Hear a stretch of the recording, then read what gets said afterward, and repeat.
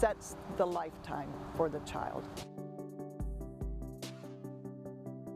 We have such a young community, so many families within 12,000 school children.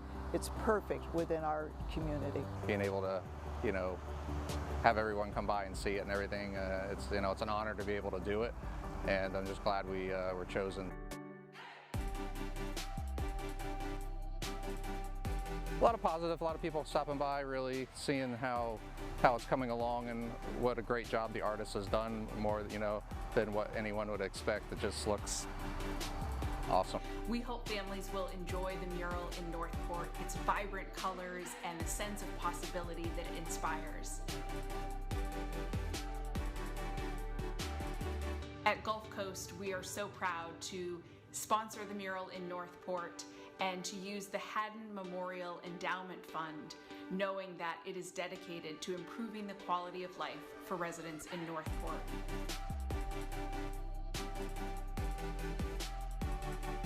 It literally takes a whole community to raise a baby.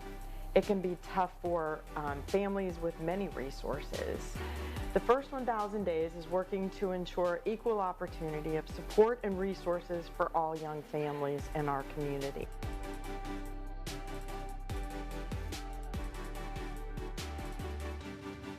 Really want to give a big shout out. Without the foresight of Charles and Marjorie Barancik Foundation, this wouldn't have been possible to launch First 1,000 Days.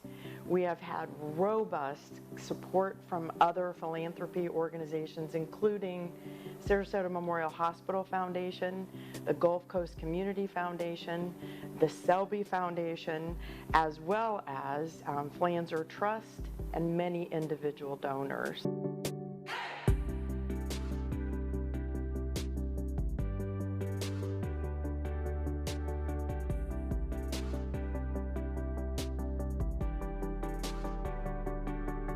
All of the other businesses and organizations donating paint and supplies is just heartwarming.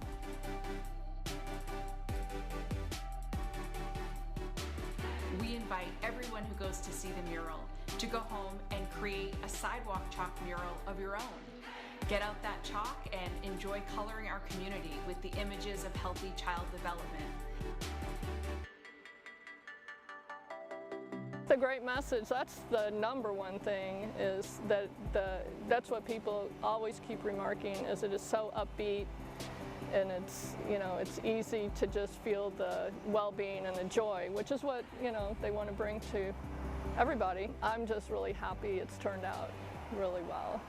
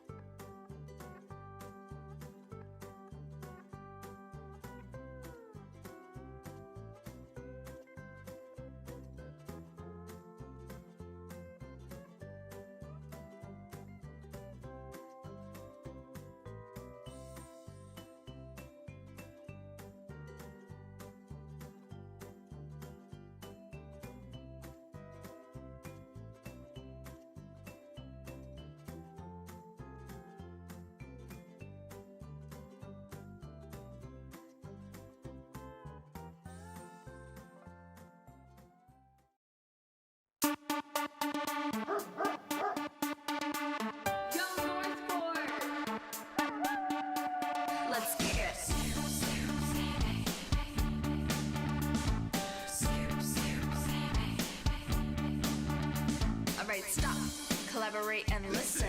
Parks is back with an old invention. Whenever your pet goes number 2, it's your job to scoop the poo.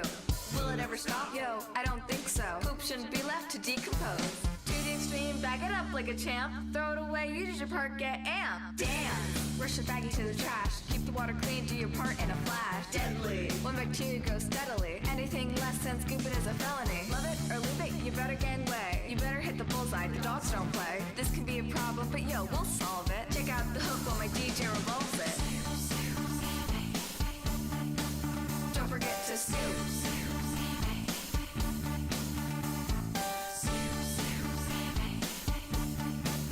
Don't forget to scoop. Yo man, let's get out of here. Word to your pupper. Don't forget to scoop.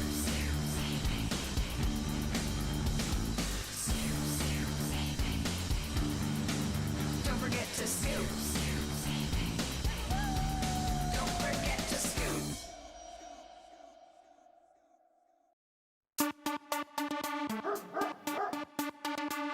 Yo, Northport! Hello everyone, I'm Josh Taylor with the City of Northport, and we want to tell you about some big improvements to our North Report app. It's a great tool to get a lot of information from the city, but also a great tool to give some. For instance, we're right here, we have this tree that's overhanging the roadway here, blocking this street sign. If you have our app, all you have to do is take a quick picture, it'll map it for us and send it right to the right person who will fix it. So we're going to report an issue. Look for the type of incident that it is. Tree vegetation, road obstruction. Take a photo. You can see that the tree is right in front of that sign. Click on it. Use the photo. Put a little note. Tree in front of sign. You can post anonymously or as yourself. Submit. Complete. That's simple. Goes right to all the right people. You don't have to call, figure out who you need to deal with. And then there's a list. You can come back and check. Everybody else can see that it's been submitted so they know that their neighbor's already done it. And it goes right to them.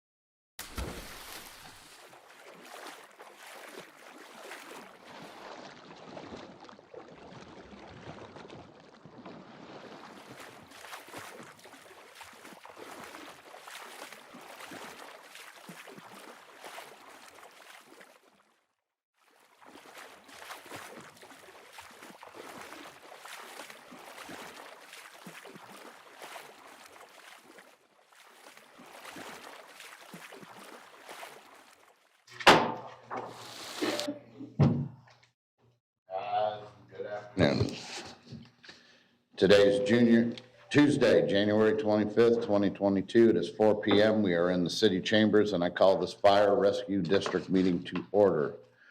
Commissioners present are Commissioner McDowell, Commissioner White, Mayor Emmerich, Vice Mayor Langdon, and Commissioner Luke.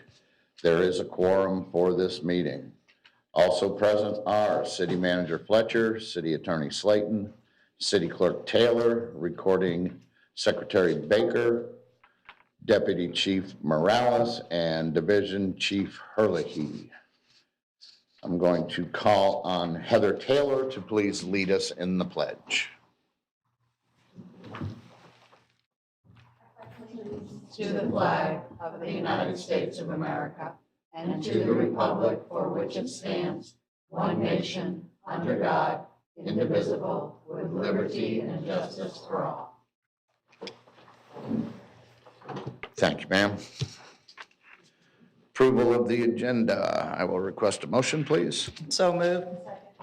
I have a motion on the floor to approve the agenda as presented by Commissioner Luke, seconded by Commissioner McDowell. We will be doing voice votes this evening as the voting part of our system is down. Commissioner McDowell? Yes. Commissioner White? Yes. Myself, yes. Yes. Yes. And that passes 5-0. City Clerk, is there any public comment? There is not. And there's none in-house. Consent agenda. City Manager, has anything been pulled from this consent agenda? No, sir. I will request a motion. I move to approve the items in the consent agenda as presented. Second. I have a motion on the floor to approve the items in the consent agenda as presented by Vice Mayor Langdon and seconded by Commissioner Luke. As we will vote again, Commissioner McDowell, Yes. Commissioner White, Yes. myself, yes. Commissioner Langdon? Yes. Or Vice Mayor Langdon, Commissioner Luke? Yes. All right, and that is approved 5-0. City Clerk, is there any public comment? Okay, nothing squeaked in, you're sure? Okay. It is 4:03, and I will adjourn the Fire Rescue Government Body meeting.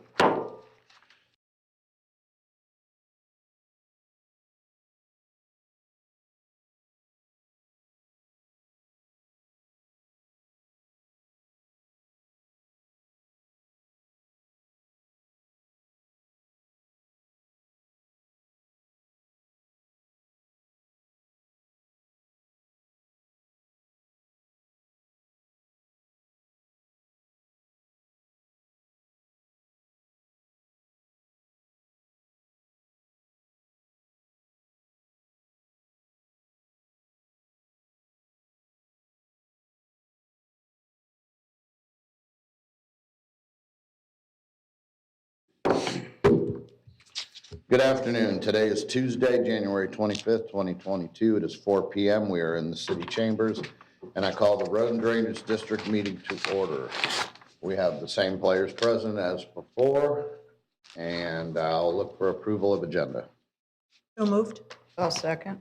I have a motion on the floor to approve the agenda from Commissioner McDowell, seconded by Commissioner Luke. We are voting by voice, so Commissioner McDowell, Yes. Commissioner White, Yes. myself, yes, or Vice Mayor Langdon, Yes. Yes. and that passes 5-0. City Clerk, is there any public comment? Okay, City Manager, has anything been pulled from the consent agenda? No, sir. I will entertain a motion to approve the consent agenda. So moved. Second.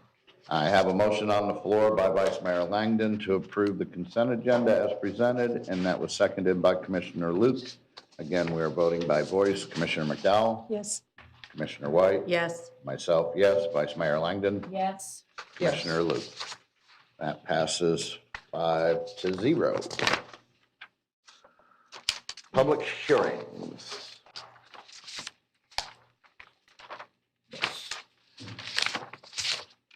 Okay, resolution number 2022-R-05. City Clerk, will you read the title, the resolution by title only?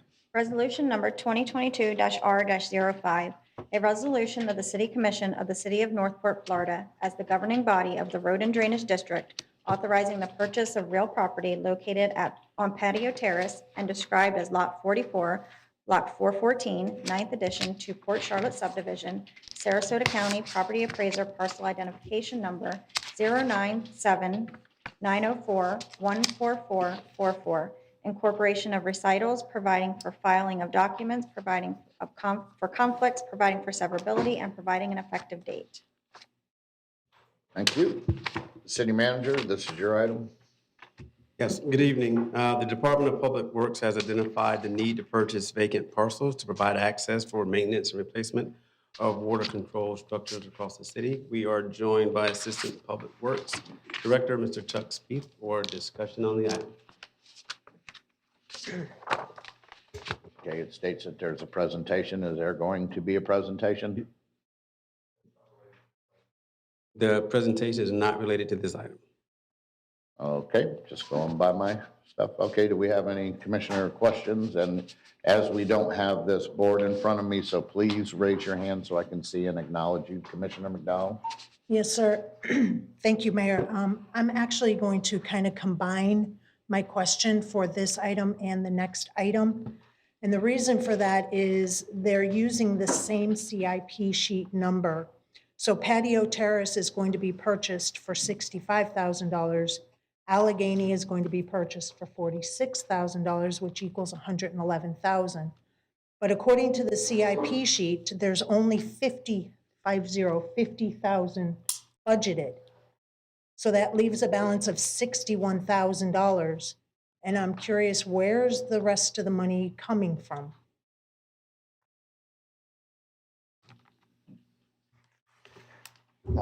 Chuck Speak, Interim Public Works Director. The CIP sheets aren't updated by the departments as monies are moved into those projects. So that money is coming from savings from the water control structure construction that's ongoing this year. So there's savings in that account that were moved over. In Navaline, it shows that it's been funded. Water control structure 113? 108. So there's savings in 108. Is 108 complete? 108 is not complete. So how can there be savings? Because it's already been bid out. There's a not to exceed price plus contingency, and we have savings. I like the sound of that. Thank you. And if I could just, what we did was we moved 250,000 over, so the total in that CIP right now is 300,000.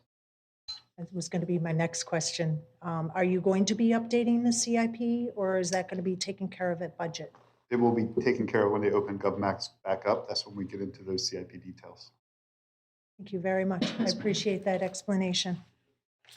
Hey, next time, maybe city manager, if there's that kind of savings in the legislative text, show it. And that way then everybody can see it, including the public, that we had those kind of huge savings. I don't know, just throwing it out there. It's up to you. I always like to brag when there's savings on a project. Anything else, Commissioner? No, there McDowell? is not. Thank you very much Have for the anything? time. Yeah, I just wanted to offer my comments to the board here. I like these two pieces of property. They're nice parcels. They're corner lots and very heavily treed. And I've been reassured that only trees will be taken down as necessary, but it's just too bad that the city couldn't buy these properties before the prices really shot up. But I'm glad that we're doing it now, and because I think the prices are just going to continue to go up. So it's good that we're doing this. I think it's great. Any other Commissioner Loop?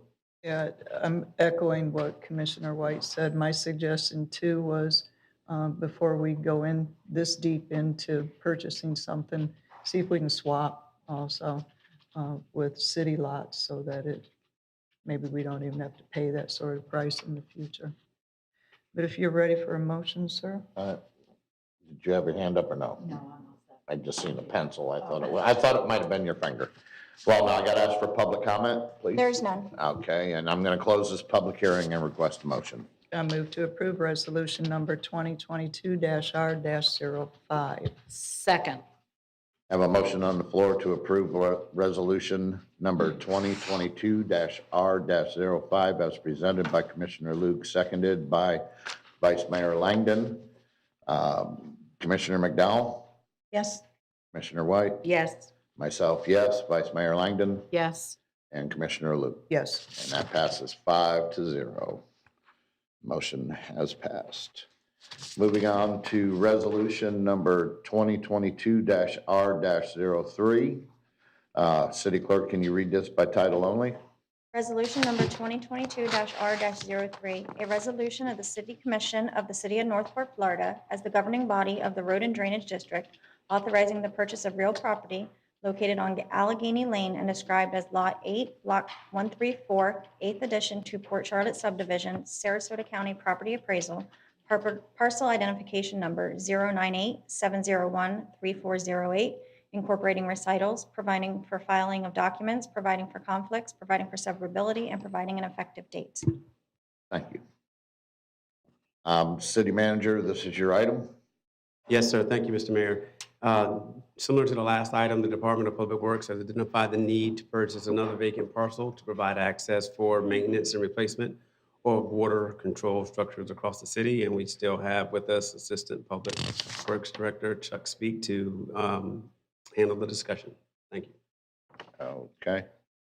Now we're going to forego the presentation on this one as well.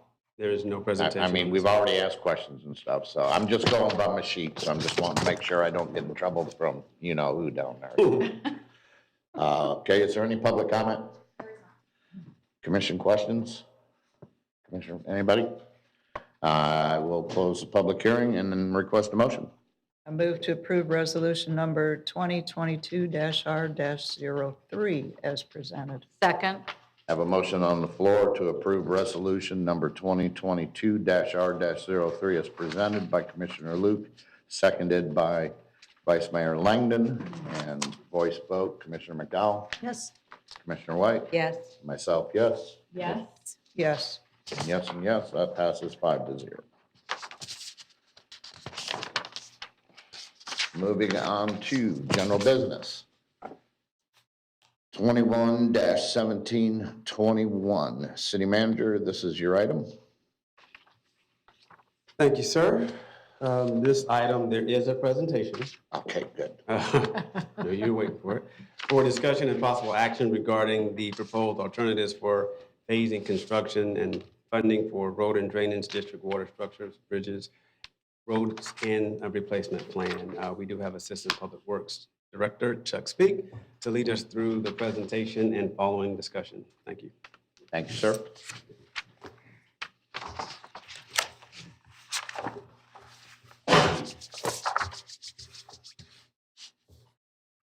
Chuck Speak, Interim Public Works Director. Anthony Friedman, Public Works Engineer 2. Okay, this presentation, this is the Road and Drainage District Water Control Structures and Bridges Workshop. It's initially going to be a workshop, and now we're presenting it here. The presentation was requested by the Commission during the July 21st budget workshop. The purpose of this presentation is to go over the current status, plans, and possible funding for the Water Control Structure and Bridge Rehabilitation Program to ensure the viability of these critical pieces of city infrastructure. And if I could ask that everybody holds their questions to the end, and then we can answer those accordingly. Okay, thank you.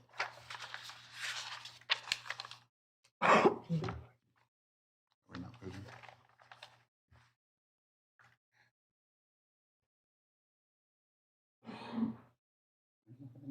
No, we're not mirroring our screen. IT? No. Go into slideshow. Here she comes. Phil-Ann's coming. To the rescue.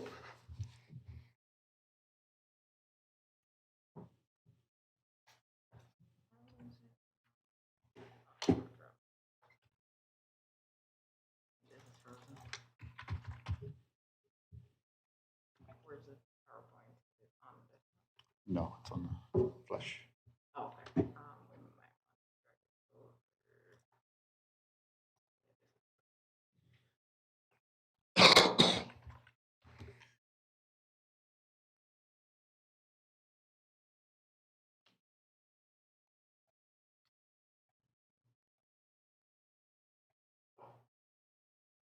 Is it possibly frozen because the time is not 4:15? It is. I think we've. No, it's still not working. All right. Well, I'm going to start, if that's okay. You may miss out on some of the pretty pictures we have and the colors, but we'll get there. Can you move it here? All right, so water control structures as defined. Currently, we have 23 gated water control structures, 5 gated drop structures, 8 drop structures, and 28 fixed weirs. That's a total of 64 assets. Water control structures are critical for the safe and effective movement of stormwater throughout the city, and they supply a source of potable water to the water treatment plant. So what have we done so far? So far, we've replaced 10 structures. We've replaced water control structure 101, 106, 107, 109, 115, and drop structures 132, 139, 501, 503, and 504. We have 3 current projects that are in progress, different stages of progress. We've got water control structure 108, which was just giving a notice to proceed for construction. We have 113, which is in design. We have 114, which staff is reviewing and putting together the RFP for that structure. Okay, and we have a map that we will show you when we get our screen up of where those are all located. All right, our current replacement plan. So currently, we plan to design and build 1 structure per year.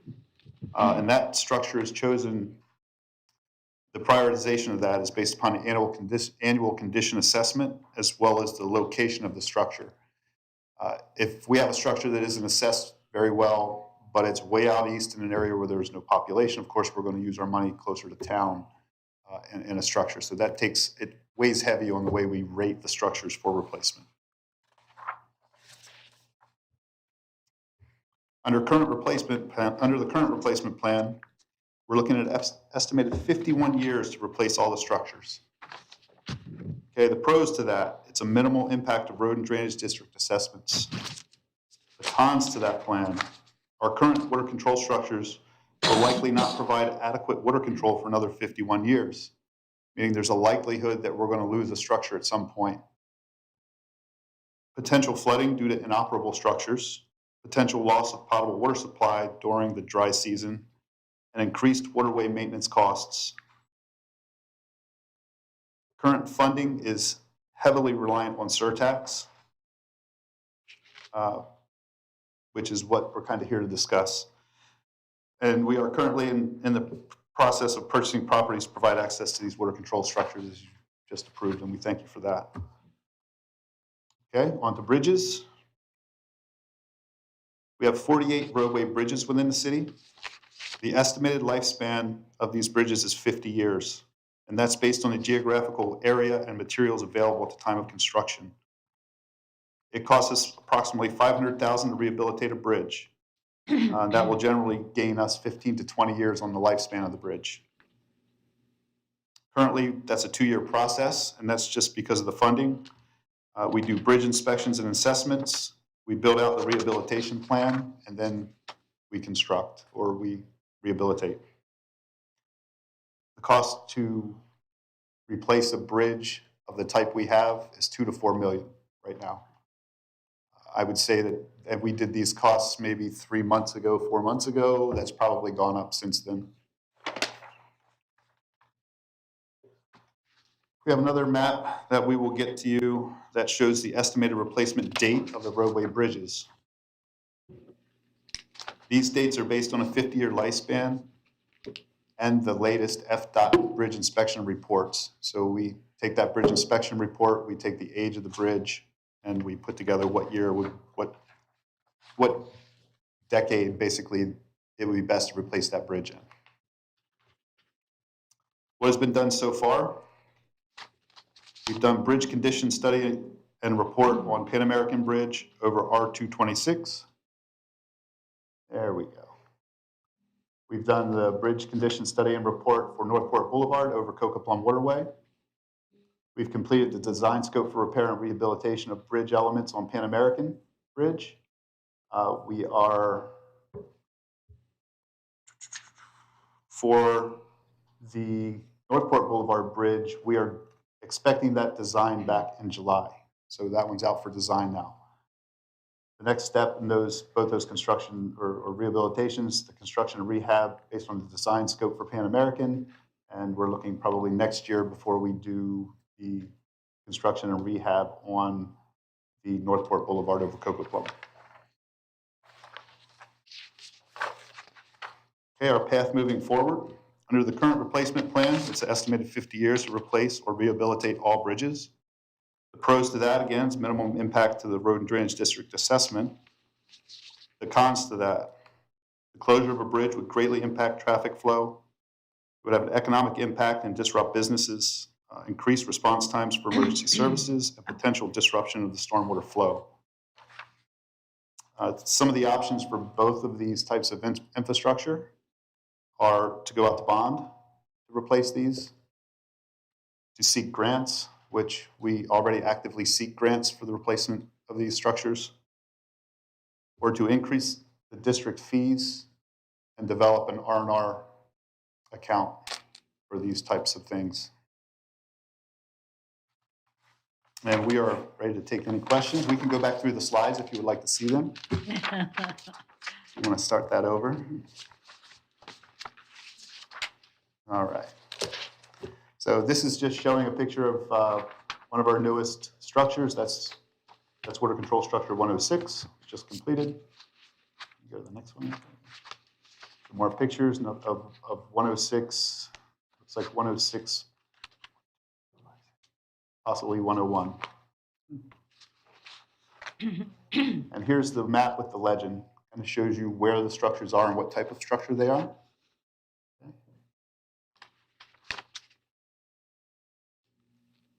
Typical cross-section of one of our structures. Okay. This is one of our older structures. Obviously, you can see by the metal sheet pile how it's rusted. These are the ones that will not last another 51 years. Some of our bridges. Here's your location of the bridges, along with the legend of the estimated replacement date. And we did that by decade. Okay. I don't think there's much more as far as important pictures to see. All right, so we're ready to take any kind of questions you may have. All right, we are open for commissioner questions. I seen Commissioner McDowell first because I looked that way. Go ahead. Fine, if somebody else wants to go first. Nope, that's fine. go ahead. All right.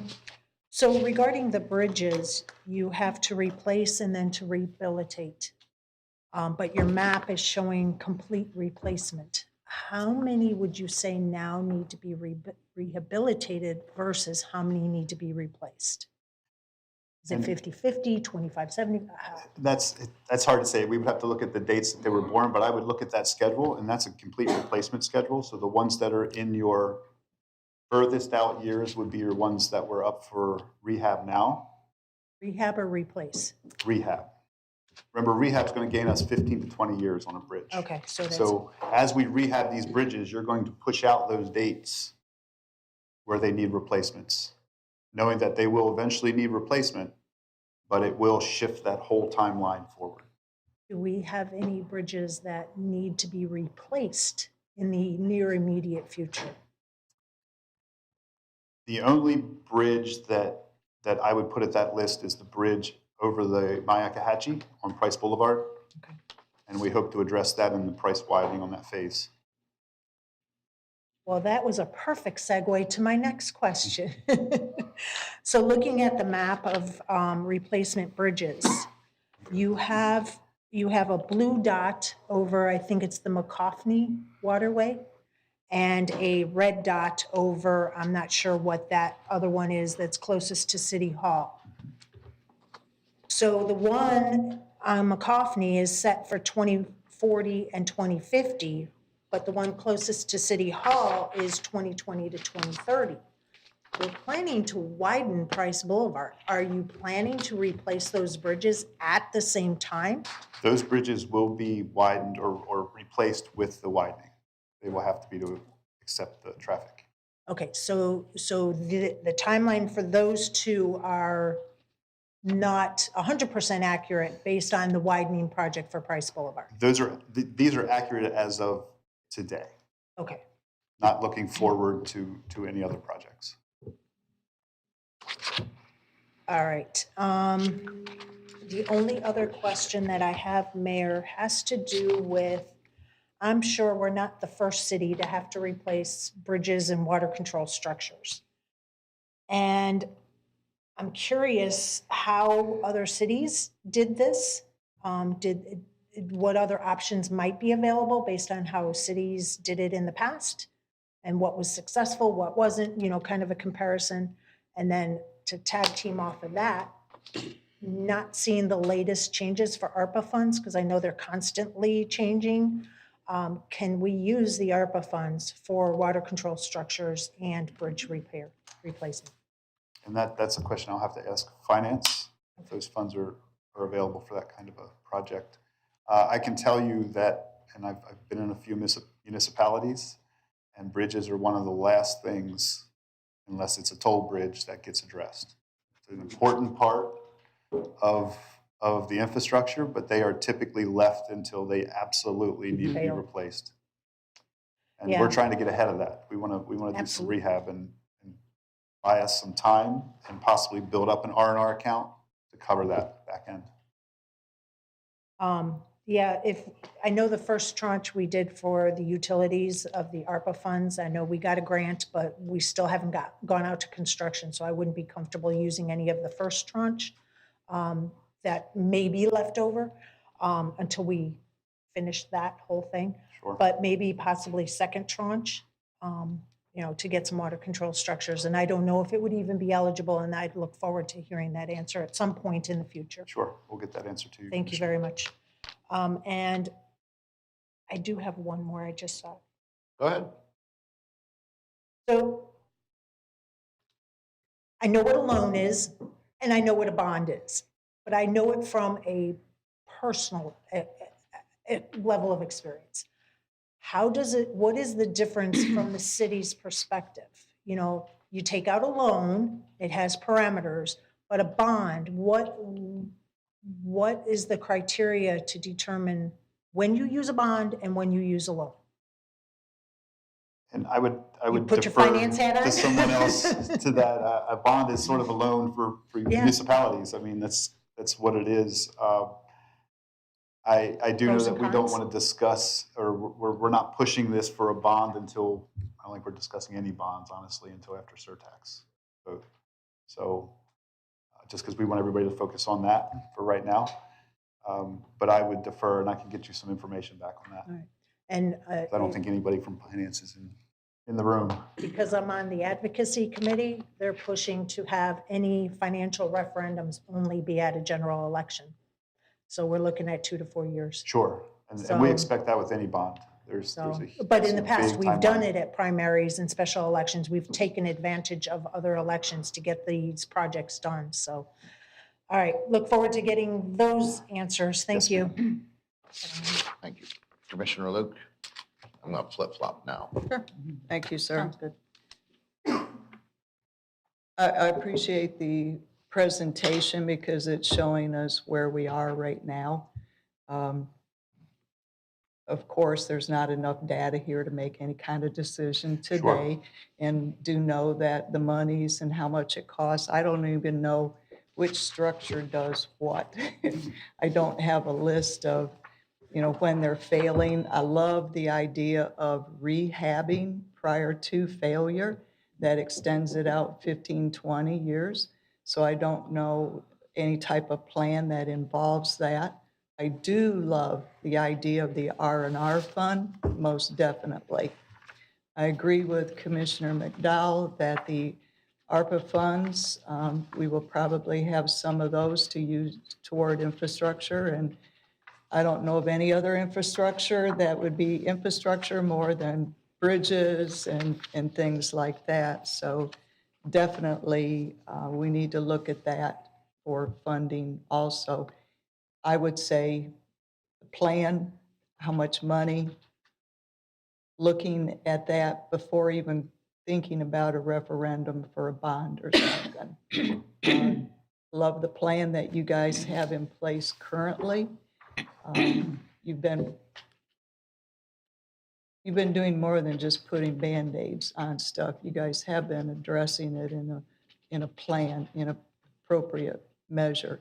No, it's not going to last all the way through 50 years, but that's where these other items that we've got on the table we can look at to set even a larger plan for the future and make it 20 years instead of 50 years. I don't think this all should be done in 2 years' time, just no way. You'll have every street in the city blocked off and you can't get anywhere from anywhere. So this is definitely a plan that's going to have to be thought about before we go into it. So I don't really have a question, just those comments about where we go to the future from here. So thank you very much for this update, sir. Yes, ma'am. If I could just jump in, the current plan that we have is heavily reliant on surtax. And that's kind of the point we want to get across is we can't ride that horse too far down the road thinking it's going to constantly be there. So an R&R fund, in our opinion, is a way to go, but we have to start somewhere, knowing that the first year or two, you're going to take a hit, or you're going to continue to use your surtax while you build your R&R fund. But that would be something that we would try to put into our methodology. And then we could see what that may potentially do to district rates and figure out if we want to build this much in 5 years, what's that going to cost? Or do we stretch it over 10 years? And those are the kind of things that we can bring back, but we have to run that through our consultant. We are preparing to run through a methodology update just to have them look at everything again. So this would be a good time for us to add that type of information in or request it. And it's our intent. I think the best foot forward right now, knowing that a bond's going to take even just the education and getting the public's attention is going to take 3 or 4 years. There's other things I know that want to be bonded as well. So we're pushing that further out, where an R&R account, we may be able to get started a little sooner than that. Is that it, sir? Yes, sir. You have a question? Yes, I just had your legend here, the replacement date, 2020 to 2030, replacement. That means all these red dots, they need to be replaced in the next 8 years. Or rehabilitated. Or rehabilitated. Yes, ma'am. The replacement is based on their 50-year life. So as we rehabilitate these, they will shift in that legend. So we have 2 right now that are active, which is the Northport at Coco Plum and the Pan Am at R226, which is just to the west of Northport Boulevard on the other side of the creek. Okay, and then when you said you rehab a bridge, what's the lifespan then when you rehab as It will opposed add to? 15 to 20 years. Just 15 to 20 years. Correct. So do these reports include the feasibility of that? Like at some point, it's not going to be financially feasible to keep rehabbing. We need to bite the bullet and pay for replacement instead of the $500,000 every time you rehab? Yes, we do. And typically, you're going to get 1 rehab. You're not going to. Oh, just 1? You're not going to continue to Oh, rehab okay, that so bridge. that's not a standard procedure. It's not a forever option. Okay. That's, you're going to do that once to try to. So all these keep red that dots, life. they'll be rehabbed once, or if they have already, but then the next time they have to be replaced. Correct. Okay. All right, thank you. That's it for me. Okay. Vice Mayor. Thank you, Mayor Emmerich. I appreciate that. I'm a little unsettled seeing this work come out of surtax, and it's not really a recommendation, but identifying options that are sketchy. I mean, that they're just not guaranteed. So for me, and I've said this before at other meetings, we really need to start setting aside R&R monies and building up those funds for all of our infrastructure and building assets. I think that can be part of it. We definitely need to aggressively pursue grants. But what I think what we all need to see at some point, and this is probably premature, what's your recommendation? So what might that model look like? You know, if all of this work is going to be $1 billion, what percent do you see coming from an R&R fund? What percent from grants? I'm always reluctant to look at bond issues as an option because they're just so uncertain and volatile. I agree we need to do it.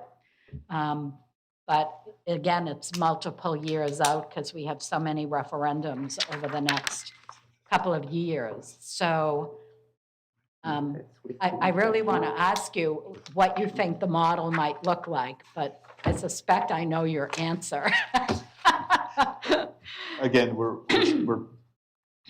way behind in creating a replacement or rehab fund for this. So in our opinion, we would continue to fund the way we are right now, have that methodology looked at, and that's what we have to do. We have some estimates of what it would cost, and it's huge numbers if you were to do it in today's numbers. If we run that out and follow this schedule with just a 2% inflation, that number's even more massive, and we know that there's not a 2% inflation anywhere right now. Right. So what we would like to do, and I'd like to, get some direction. If we're looking to really do an R&R fund, that's something we'll bring back to you at budget time. Mm-hmm. And then we can have our consultant kind of tell us what that's going to do to our road and drainage district assessments. Because that's really where, that's what you want to see. Right. You want to see how long it's going to take, what we can do with it, how quickly, Right. and how much it's going to affect that assessment. Because I know that's where you're going to hear your most. Right. If we try to adjust those rates. Right. Because in my mind, of all the infrastructure work we need to do, these things are the most important because of the public safety issues for it. So I'll really welcome that discussion at budget time. And again, I'd like to see that model if we increase fees by this much and put aside this much in R&R grants at this, just so we can start getting an idea. At least we were designing and replacing one water structure a year. Now the bottom is out of that, and that wasn't anywhere near enough for maintaining that infrastructure. So I'm kind of thinking we're going to need to rely on surtax somewhat in the short term. So I would add that back in to your model, but I'll be very much looking forward to seeing your recommendation in that model at budget time. Yes, ma'am. And that's what we'll do. We'll try to shore it up for the upcoming years. We don't want to go a year without replacing. We don't want to change the program we're on. We can't go backwards. Right. So we'll look at that going forward. We'll look at the next ones we have lined up and take those amounts. If we go 3 structures a year, we're cutting that 50-year term way down. So that buys us time. So we'll look at that. We'll toss it around to see which has the biggest impact for us as far as getting the work done, right, and see how that impacts the fees. And we'll do it a couple different ways to offer options. Right. And we'll bring all that back. That sounds good. Thank you. I appreciate that. Yes, ma'am. I yield the floor. Me first. Absolutely. In the last budget cycle, didn't we discuss an R&R fund, and didn't we start one already? That was my other hat.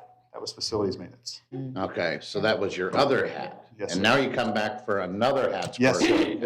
We were so happy with that last one that it worked. So now you're going to try that again. Okay, no, that's fine. I appreciate that and getting that going, and we'll definitely discuss that at budget. I am going to use the B word here real quick, just in case, because you're talking about your weirs and you're also talking about the bridges. If it was to go out to bond, say 3-5 years from now, would those both be combined together to be able to go for the number to get them all to where they're refurbished and replaced? That would be our intention, to bond it all. Okay, so that it would be together. Yes, because I know I've discussed weirs before, but didn't incorporate the bridges. So if we're going to do it, we do it once and we do it right. Correct. So I just wanted to say that. I got no issues using surtax.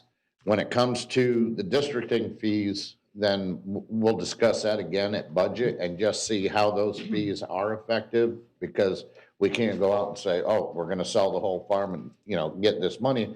We gotta equate it to where we do it over time and what works for both. Sure. So I look forward to seeing those numbers. Absolutely. That's all I had. Commissioner McDowell? Yeah, a couple of follow-ups, and I appreciate the conversation and you elaborating a little bit better. So the plan right now is to do one per year. If we were to use the ARPA funds, and I am seeing a combination of funding sources, not just R&R, not just surtax, not just ARPA, not just bonds, but combinations. How many can you realistically do a year for replacing water control structures? And then the same question for bridges. For bridges, yeah. Is one a year a realistic, or can you handle maybe 2 or 3 a year? I'm trying to look at, so we know it's going to take 50 years to do this. How many years, if we were to possibly double up, can you triple up, can you quadruple up? That's all I'm looking to ask. I don't see any problem doubling up. I think we could triple up, but I'll let Elizabeth handles the water control structure side of it. Elizabeth Wong, Stormwater Manager. It all depends on which water control structure. I'm sorry. It all depends on which water control Okay. structure. There are cheaper ones and there are more expensive ones. The gated ones over the major canals, such as Coco Plum and Sonova, those are a couple $1 million. The open weir structures, there are quite a few open weirs without any gates, which are all metal, which are all collapsing. Those would be cheaper. So it depends on which ones we combine in the same year. How about the workload? Right. The workload, if it's just myself doing it, I prefer design one and construct one. That's about all I can handle in addition to all my other stuff. So we're probably gonna need more staff if you're gonna put 2-3 structures a year in design, 2-3 structures in construction. In the past, we've had some structures where we did, there was the 501, 503, 504, where we did a joint. They were all within, within a year and a half of each other. That was a joint one with Charlotte County. And there was another one where it was a smaller structures, 132, 133, they were within, they were not spaced too far apart. So the smaller ones are easier to do, but the cost is what's important. We can't afford to pay, $6 million a year on doing two big structures. Do you see what I'm saying? I said staff time and also what can we afford per year. And thank you for that answer, because I was looking at ARPA funds, if that was the way to go, and we get, I don't know, $3 million in ARPA funds. That's just one water control structure. And maybe a few bridges to be rehabbed. And there's timelines that you have to use that money. So that's why I was asking the question of how much can you logistically handle to replace each year, given those timelines that are necessary for ARPA funds. The increase in the road and drainage,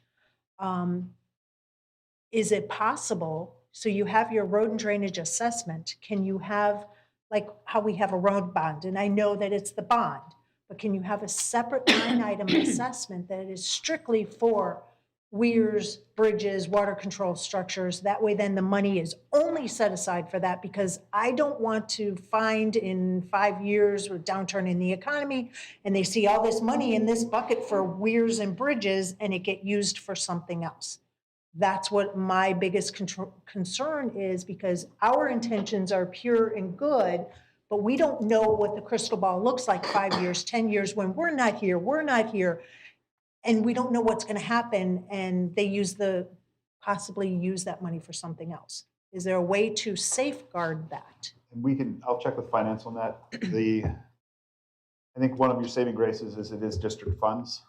So it's not accessible to other city departments or general fund. Nobody's going to be able to say, let's shore this one up with the district funds. So they are strictly for road and drainage projects. So I think that offers some protection, but I can check with finance and see if there's a way that money can be earmarked.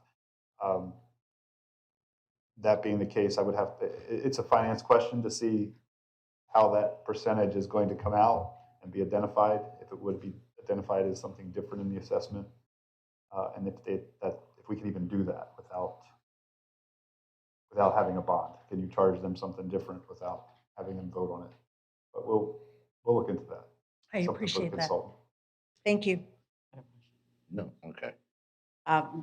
Going to the R&R funds, and I appreciate Commissioner Langdon bringing that up so I can better understand what the heck is an R&R fund, so R&R funds can be funded from an assessment, from whatever our district assessment is. You would tack on, I don't know, $20 and say this goes into R&R. Is that an option? It Or doesn't no? work that way. What Okay. that would do is we would take the commission, we would bring it to budget and say we want to produce, or we want to create an R&R fund within the solid, or the road and drainage district. So it's basically a line item that would be for water control structures that we would say we need X amount of dollars. That would be funded through the assessments. The current assessments? Well, again, we can't fund it through the assessments that we have now because they're to keep our level of service now. So the assessments would have to increase some Right. amount, Okay. but that amount, All right, so that, it would come out of assessments then? correct. So when you're talking about setting up an R&R, it's either you're going to reduce your service level because we want to take X number of dollars out, put it in an R&R fund, or we have to increase the assessment so the service level stays the same, but we're going to build up this little bucket of money so we can use it. That's what you're talking about. That's That what an is R&R fund is. Exactly. Okay. I really like your level of service movement. That's exactly it. If we take it from what we have now in assessments, Okay. it will.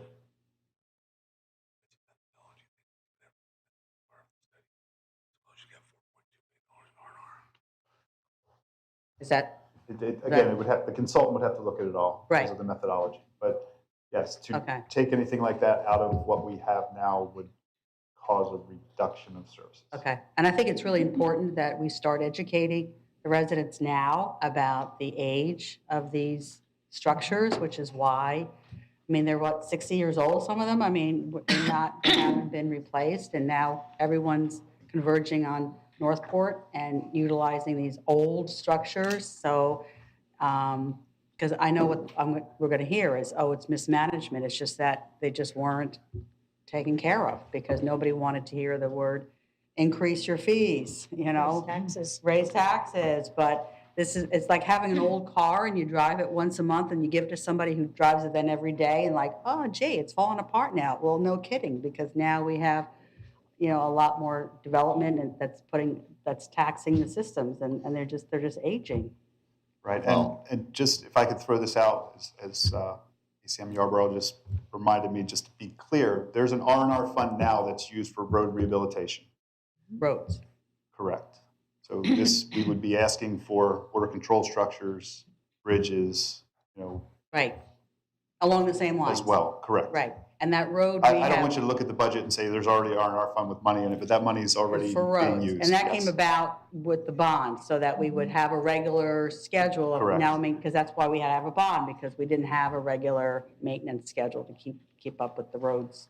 Okay, all right, And that's pretty much what I was going to say with the weirs. They have been overlooked for so many years, and they have just disintegrated, and we're at critical point Right. now to where Yep. fix it or, get off the pot. can't wait until the next, heavy rainstorm that people then say, gee, why isn't this fixed now? Well, yeah, it has to, Absolutely Yeah. correct. So they're coming up with a game plan on how we can feasibly do it okay, in a proper manner and still get the work done and not be a huge burden on the taxpayers as well. So it's a conversation we'll have even more in the budget and okay, planning forward for the future. And I appreciate everything coming in and all the possibilities, because we may take a little bit from this and a little bit from that and come up with a grandioso plan that's going to work for all. So that's my wish. So any other commissioners? Commissioner Luke? Yes, sir. Before I pose a question, even if you guys did 2 water-controlled structures a year, it cuts that 50 years in half. But the total replacement doesn't have to happen on all of them. You can do rehab on a couple of them, stretching it out to the 20. Otherwise, if you don't have a plan for that, you're gonna end up 50 years having to redo them all again. So, the program that you use, the plan that I was referring to, is vitally important for the future also. So I think realistically, the two a year, rehabbing, setting it out, you end up in that path, that methodology. And that is what we need to have, is that methodology, that plan to put in place. We didn't think of it, well, you guys did 10 years ago because you started doing one structure a year. So you guys were preparing for that 50-year mark. Commissions undoubtedly 10 years ago weren't. We're not. It's costly. Commissioners do not want to raise fees, don't want to raise taxes. We want to be liked by the people. Instead of doing what we need to do oftentimes. So thank you for what you put in place 10 years ago. And it is time that we come to the table and we do what's right for the city. We set that methodology, get that plan in place so that we don't end up 50 years from now, whoever's sitting up here having to do what we're doing. So with all that being said, do you currently have a consultant that can figure these plans out? We're about to do an RLI for our methodology update. So we're putting that together now. It's a request for letters of interest, and we basically put in the scope that we're looking for. So we can add in, we'll sit down, staff and I will sit down, we'll go through everything we said here tonight, try to work on some plans and throw it in there for some options that they may be able to present us in our, with what we can do within our methodology. Thank you. And if we need to change that methodology, I mean, not within what we have, but what we need to do too. I think the consultants are excellent. They work with cities, municipalities all over the country. And so they have little ideas that they can come up with, funding ideas.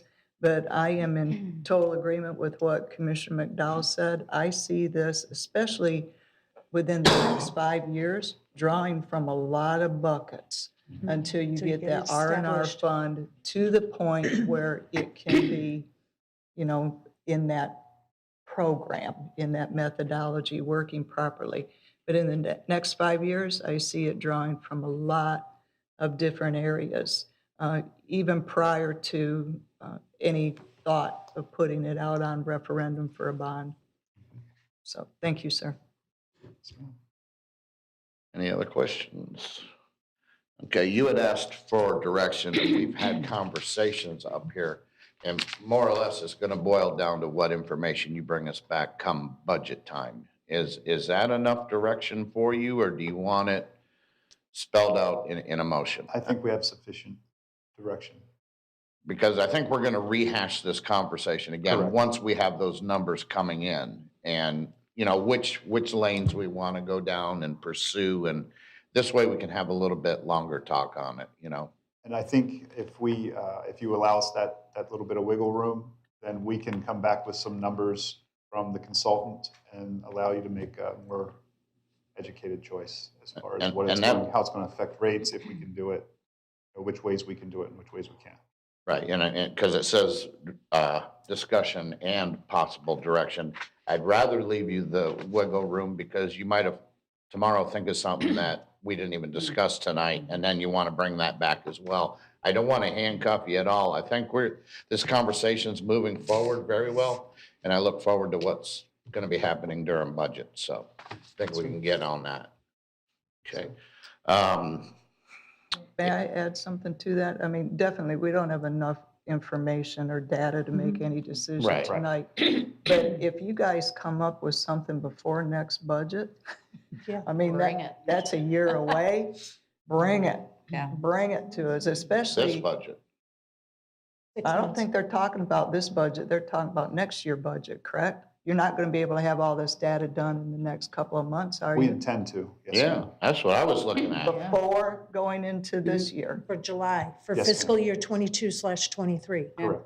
That's the Wow. intent. That's what I understood. That's what I understood too. Okay, I thought it was for a year from now. Oh, ma'am, we're getting on board now. Okay, They cool. can do it. If we have Can't any major, dilly-dally. No dilly-dally. That's if right. we have any major developments, we will get with CM. We'll try to relay that information or figure out the best way to get to the commission. When do you look for the consultant to come on board with you then? The RLI is just about ready to go out. We'll make some adjustments to it, probably get it out next week. And then it'll be a couple of months, 2 months. We can put the timeline on them. We'll see what it takes because our methodology is already sound. It's just it's a kind of a cleanup. They go back through it. So we'll just be asking them for some additional information. Good luck. Yes. The only Doesn't thing, sound that easy to me. the only thing I would be interested, if we could, is when we are doing the budget, is get an update on the ARPA funds for the first tranche that we already did for utilities, but we also received that job growth grant. How much of that bucket did we use? How much of that bucket is left? And what is anticipated for that second tranche dollar-wise would be really helpful in making a decision to come budget time. I would really be interested in seeing those numbers at budget time. And of course, they're going to be estimates because we don't know how much is construction going to cost yet. Right. It goes up by the minute, if not by the second. So, thank you. Yes, ma'am. All right, City Clerk, was there any public comment on this item? Okay, and we are not going to give any direction, so I'm going to move on. Is there any public comment for this meeting? There's not. Okay. Thank you all very much. It's 4:57 and I adjourn this meeting.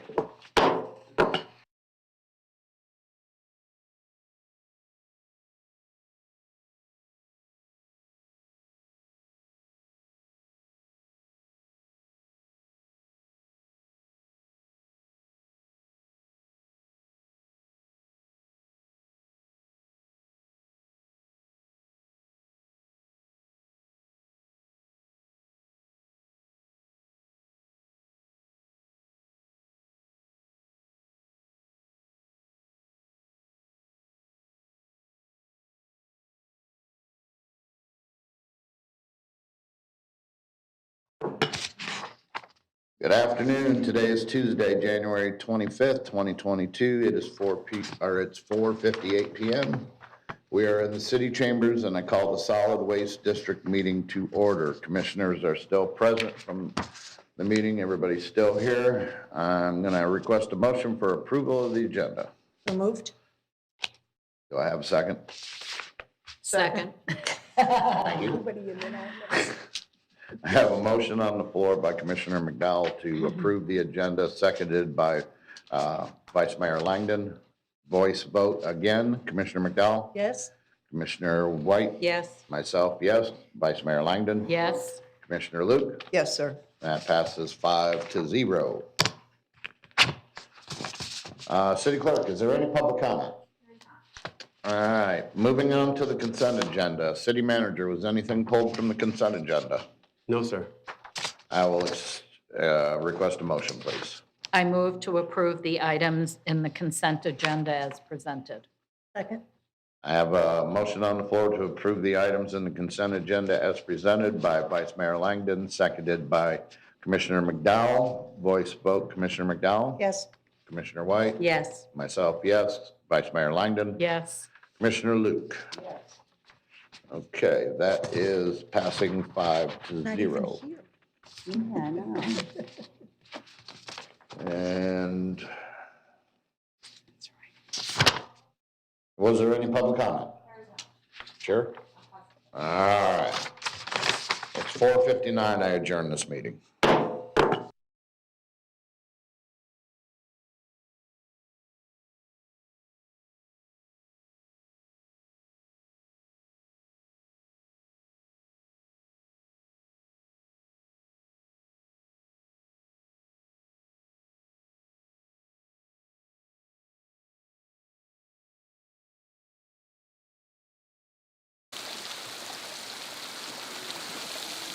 Oh, you're swimming in the pool?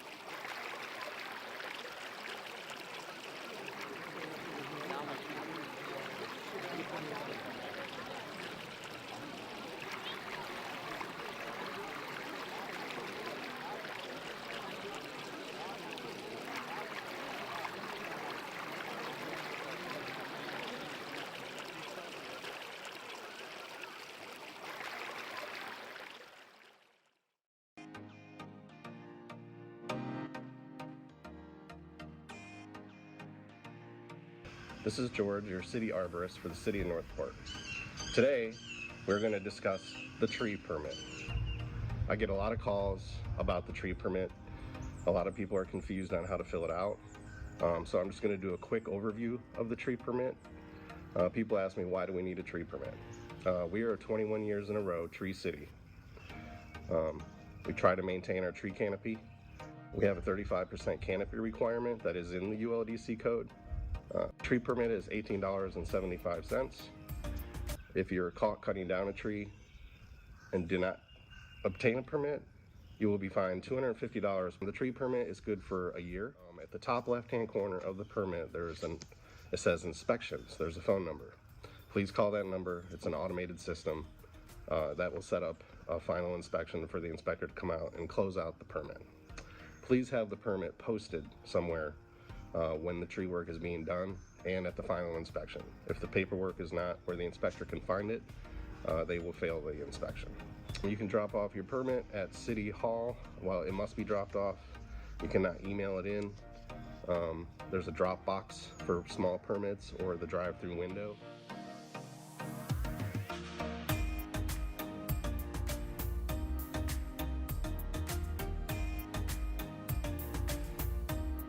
Okay, this has been another video of Ask the Arborist. If you have any questions, please visit the city website at cityofnorthport.com.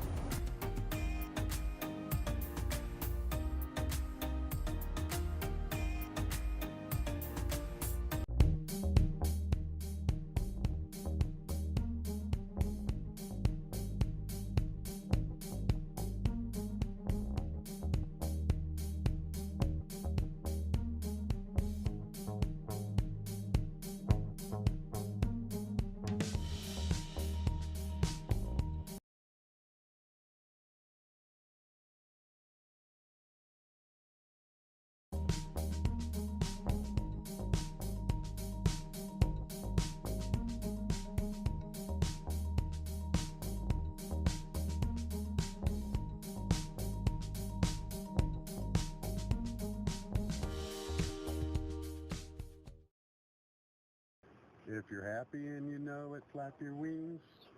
If you're happy and you know it, flap your wings. If you're happy and you know it, you really ought to show it. If you're happy and you know it, flap your wings.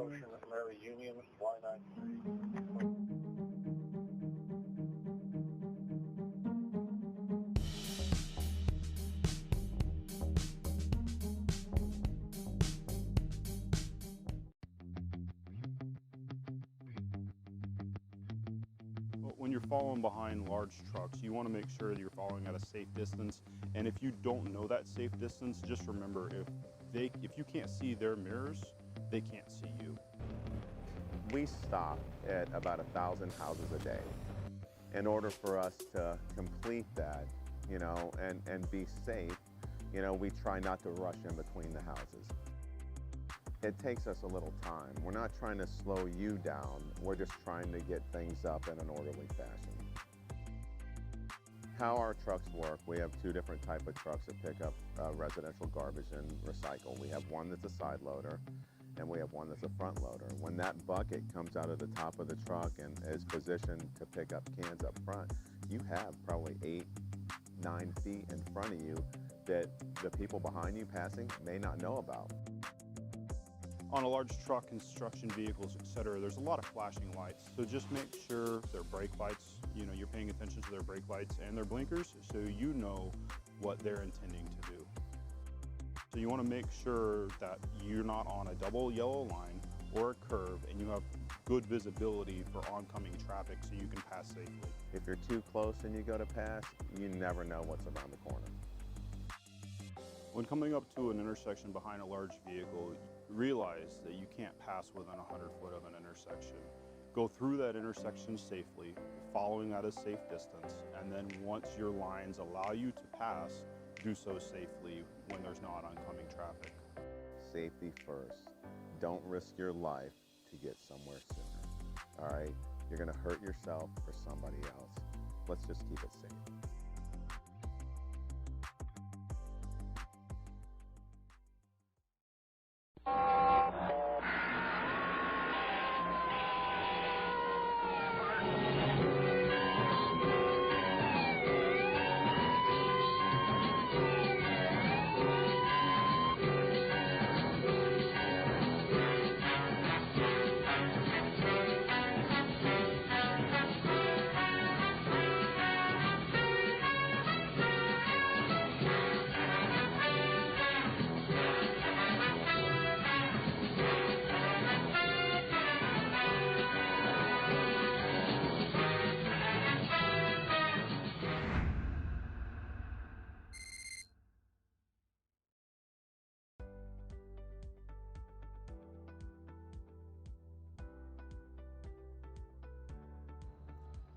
Hello, I'm David, and today we're doing another episode of Ask the Arborist.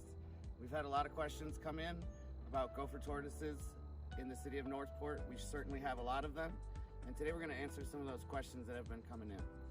The first one is, what happens when there's a gopher tortoise on a vacant lot and a builder puts in a land clearing permit and wants to build or develop that lot? Well, when they submit a land clearing permit, myself or George Murphy, the other arborist, we go out to the land and we walk the lot for gopher tortoise burrows. This is what they look like. The gopher tortoise is a keystone species, and up to 350 different animals depend on this burrow. So the state or the Fish and Wildlife Conservation Commission has protected the animal and its burrows. So we do our very best to make sure that these do not get disturbed. By doing so, we walk vacant lots when land clear permits get issued to ensure that there are not any burrows. If there are burrows or gopher tortoises on that lot, we do not issue a land clear permit.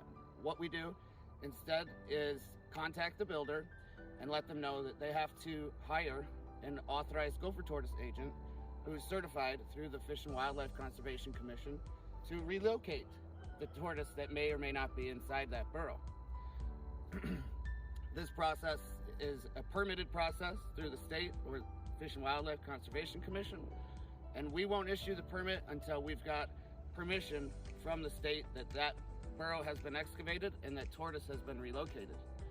So another question we had is, where do the tortoises go once they've been relocated? The tortoises go to a permanent conservation land, which is deemed a recipient site for tortoises. It's a very happy place for them to go, and they can live out their days. Tortoises live up to 60 years, so we want to protect them and continue their species on for further generations.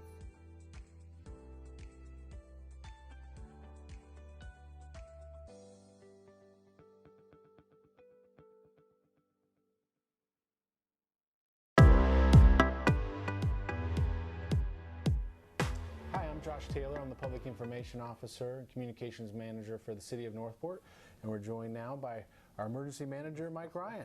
Thank you very much. It's a privilege to be here. I'm looking forward to another, hopefully not as exciting hurricane season. Mike is somewhat new to the city. How long have you been here? I've been here since the end of February, so this will be my first hurricane season with the City of Northport, but come down from Hillsborough County, where I spent the last 8 years. So hurricanes are not an unfamiliar occurrence. Lots of experience, Yes. for sure. Yes. But we're going to try and make this as succinct and as valuable for folks as possible. Absolutely. Not quick, but get bang for our buck here. Absolutely. So what is the city currently doing to prepare for hurricane season? Much like individuals, we are going through our preparedness checklist.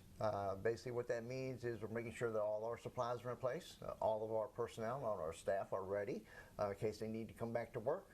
They have their plans in place for what they need to bring, what they need for their families.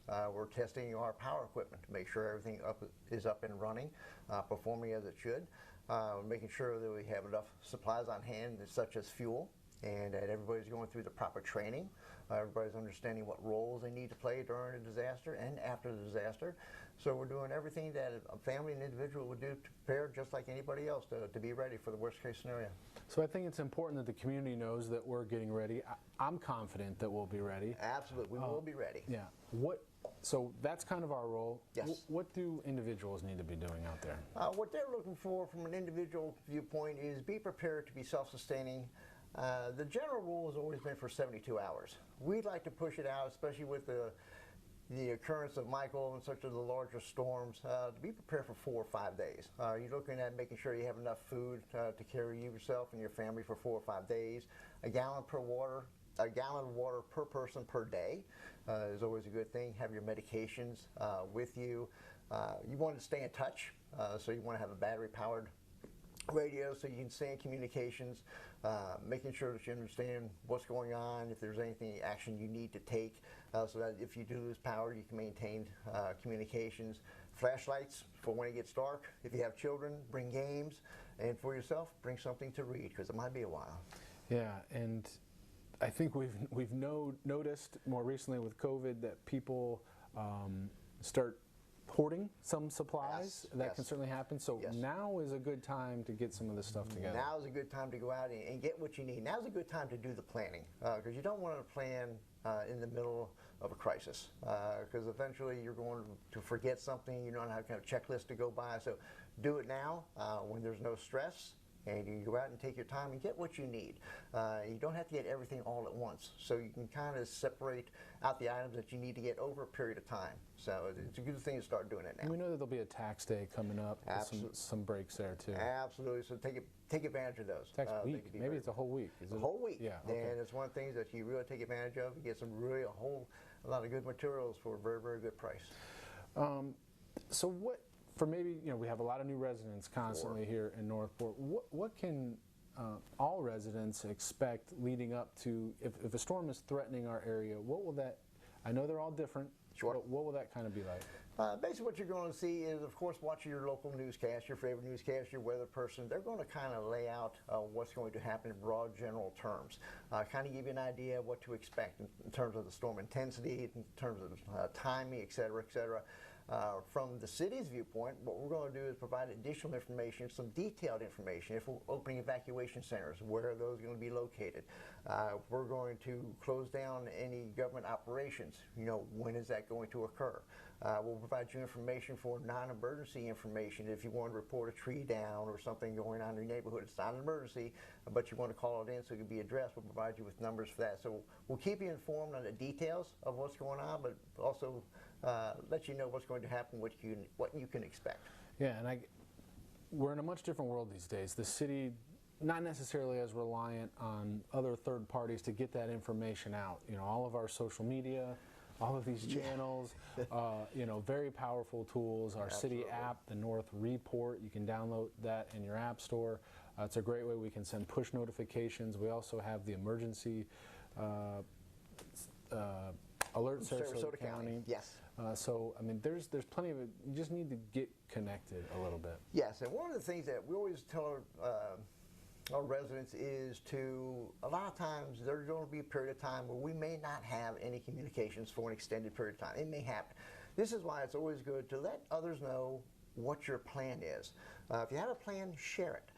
Let them know where you're going to be, what you plan on doing, so at least they have some idea. So there's not a frantic call. They know you're safe. They know you're okay. You told them ahead of time what you're going to be doing and what they can expect, especially if they lose communications, where you're going to be. So again, planning out ahead of time and letting them know if you do lose communications, this is what we're going to be doing at that time. That's a good tip. Yeah. Evacuation centers. Yes. What is that going to be like? Evacuation centers are not some place that you would make reservations for. In other words, it's going to be very austere. It's going to be very basic. It is, just like the term sounds, it's an evacuation center. This is where we bring people in to get them out of harm's way. That's the sole purpose. It's going to be very austere, very bare bones. There's going to be sheltering and protection from the elements, basic food, water, but not much more than that. Yeah, so you need to bring some of those items. You need Don't to bring just some of it. show up. Don't show up and don't plan on making dinner reservations. You're not going to be served anything, and so whatever you could bring with you, just like in your emergency kit, bring that with you. And it's important. Sarasota County operates those for us. Yes. A lot of those locations are here in Northport because we're away from the coast. Correct. Yes. And most of them have now, if not all of them, have become pet friendly. Yes. And that's a big deal for folks. Absolutely. And for our family, our pets are our family. Sure. We treat them just like any other member of the family. We make sure we have their papers, we make sure we have their food, make sure we have a place for them to stay, because they're going to be separate. They're not going to be with the families within the shelter themselves. They're going to put in another safe area. Just because within the shelter itself, we might have people who might have allergies to pets. So we want to keep them safe, but be prepared to take care of them. Be prepared to go take a look on them every now and then, but be prepared with them just like you would any other member of the family. Yeah. And in years past, it used to be only certain ones were pet friendly, but now pretty much, and they knew that that was keeping people from going and getting out of harm's way. Yes, and we understand that, like I said, pets are a very, very important part, and so we want to make sure that we're accommodating them as well. As far as COVID's changed a lot of things in our lives, I can imagine in a evacuation center, it's, you know, how do you balance that? Yeah, one of the things that we've had to do over the last year is kind of provide more spacing between groups. In other words, you come in with a family, you're kind of be generally located with your family, but you'll be a little bit more distance separated from other families. The difference is a lot of times now there's not a lot of mingling. In other words, you don't see people walking around talking to each other. And they kind of stay within their groups just to maintain that social distancing, just to make sure that everybody's safe, staying healthy, but they're out of harm's way. But again, it's a little bit more limited in terms of the actual social interaction. Lots of options for shelters here in Northport. How do people know where to go? Basically, what we will do is we will let you know what shelters are open. And as you stated before, we have several options. However, when a storm comes along, that doesn't necessarily mean that all the shelters are open. We will let our residents know what shelters are open, when they are going to open, and when they can report to those shelters. So pay very, very close attention to the shelters that are going to be open, because even though we have shelters available, doesn't necessarily mean that they're all open for every storm. And again, we'll have a lot of that information. What we've done in Northport is anytime there's an event, whether it's COVID or a storm, we have our alerts page. It's a button that's on our city app, North Report. I'm going to keep plugging that. Or if you just go to cityofnorthport.com/alerts, we'll have all the latest info. We're sitting there 24/7, you know, when these types of events happen, to make sure that that's all in one spot. Everybody can find it every time. It's not some new website. Yeah, it's a great resource. It's updated real time, so you get the latest information that you need to know. A lot of people want to know, storm happens, I'm in a shelter, when can I leave? A lot of times, of course, you're not being held within the shelter, but what we'll do is we'll advise you, or the shelter staff will let you know when it's safe to go back outside. Just because the storm has passed does not necessarily mean that it's safe to venture outdoors, depending on how much damage the storm has done to the area. A lot of times what we'll do, we'll have crews in the area. If there's unsafe areas, we'll let you know what those are. Like you might have power downs or roads blocked or flooding. But we will let you know, let the residents of the shelter evacuation center know when it's safe to go back out and venture back to their homes or in their general area. And I'm sure that we've made this mistake already a couple times in this interview, because it's just old habits. Shelter, center, center, shelter. Why? It was a change that was made maybe 2 years ago. Yes. Why? Basically, it's actually more literal in terms of terminology. The evacuation center is literally that, an evacuation center. It's only supposed to be open for 1, 2, maybe 3 days, and then go back to its original purpose, as compared to a shelter, which is more long-term for those individuals who cannot return home, maybe to damage or whatever the case may be. Sheltering is more of a long-term. Evacuation center is short-term. Yeah. So we apologize for just old habits, years and years of reporting and working in government. I mean, it's just it's hard to get over, but we're doing the best we can. Unfortunately, a storm hits our area. You know, various ranges of damage. What can we expect here in Northport?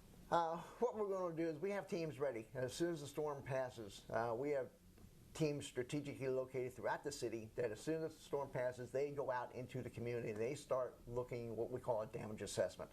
They start going out through the different neighborhoods, going down the major roadways, the secondary roadways. They start seeing where the damage has occurred, how much damage has occurred, what type of actions will we need to take in terms of how long, if there's a power outage, how long do we think it's going to be. Just kind of getting a big picture of what's going on and making sure that when we relay that information to our community, that we're giving the most accurate information at that time to let them know what areas they can go into, what areas they should stay away from. But we're going to try to make it as safe as possible so that our community can get back to their homes. And probably the most difficult part with that, we've been fortunate with many storms that we haven't completely lost communication, but it's certainly possible. Cell towers down, internet's out, no power. How would we get the message out? What do you envision there? A lot of times it's going to be a mix of whatever's working at that time. Sometimes you might have a social media platform up there, or sometimes very barely a cell, sometimes a text. There's always a weather radio that we can do in terms of getting notifications out through the weather service itself. They kind of help us out. There's different ways to try to access different communication types. It's just a matter of what's available for us internally. A lot of times we'll use a ham radio. For when all other communications are gone, we're able to communicate amongst ourselves, and then if need be, do face-to-face communications and let them know, do the old-fashioned way. Yeah, we might even have to go to neighborhoods to post information. Yes. Or create a place where people can come physically get more info. Absolutely. And I know in some recent storms, cell phone companies have been able to bring in some mobile units. Yes. Some more successful than others in that realm. Yes, and they're called cows, for lack of a better term. That's what they use, but they will bring them in. We've had pretty good success when they're able to get, but it's also dependent upon where the storm is, how big it is, how much damage it's done, and how much geographical area it has covered, and our accessibility to those units to bring them in. So cows, I'm gonna put you on the spot here. Cell. Communications on wheels. Oh, I didn't even have the first letter right. Okay, great. And I mean, some good news is that Northport, we have our own emergency manager. We have our own operations center that will kind of man in here in City Hall. Yes. But we're not alone. How does our relationship work with other nearby agencies? We work very, very well, especially with the county. We have constant communications between the county emergency operations center, our emergency operations center, and also municipalities also have their emergency operations centers. We're in constant contact before, during, and after the event. What we do is we all like to be on the same page. We all like to know what kind of experiences are going on in other areas outside of us that may impact us, and we also let them know what's going on here that may impact them. We share resources constantly, whether it's before the storm or after the storm. We're constantly communicating, providing equipment and supplies, materials, and personnel to whatever the case may be.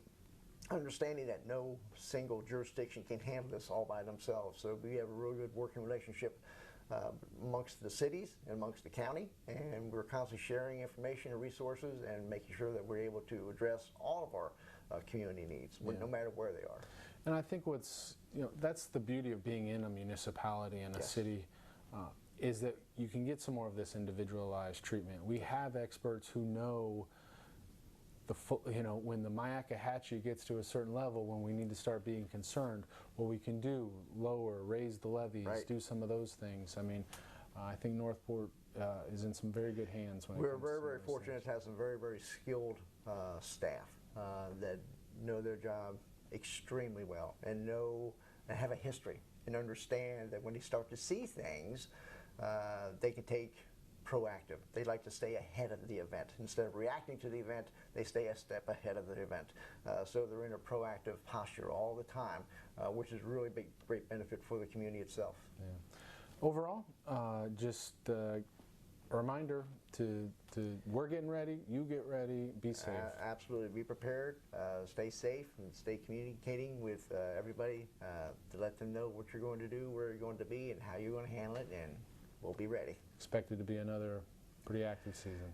Probably going to be, yes. It only takes one. Yes, only one. All right. Yes. Thank you, Mike. Great. Appreciate your time. Thanks for tuning in, and get ready.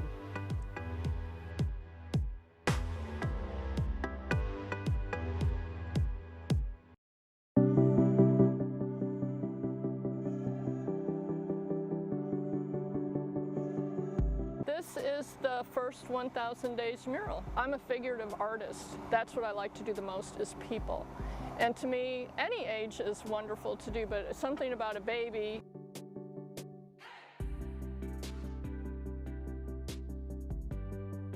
It's about nurturing, love for the pregnant woman.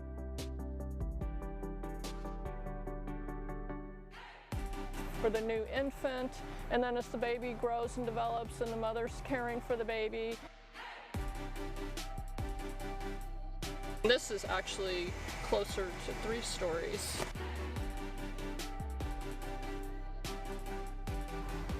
It's beautiful. It's so joyous, it's so fun. There is so much development that goes on in that period of time that yes, it's vitally important that we get this out to everybody. Those first 1,000 days sets the lifetime for the child. We have such a young community, so many families within 12,000 school children. It's perfect within our community. Being able to, have everyone come by and see it and everything, it's an honor to be able to do it, and I'm just glad we were chosen.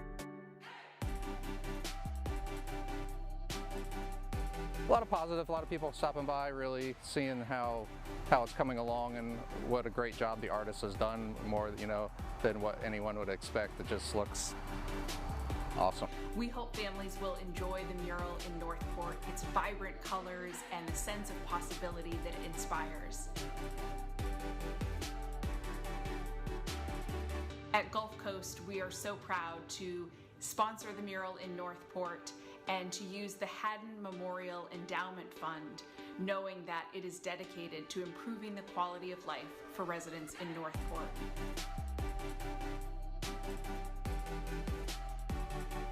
It literally takes a whole community to raise a baby.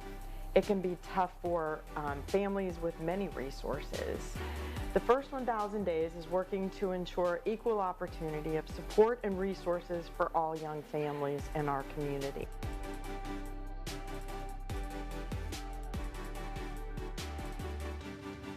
Really want to give a big shout out. Without the foresight of Charles and Marjorie Barancic Foundation, this wouldn't have been possible to launch First 1,000 Days.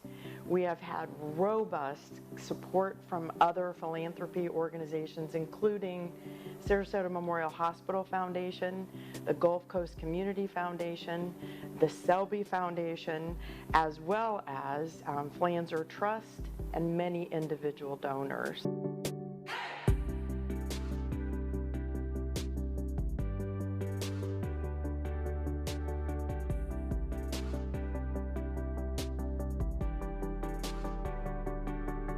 All of the other businesses and organizations donating paint and supplies is just heartwarming.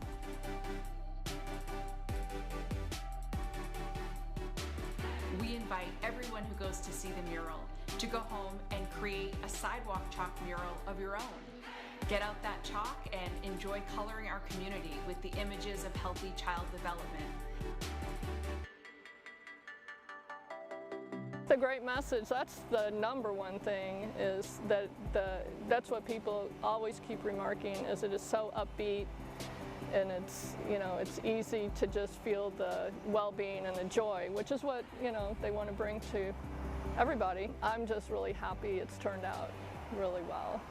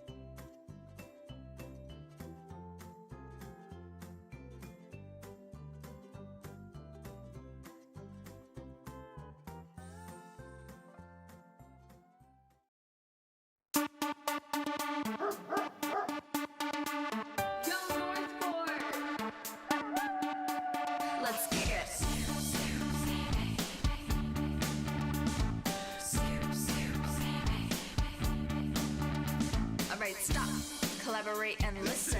Parks is back with an old invention. Whenever your pet goes number 2, it's your job to scoop the poo. Will it ever stop? Yo, I don't think so. Poop shouldn't be left to decompose. To the extreme, bag it up like a champ. Throw it away, use your part, get amped. Damn!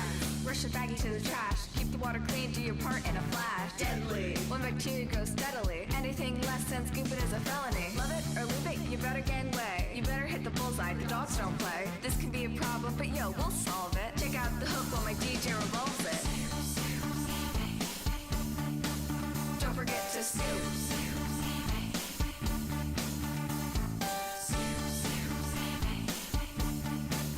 Don't forget to scoop. Yo man, let's get out of here. Word to your pupper. Don't forget to scoop.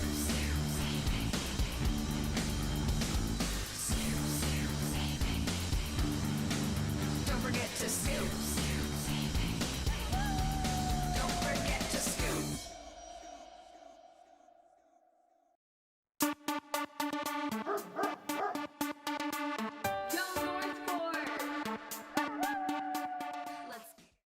Hello everyone, I'm Josh Taylor with the City of Northport, and we want to tell you about some big improvements to our North Report app. It's a great tool to get a lot of information from the city, but also a great tool to give some. For instance, we're right here, we have this tree that's overhanging the roadway here, blocking this street sign. If you have our app, all you have to do is take a quick picture, it'll map it for us and send it right to the right person who will fix it. So we're going to report an issue. Look for the type of incident that it is. Tree vegetation, road obstruction. Take a photo. You can see that the tree is right in front of that sign. Click on it. Use the photo. Put a little note. Tree in front of sign. You can post anonymously or as yourself. Submit. Complete. That's simple. Goes right to all the right people. You don't have to call, figure out who you need to deal with. And then there's a list. You can come back and check. Everybody else can see that it's been submitted so they know that their neighbor's already done it. And it goes right to them.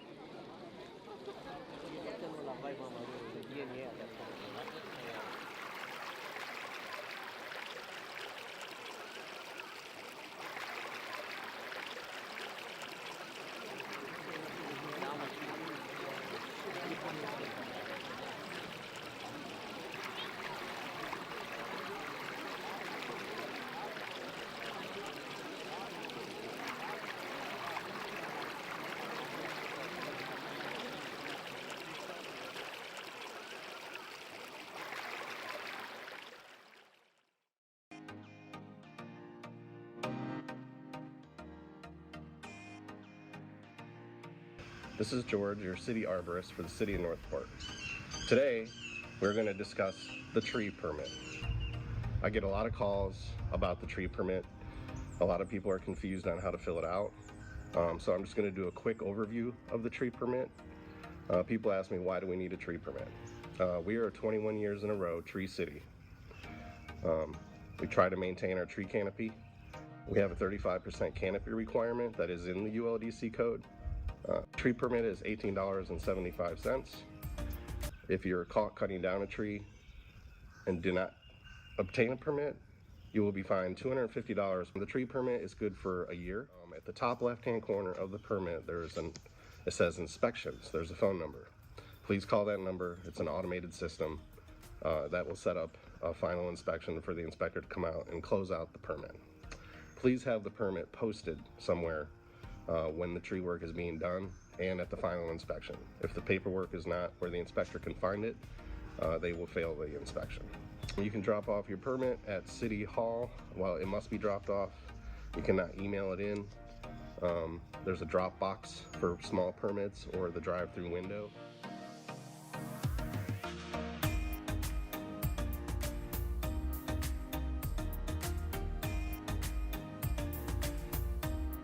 Okay, this has been another video of Ask the Arborist.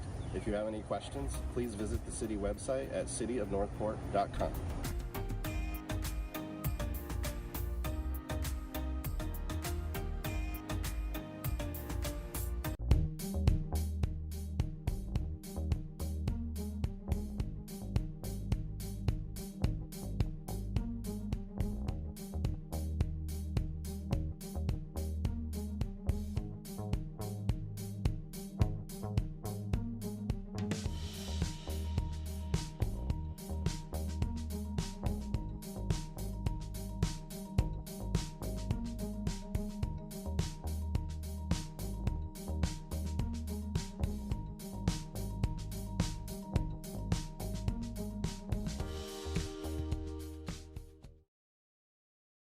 If you're happy and you know it, flap your wings. If you're happy and you know it, flap your wings. If you're happy and you know it, you really ought to show it. If you're happy and you know it, flap your wings.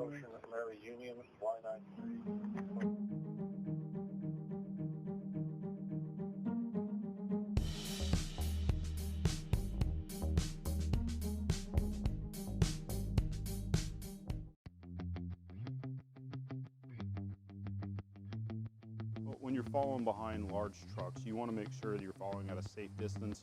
And if you don't know that safe distance, just remember, if you can't see their mirrors, they can't see you. We stop at about 1,000 houses a day. In order for us to complete that, and be safe, we try not to rush in between the houses.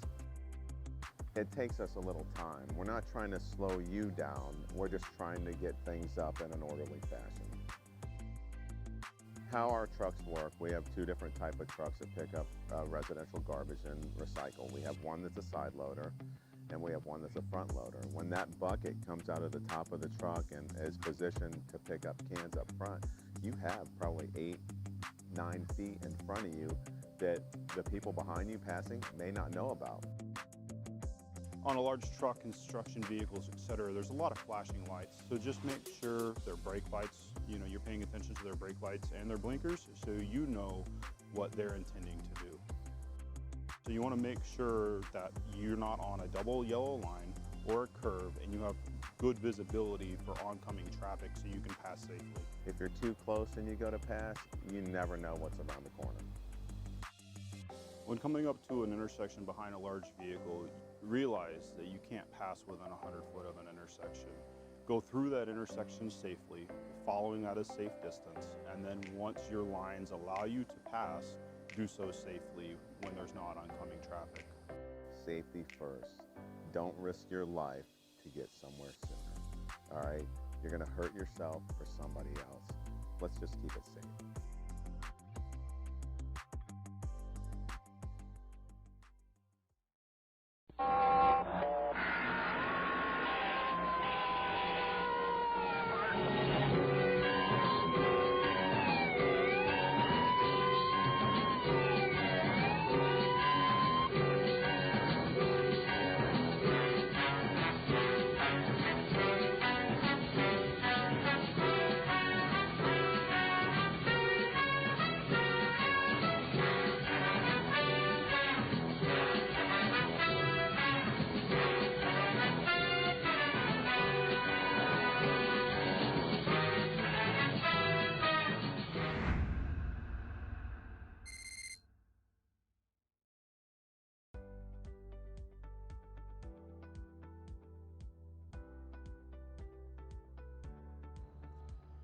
Hello, I'm David, and today we're doing another episode of Ask the Arborist.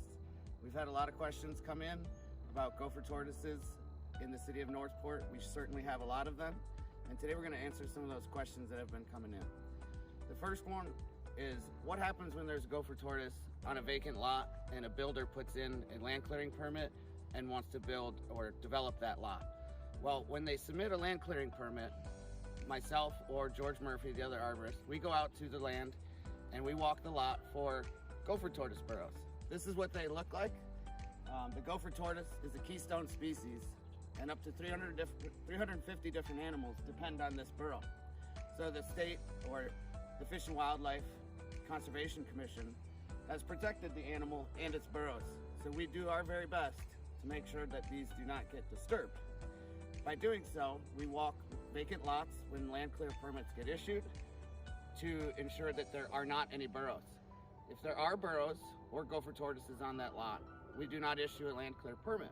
What we do instead is contact the builder and let them know that they have to hire an authorized gopher tortoise agent who is certified through the Fish and Wildlife Conservation Commission to relocate the tortoise that may or may not be inside that burrow. This process is a permitted process through the state or Fish and Wildlife Conservation Commission, and we won't issue the permit until we've got permission from the state that that burrow has been excavated and that tortoise has been relocated. So another question we had is, where do the tortoises go once they've been relocated? The tortoises go to a permanent conservation land, which is deemed a recipient site for tortoises. It's a very happy place for them to go, and they can live out their days. Tortoises live up to 60 years, so we want to protect them and continue their species on for further generations.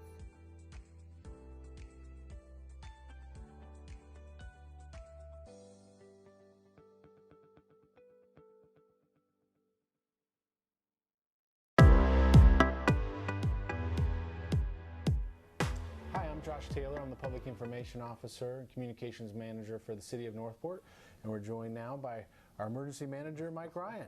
Thank you very much. It's a privilege to be here, and I'm looking forward to another, hopefully not as exciting hurricane season. Mike is somewhat new to the city. How long have you been here?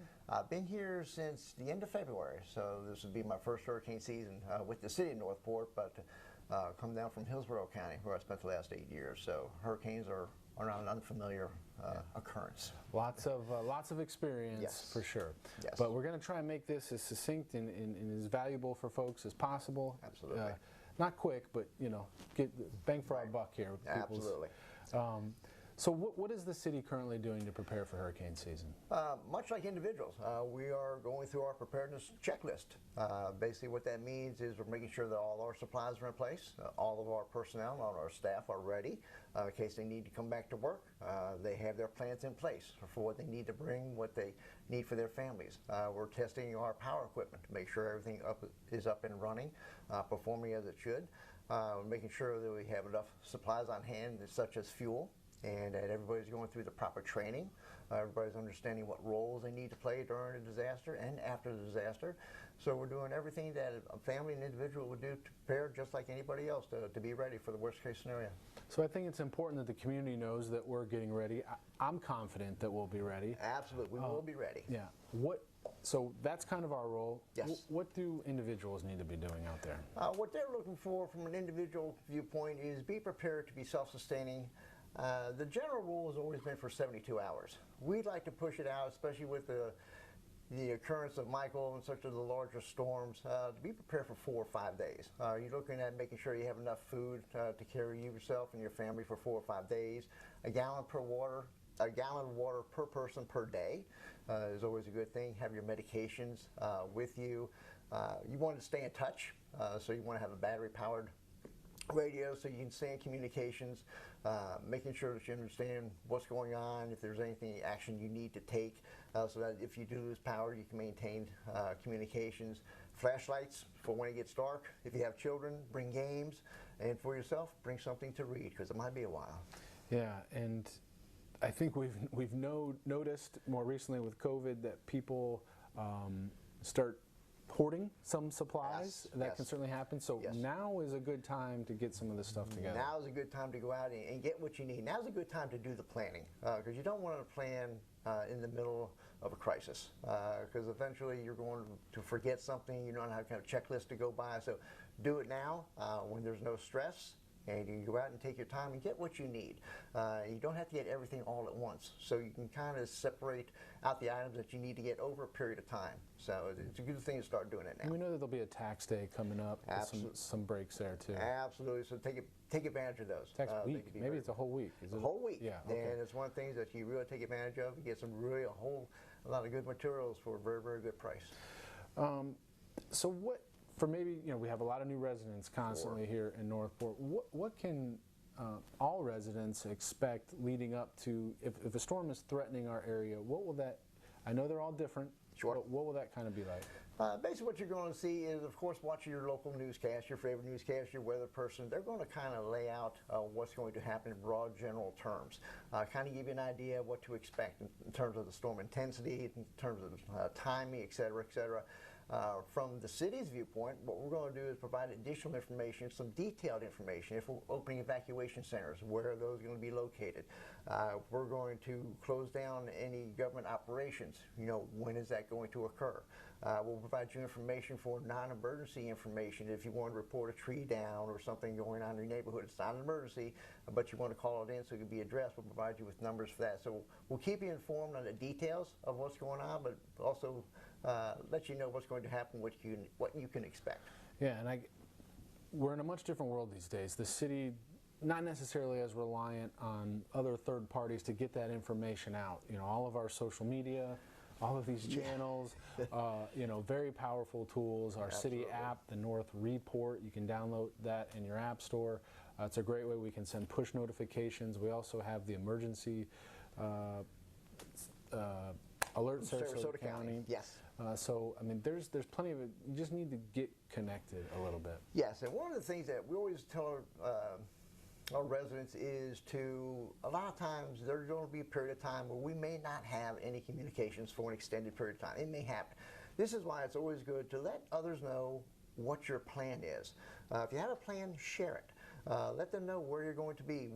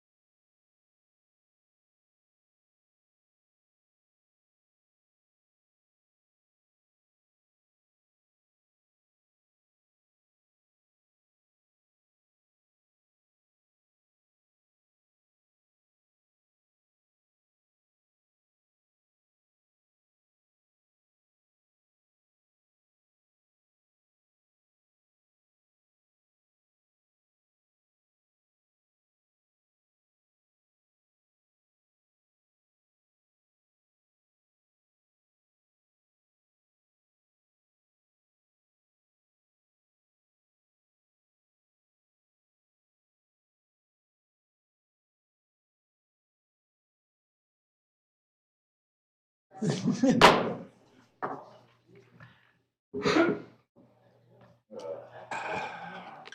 quieted it down pretty quick. Good evening. Today is Tuesday, January 25th, 2022. It is 6 p.m. We are in the city chambers, and I call the City Commission regular meeting to order. Commissioners present are Commissioner McDowell, Commissioner White, Mayor Emmerich, Vice Mayor Langdon, and Commissioner Luke. There is a quorum present for this meeting. Also present are City Manager Fletcher, City Attorney Slayton, City Clerk Taylor, Recording Secretary Baker, Deputy Chief Morales, and Division Chief Herlihy. I'm going to call on Mr. Chuck Speak to come down and lead the pledge for us, please, sir. I pledge allegiance to the flag of the United States of America and to the republic for which it stands, one nation, under God, indivisible, with liberty and justice for all. Thank you, sir. I will request a motion to approve the agenda. So moved. Second. I have a motion on the floor to approve the agenda from Commissioner McDowell, seconded by Vice Mayor Langdon. Our computer systems are down up here, so all votes will be done by voice. Commissioner McDowell? Yes. Commissioner White? Yes. Myself is a yes. Vice Mayor Langdon? Yes. Commissioner Luke? Yes. That passes 5-0. City Clerk, do we have any online public comment? We do not. Do we have any in-house public We comment? do not. Alrighty then. Announcements. This is item 22-2184. City Clerk, will you read the announcements? The current vacancies for the following boards and committees include the Art Advisory Board, Audit Committee, Charter Review Advisory Board, Citizens Tax Oversight Committee, Community Economic Development Advisory Board, Environmental Advisory Board, Historic and Cultural Advisory Board, Joint Management Advisory Board, Municipal Police Officers Pension Trust Fund Board of Trustees, elected by police officer members, Parks and Recreation Advisory Board, Planning and Zoning Advisory Board, Public Utility Advisory Board, Veterans Park Advisory Committee, and Zoning Board of Appeals. The upcoming expirations for the following advisory boards and committees: Art Advisory Board, Charter Review Advisory Board, Citizens Tax Oversight Committee, Community Economic Development Advisory Board, Municipal Firefighters Pension Trust Fund Board of Trustees, and Zoning Board of Appeals. One Northport resident to serve on the Sarasota Manatee Metropolitan Planning Organization Citizen Advisory Network. If anyone would like more information, please see the city clerk's office. Thank you. Thank you, ma'am. Moving on to the consent agenda. City Manager, has anything been pulled for discussion on the consent agenda? No, sir. Thank you. I will entertain a motion. I move to approve the items in the consent agenda. Second. I have a motion on the floor to approve the items in the consent agenda by Vice Mayor Langdon, seconded by Commissioner Luke. And vote Commissioner McDowell, Yes. Commissioner White. Yes. Myself is a yes. Vice Mayor Langdon. Yes. And Commissioner Luke. Thank you. Moving on to public hearings. Mayor, can I just make a comment about that consent agenda? The two, just a comment. We have Dee Dee, who was appointed to the Art Advisory Board. Sure. She's what, Director of the Art Center? Is that her title? So I was really pleased to see that.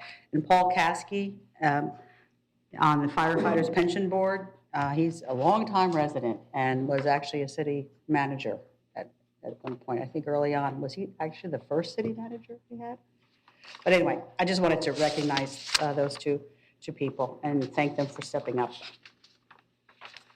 Okay, is that it? Yes, that's it. Thank you. Thank you.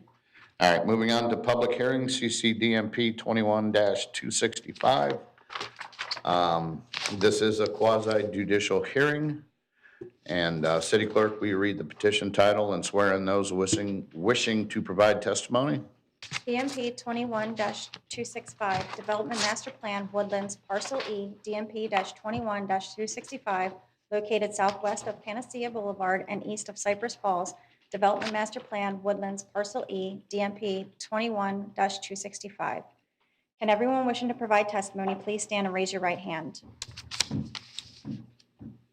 Do you swear or affirm that the testimony you are about to provide is true and accurate to the best of your knowledge, so help you God? Thank you. All All right, thank you. Commissioners, I'm going to ask for disclosure of any ex parte communications. Commissioner McDowell? Yes, Mayor, I had requested a copy of the traffic impact study and the environmental study, which I believe has been provided to everyone. Thank you. That's all the ex parte I have.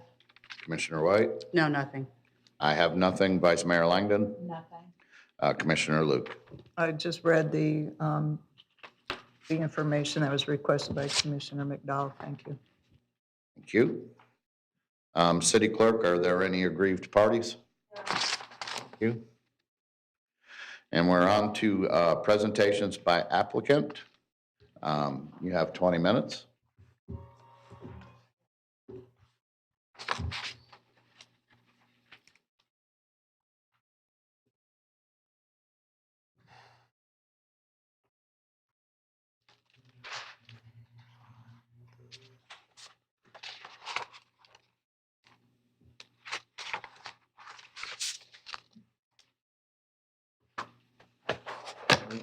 Found it last time.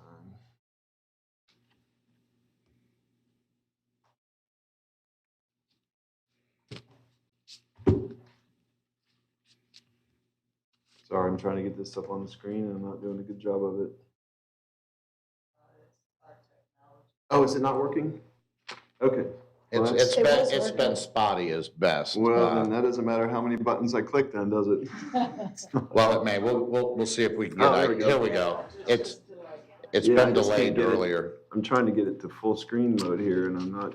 At this point, I think having it up is beneficial enough. We can leave it like that. Good evening. My name is Strickland Smith and I'm with Height Design and I have been sworn. I'm here today for the Woodlands Project, also referred to as Cedar Grove, Parcel E, the Development Master Plan approval. This evening I have with me here Chris Pereira with the Pulte Group, the developer of the project, Tammy Lide of Environmental Consulting and Technology Inc., who is providing environmental consulting for the project, and Michael Yates with Palm Traffic, who is our transportation consultant. Woodlands Parcel E is located north of the existing Cedar Grove development and south of Panacea Boulevard and is part of the Panacea Development of Regional Impact. The site is approximately 181 acres in size and includes approximately 127 acres of open space.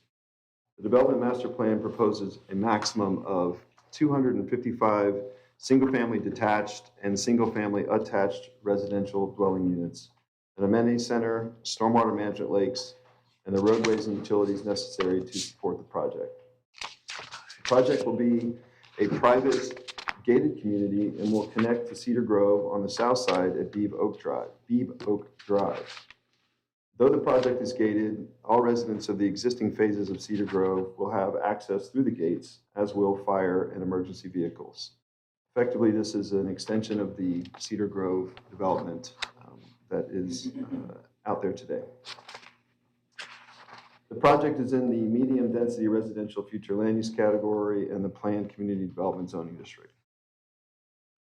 The Pulte Group has developed most of the residential units within the Woodlands development, including neighboring Cypress Falls and Cedar Grove. And I'm sure everyone is familiar with this, but I'll say it for those that might not be. Cedar Grove is on the south side of this phase of Cedar Grove Phase 3. Cypress Falls is here to the northwest. And just for reference, because we were here a couple months ago, and I was here a couple weeks ago on the Cedar Grove 2B plat, and Ms. McDowell asked about the question here of connectivity. I wasn't at liberty to talk about it then, but I can now. This is the project that you were asking about. But Woodlands Parcel D that the commission saw back in November is up in this area, so it's the point of reference for where we are here.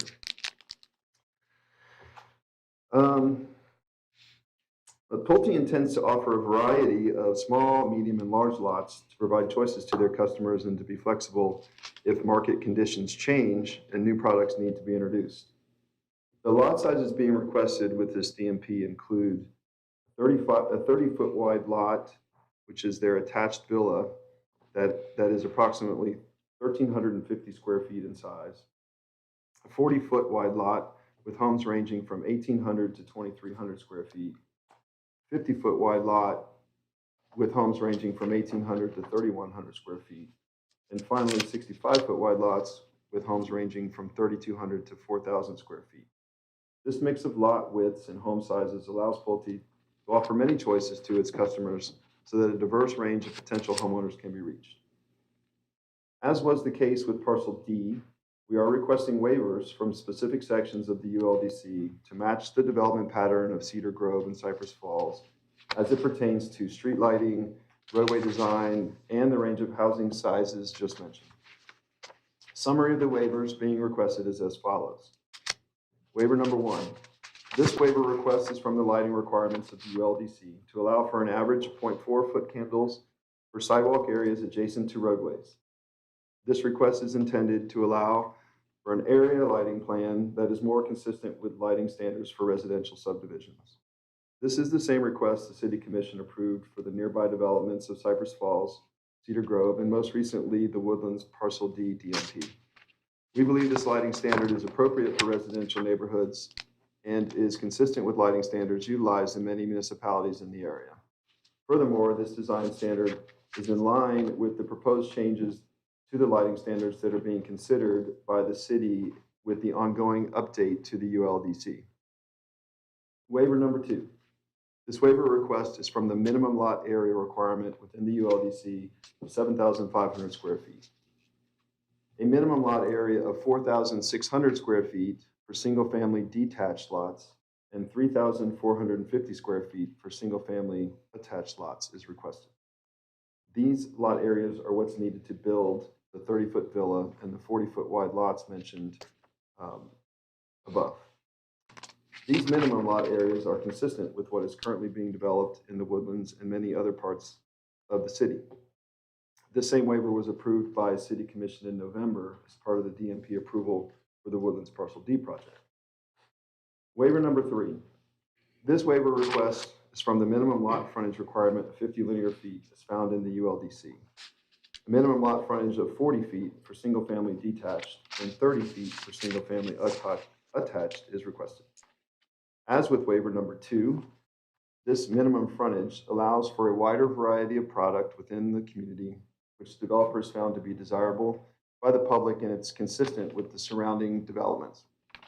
This waiver was also approved by City Commission in November as part of the DMP approval for the Woodlands Parcel D project. Waiver number 4. This waiver request is from the maximum lot coverage of 50% required by the ULDC. The maximum lot coverage of 55% is requested. Once again, as with waivers number 2 and number 3, this maximum lot coverage allows for the construction of a product which is desirable to the public and consistent with the surrounding developments. As is with waivers number 2 and number 3, this waiver was also approved by City Commission in November as part of the Woodlands D project. Waiver number 5. This waiver is from the ULDC requirement to provide 60-foot rights of way for local guttered streets. The request is to allow for 50-foot rights of way for local guttered streets. This waiver allows for the design of the local streets to be consistent with those of immediately surrounding neighborhoods of Cypress Falls and Cedar Grove, as well as many other communities throughout the city, including Island Walk, Grand Paradiso, and Heron Creek, to name a few. A 50-foot right-of-way is sufficient in width to contain the roadway, sidewalks, and utilities necessary to serve the community and are common for local streets in many other surrounding counties and municipalities. The reduction in the right-of-way width does not affect the width of the roadway itself. The asphalt width will still be 20 feet as required by the ULDC.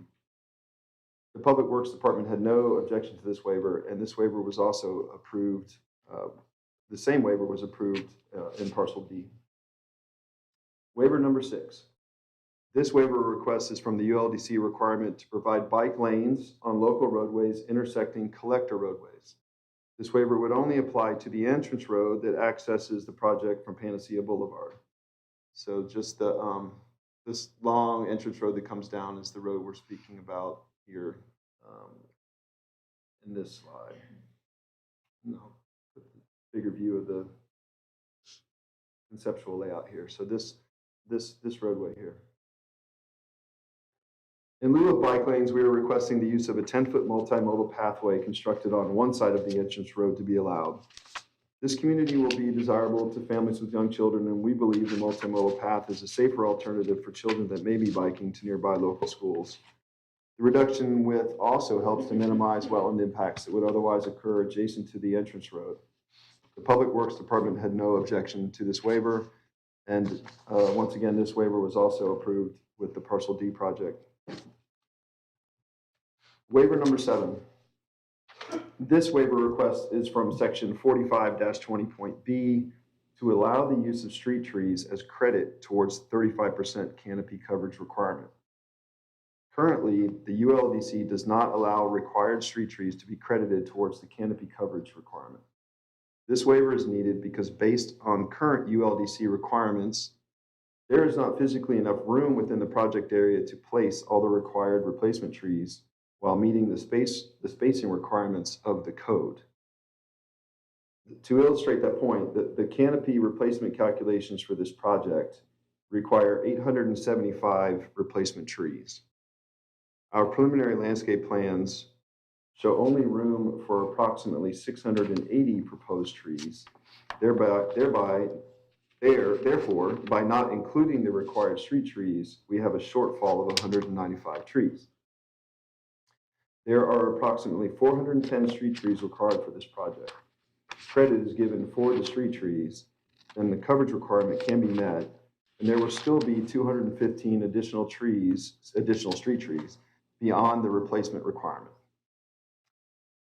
It's important to note that the ULDC revisions currently being considered by the city include a revision to the tree replacement standards that will allow for required street trees to be counted as replacement trees.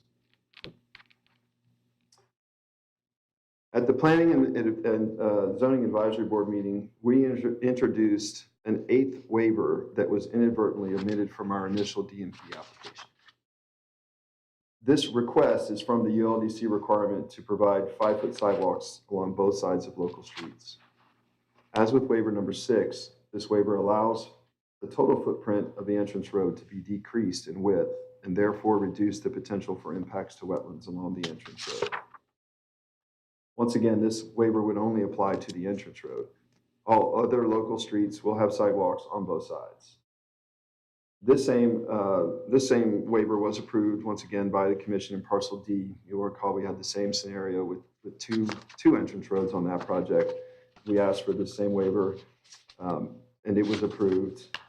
And staff had no objection with us entering this into the record at PSAB hearing, where it was included with their motion to recommend approval. We are asking the same of the commission today. Before we conclude, we'd like to acknowledge that PSAB had concerns with waivers number 2, number 3, and number 4 that together allow for a reduction in the required lot size.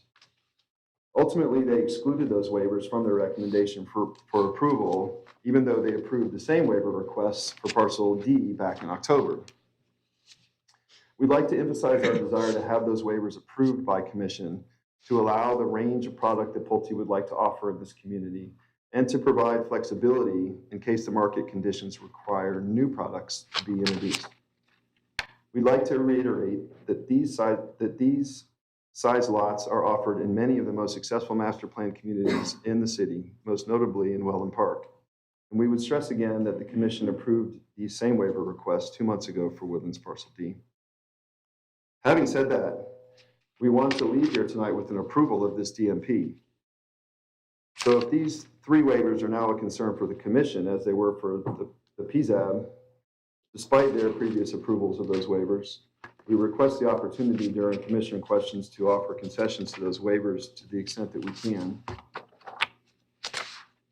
So in conclusion, we believe the DMP as proposed and in conjunction with the requested waivers will allow for the development of a community that is consistent with the surrounding neighborhoods, provides a variety of housing types, will be desirable to future residents, and provides flexibility for changing market conditions. The development master plan has been reviewed by staff and has been found to be consistent with the MDR land use, the PCD zoning district, and the ULDC. The Planning and Zoning Advisory Board recommended approval of the DMP apart from the 3 waivers mentioned, and therefore we respectfully request City Commission's approval of the DMP and the requested waivers. Thank you for your attention, and we're available for questions. Thank you. Staff presentation. Good evening, Mr. Mayor. We have Mr. Noah Fossick from our Planning Division coming down for discussion. And you also have 20 minutes. Good evening. For the record, Noah Fossick, Planning and Zoning Division, and I have been sworn. DMP 21265 is for a residential single-family neighborhood in the Panacea Woodlands DRI. The site is zoned planned community development with a future land use of medium-density residential. The site will provide 255 single-family detached and attached units. The total site contains approximately 181.69 acres, of which approximately 127.41 acres will be open space. 2 access drives are provided, one from Panacea Boulevard and one from Beb Oak Drive. The applicant held their required neighborhood meeting on November 15th, 2021, and met the noticing requirements per the ULDC. The proposed DMP has been reviewed for consistency with the Panacea Woodlands DRI and the remaining entitlements, and staff has found this DMP to be in accordance with the DRI. The applicant is requesting 8 waivers through their DMP. The first waiver is to allow for an average of 0.4-foot candles for sidewalk areas adjacent to roadways. The request is to be consistent with the minimum average lighting for local roadways, thus staff has no objection to this waiver request. The second waiver is to allow for a minimum lot area of 4,600 square feet for single-family detached lots and 3,450 square feet for single-family attached lots. These lot sizes allow for clustered housing, which enhances protection of environmentally sensitive lands, increases the number of units possible, thus increasing the tax base, and allows for more affordable housing options. Thus, staff has no objection to this waiver request. The third waiver is to allow for a minimum lot frontage of 40 feet for the single-family detached and 30 feet for the single-family attached lots. As with the second waiver, the reduced frontage has environmental, tax, and affordability benefits, and staff has no objection to this waiver request. The fourth waiver is to allow for a maximum lot coverage of 55% where 50% is allowed. The increase is marginal and will not dramatically alter runoff or otherwise negatively impact the neighborhood, and staff has no objection to this waiver request. The fifth waiver is to allow a 50-foot right-of-way for internal roadways, where a 60-foot right-of-way is required. The 50-foot right-of-way has been previously used in the adjacent Cypress Falls subdivision in previous phases of the Cedar Grove subdivision, and has shown to be sufficient, so staff has no objection to this waiver request. The sixth waiver request is to allow for a 10-foot multimodal path on one side of the entrance roadway in lieu of the required bike lanes on both sides of the roadway to minimize wetland impacts. The entrance roadway is constrained by wetlands in the stormwater ponds. The proposed multimodal path provides the same amenities as the bike lanes and meets the intent of the code requirement, so staff has no objection to this waiver request. The seventh waiver request is to allow street trees to be counted towards the canopy requirement. The site is constrained by wetlands that have little to no canopy coverage of their own. Additionally, the Welland Park area is permitted to count their street trees towards canopy requirements for the West Villages pattern book. Thus, staff has no objection to this waiver request. The final waiver request is to allow for a 10-foot multimodal path on one side of the entrance roadway, as mentioned previously, and this would be also in lieu of having required sidewalks on both sides of the entrance roadway. And again, this is to minimize wetland impacts, and as the path will provide the same amenity as the code requirement, staff has no objection to this waiver request. So after review, staff has found the DMP to be consistent with the comprehensive plan and the ULDC, and staff would recommend approval of DMP 21265 with the requested waivers and conditions. Thank you. Thank you. We have no aggrieved parties, so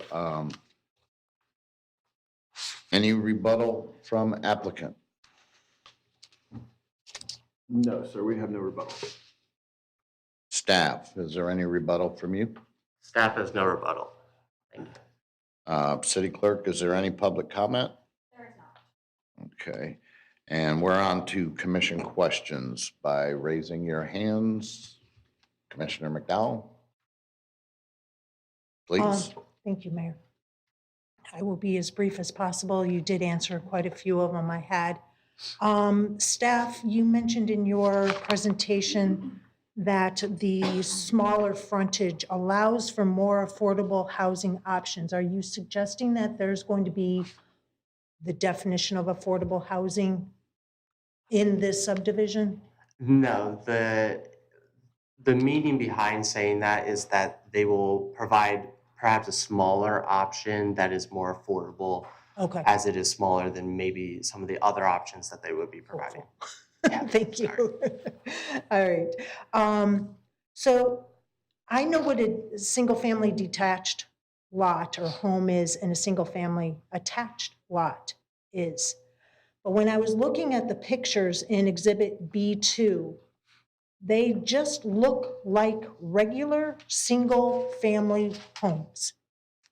They're not villas, they're not quads. What is exactly being proposed at this time? And I get that things may change. Yes, ma'am. So as you can see from the site plan and what you've observed and looking, the concept as it currently is does not include the attached bill of product. It does not? It doesn't include it today. We're trying to allow for flexibility for product that the developer has built in other communities and would allow them to put that product in this community should they, this will take several years to build through. If they change their, if they decide that that product is more advantageous in this community, they can add it to their repertoire, so to speak, without having to come back before the board and ask for a revision to the DMP. And we've been up here before to do that. And we're trying to set the stage for what is possible so that we only do it once. So that's why you don't see the villa today. If there's a quad that is being proposed, what happens then? Do you have to come back? We would have to come back. Okay. Because we're only asking for the villa, the two unit attached at this time. Thank you. You're welcome. I think this is a question for staff. In the conditions, on condition number, I think it's 11, it says that per the ULDC, the engineer of record, something about stacking lanes and turning radii for roads. Is this pertaining to the required left turn, right turn on Panacea to be constructed? Or is that something totally different? This is a condition, I believe, left by our fire rescue reviewer. I would have to let them speak on that. I'm not sure That's the fine. reasoning behind them leaving So that condition. then, that's okay. I'll let them skip on that because it is a condition then if it's for the fire department. Where do you condition it that they have to install the left and right turn lanes as per the traffic impact study? That would be a condition left by our Public Works infrastructure engineer as the reviewer. If it's not part of these conditions, then it may need to be moved to be added to the conditions.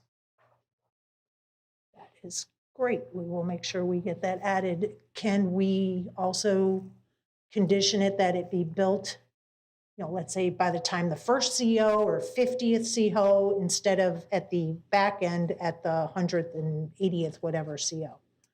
Can we condition when it has to be completed? Or does the developer know when they're going to be putting those turn lanes in? For the first portion of the question, I would have to defer to Public Works. For the second portion, I might let the applicant speak to that. Yes, we would, well, first I'd like to note that the left turn lane is existing, so we Okay. won't be constructing a new left turn lane. There is a right turn lane that's required a decel lane, and that would be built along with the building of that entrance road. We would have no reason to delay that right turn lane. They would do it all as they do the construction of the entrance road. Perfect. Thank you very much. I think staff is relieved that you're answering that. Do we need to add that to the conditions, though? I'll give you my opinion. I don't think so. I kind of think I know what your opinion. Well, and it honestly doesn't matter to me because we're going to build the turn lane. Okay. But it will be required of the infrastructure plan review. You know, Okay. that traffic study has also been submitted because we recently took a bold step and went ahead and submitted the infrastructure plan. So, Okay. but they will require the turn lane to be part of that approval. The blueprints that are in the backup material, there's two different sets. One of them had up to waiver number 6, and that was on the very first backup material, waiver to 6. But then inside the staff summary report, it had to a waiver number 7.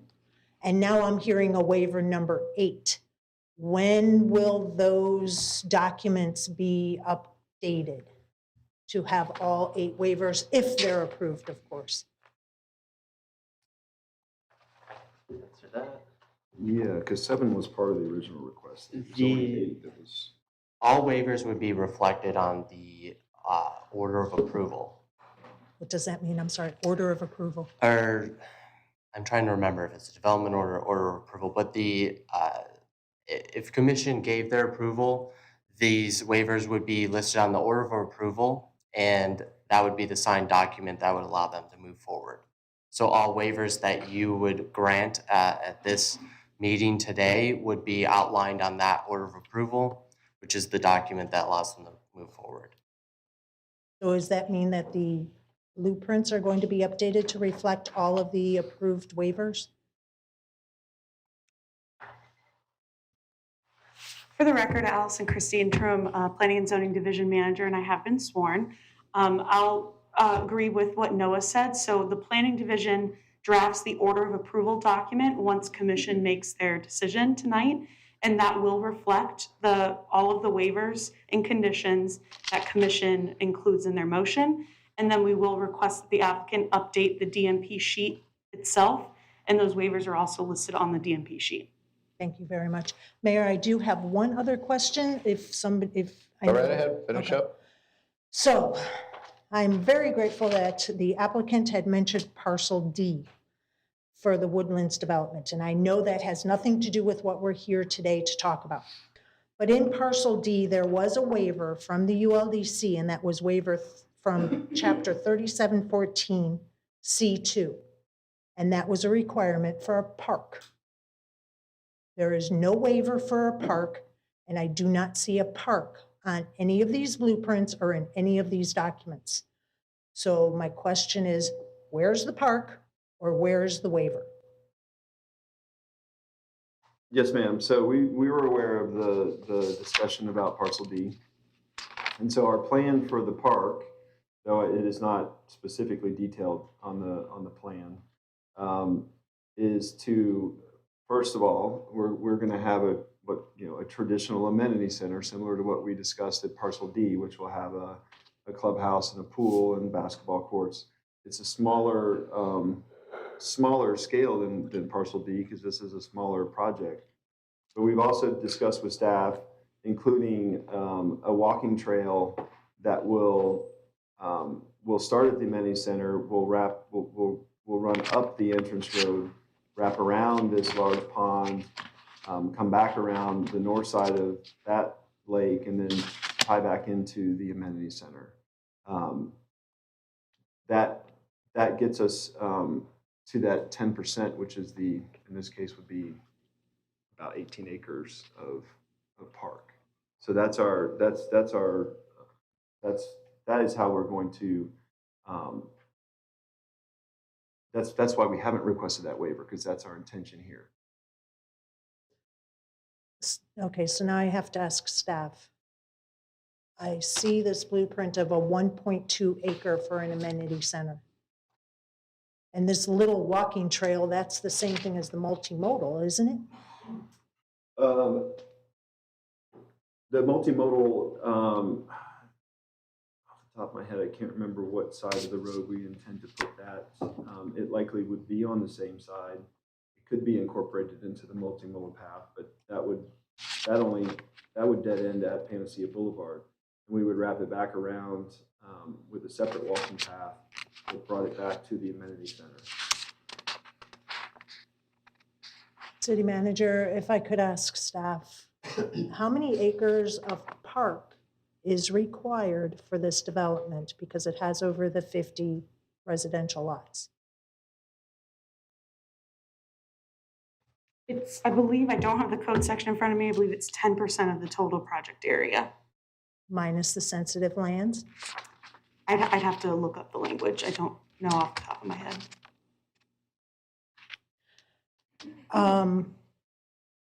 I do need to get that answer before I can proceed and cast my vote on this development. So Mayor, I will yield the floor because the park is a very important part of it, and a walking trail / multimodal trail and a 1.2 acre amenity center.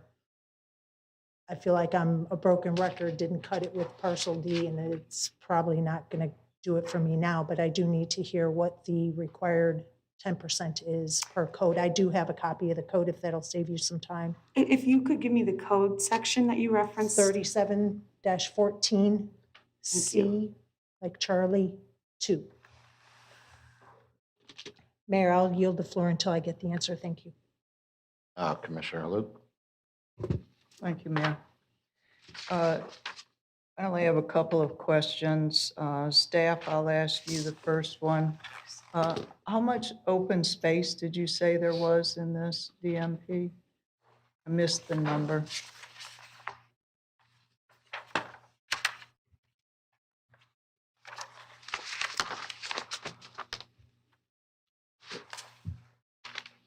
There will be approximately 127.41 acres of open space.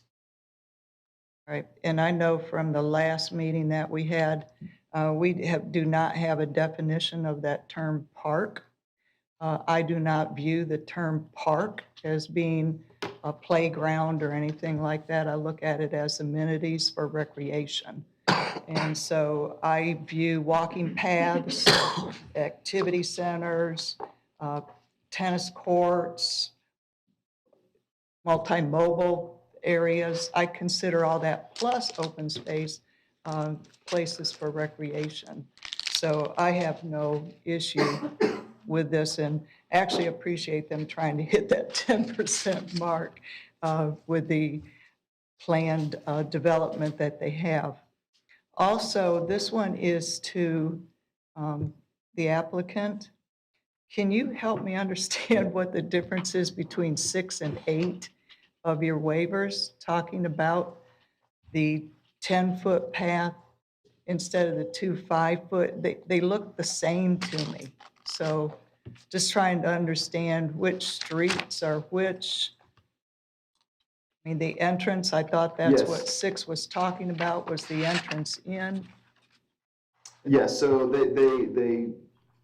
they're similar but different. So waiver number 6 is specific to the bike lane requirement.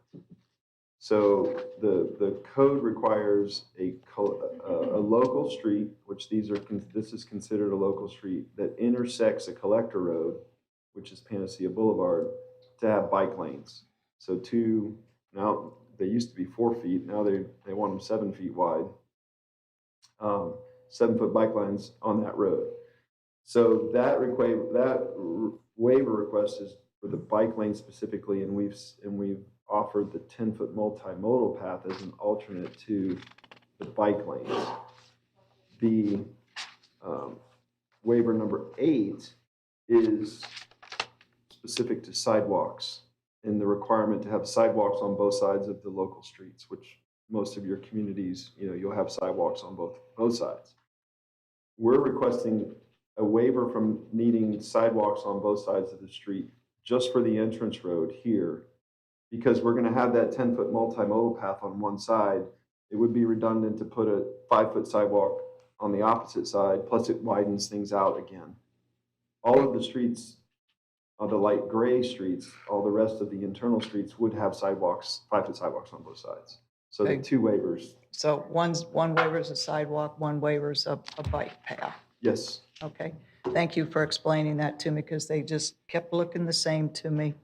I have no problem with this DMP. This is an HOA development and an DRI, and that developer knows what's selling, what his customers want, and I am for this. Thank you. Mayor, I'm done. I have questions. Okay. Commissioner White? Thank you. Yes, I had questions about that open space as well for this. You're saying that the acreage that you gave me, how many acres did you say was? 127.41 acres. And that's open space? Correct, yes. Okay, and that does not include the environmentally sensitive lands, which would be the wetlands? That does include the All right, environmental. so what is the land that doesn't include that? Do you know? I don't have that exact figure.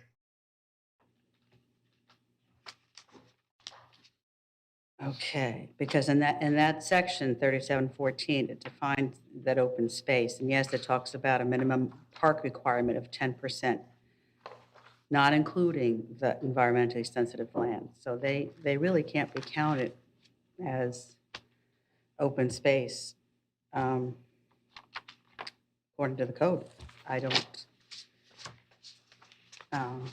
So I have a concern about that. And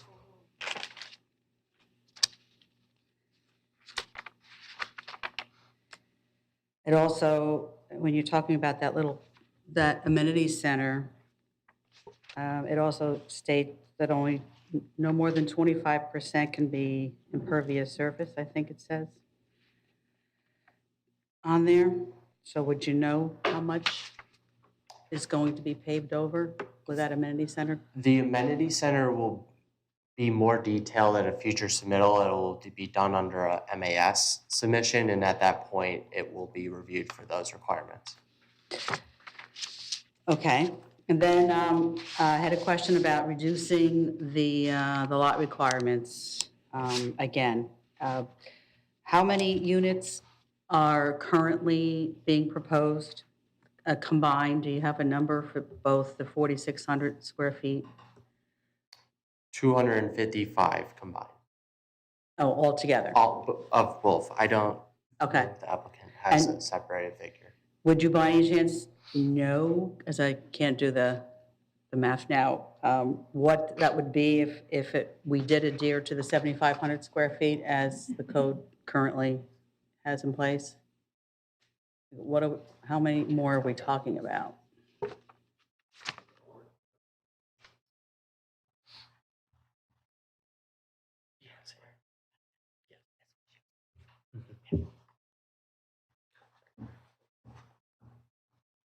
This is Strickland with Height Design. We did not do that we didn't calculate how many lots we would get at 7,500 square feet. I can tell you we can't make this project work with 7,500 square foot lots because those are big, roughly 50 by 100 feet. They're much bigger than what we're proposing. That's why we're asking for the waiver. Okay, would you, okay, but some are going to be 4,600 and some are going to be the 3,450, is that correct? The lot size? Yes, the 3,450 is the villa, which is the smaller attached product. Right. Two-unit attached product. Would you have a breakdown of those two different lot sizes at all? Because 255 is all together. Would you know what it is for each one? Right now, we, as I mentioned to Commissioner McDowell, the land plan is for 50s and 65s. So we haven't done a land plan yet that has any villas because we're, at this point, that's a, like I said earlier, that's a anticipated product that they could introduce down the road. Okay. That they could, all right. We'd like to have the option to. Right, all right. Because the 3,450 square feet, that's less than half of what the code is saying. So I have to assume that means you can put twice as many. Am I right with that? Twice as many of those villas you're talking about than the code currently. Well, the DMP is asking for 255 units. We couldn't just double that without coming back to the board. So we couldn't make them all villas and then double that amount. Any kind of mix would be limited to 255 units unless we came back to the commission and asked for additional units. Okay, yeah, hold on here. I know I had another question somewhere.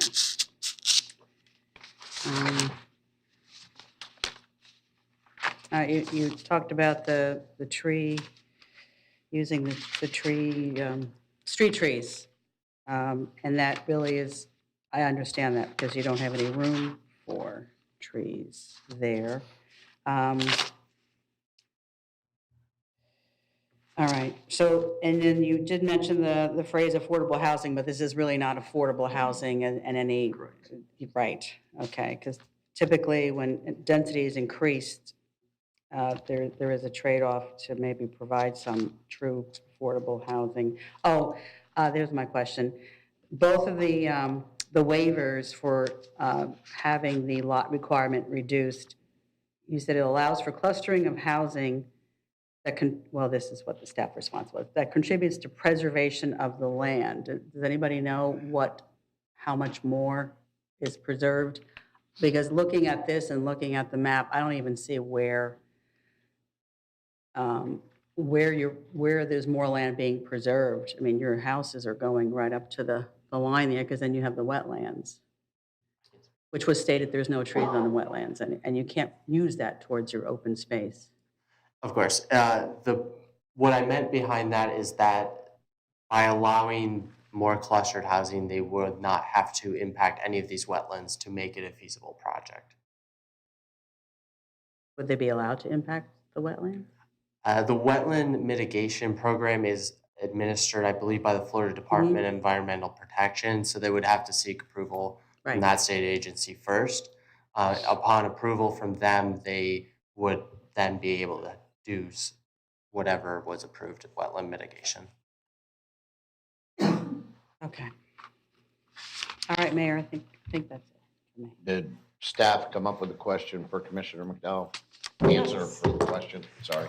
Yes, for the record, Allison Christie, interim Planning and Zoning Division Manager, and I have been sworn. If I could speak to the open space really briefly as well. The open space requirement and the park requirement are separate requirements. And the applicant is providing a significantly higher amount of open space than is required by the code. Required would be 54.51 acres, and they're providing 127.41 acres of open space. And the environmentally sensitive lands can count towards your open space, not towards the park requirement. So the park requirement is a minimum of 10% of the total project area, excluding the environmentally sensitive lands. So for this project, that's about 8 acres. I don't have the exact number, but about 8 acres.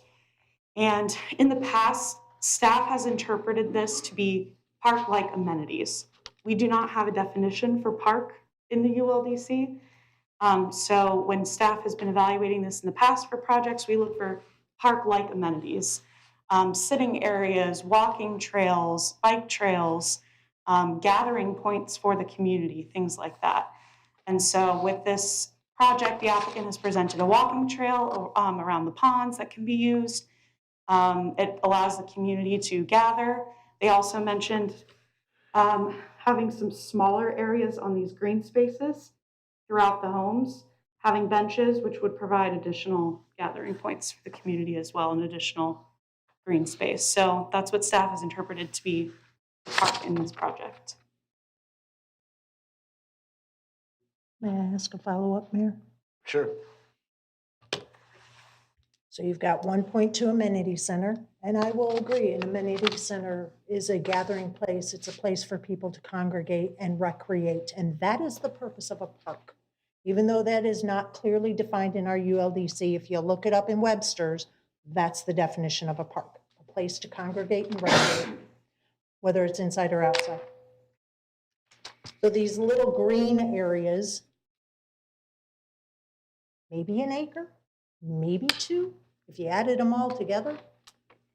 And that walking trail, I cannot agree with using the multimodal as a walking trail. That's meeting other requirements. So it's kind of like double dipping if you were to add it together. What would you say the acreage would be along that first path around that one pond on the other side of the walking trail to get to the amenity center? What would you estimate that to be in acreage? I could actually speak to this. We have worked closely with the applicant to satisfy this requirement. And through these various amenities throughout the community, as well as the amenity center and these trails, we did calculate that this would meet that 8 or so acres of park-like setting. Where? 8 acres? I'm not seeing 8 acres anywhere on here for a park. If you were to add them together, you have an amenity center that's 1.2. Those little tiny green spaces, add them up. I mean, they're not even a 1/4 acre lot. If you added those up, maybe an 1/8 of an acre lot. And then this little walking trail, how are you coming to that 8 acres? If you could please help me understand that. To clarify, we are counting the water body, What water body? the pond. That's not a place to recreate or unless they're gonna have little boats on there. I mean, and you can fish. I mean, there are ponds in several parks around the city, so we thought it was appropriate to count that. It encourages activity. People can walk along the bank, fish. I'm sure those ponds, because they're stormwater ponds, are gonna have a littoral zone, so how are you gonna be able to fish? I think there's fish in all the water bodies. But how are you going to get there to fish from the bank is what I'm talking about. So Commissioner, I will speak as a father of 2 teenage boys that love to fish at this point. Only to say that we live in a community that has a lot of lakes and we fish on them all the time. The littoral shelves are only a few feet off the edge of the bank, and so they're actually great places to fish. So I will just add to what staff is saying in that we are looking at this as a interconnected system of amenity center, open space areas that can have benches and seating areas, ponds that can be fished from, bikes ridden around, joggers can run around, just like you might see in another larger park in a more municipal setting. Thank you. That's all I have, Mayor. Thank you. Appreciate it. All right, we're going to be moving along to closing arguments. Staff, you have closing arguments. Staff has no closing argument. Thank you. Applicant, closing arguments. You have 5 minutes. Nothing at this time. Thank you, sir. Okay, I'm going to close this public hearing, and I'm requesting a motion at this time. I'll make a motion, sir. Go ahead, Commissioner Liu. I move to approve DMP-21-265 with staff's conditions and waivers 1, 2, 3, 4, 5, 6, 7, as noted in the staff summary, and the additional waiver of request to allow for the 10-foot multimodal pathway to be constructed on one side of the entranceway only in lieu of the 2 5-foot sidewalks on both sides of the roadway, and find that based on competent substantial evidence, the development master plan meets the standards in section 53-7 of the ULDC code. Second. Okay, I have a motion on the floor by Commissioner Luke. City Clerk, will you please read that into the record? To approve DMP-21-265, and I have it written differently, but it includes everything she said, with the following conditions and waivers, and find that based on the competent substantial evidence, the development master plan meets the standards in section 53-7 of the Unified Land Development Code. I have all the conditions from 1 through 12 listed and all the waivers from 1 through 8 listed to include 8 to allow for a 10-foot multimodal pathway to be constructed on one side of the entrance roadway only in lieu of 2 5-foot sidewalks on both sides of the roadway. Thank you, and that was seconded by Vice Mayor Langdon. We are doing voice vote due to technology issues. I'm going to start at the other end. Commissioner Luke, Yes. Vice Mayor Langdon, Yes. myself is a yes, Commissioner White, No. and Commissioner McDowell. No. Okay, that passes 3-2 with Commissioner White and Commissioner McDowell dissenting. Commissioner White, reasons for your dissension? Mayor, I think, as this is a quasi judicial item, We don't there's have no to. requirement that we give reasons, and I would Okay. recommend that you not. I'm just going by normal, so Understood. that passes 3-2. All right. Thank you. We will be moving on to resolution number 2022-R-09. And this is a quasi judicial hearing. City Clerk, can you read the resolution by title only and swear in those wishing to provide testimony? Resolution number 2022-R-09, a resolution of the City Commission of the City of Northport, Florida, vacating a portion of the rear maintenance easement for Lot 27, Block 1608, 32nd Addition to Port Charlotte subdivision, providing for findings, providing for recording, providing for conflicts, providing for severability, and providing an effective date. Can everyone wishing to provide testimony please stand and raise your right hand? Do you swear or affirm that the testimony you are about to provide is true and accurate to the best of your knowledge, so help you God? Thank you. Ex parte communications, Commissioner McDowell. I don't have any, Mayor. Commissioner White? No. I have none either. Vice Mayor Langdon? None. And Commissioner Luke? None, sir. City Clerk, are there any aggrieved parties? There are not. All righty, moving on to presentation by applicant. You have 20 minutes.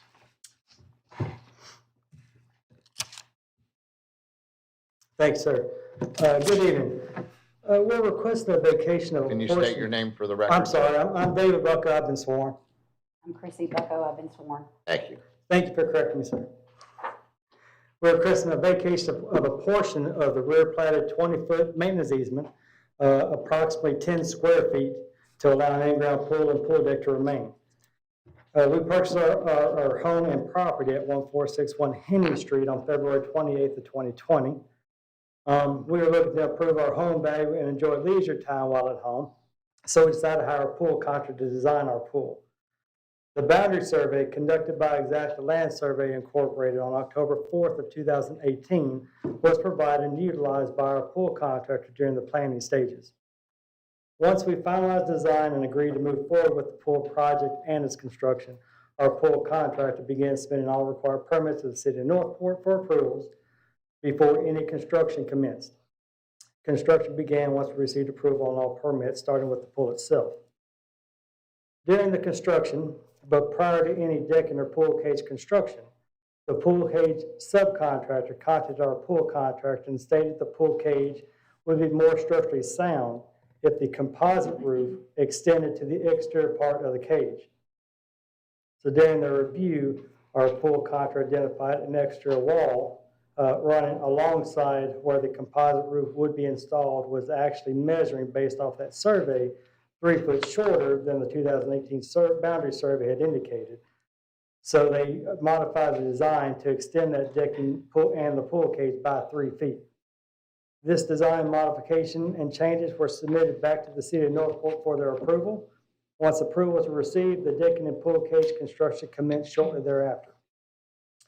Once the decking and pool cage construction were complete, the city inspector stopped for the final inspection but would not sign off on it because it appeared a corner of the decking and pool cage had crossed into the 20-foot easement.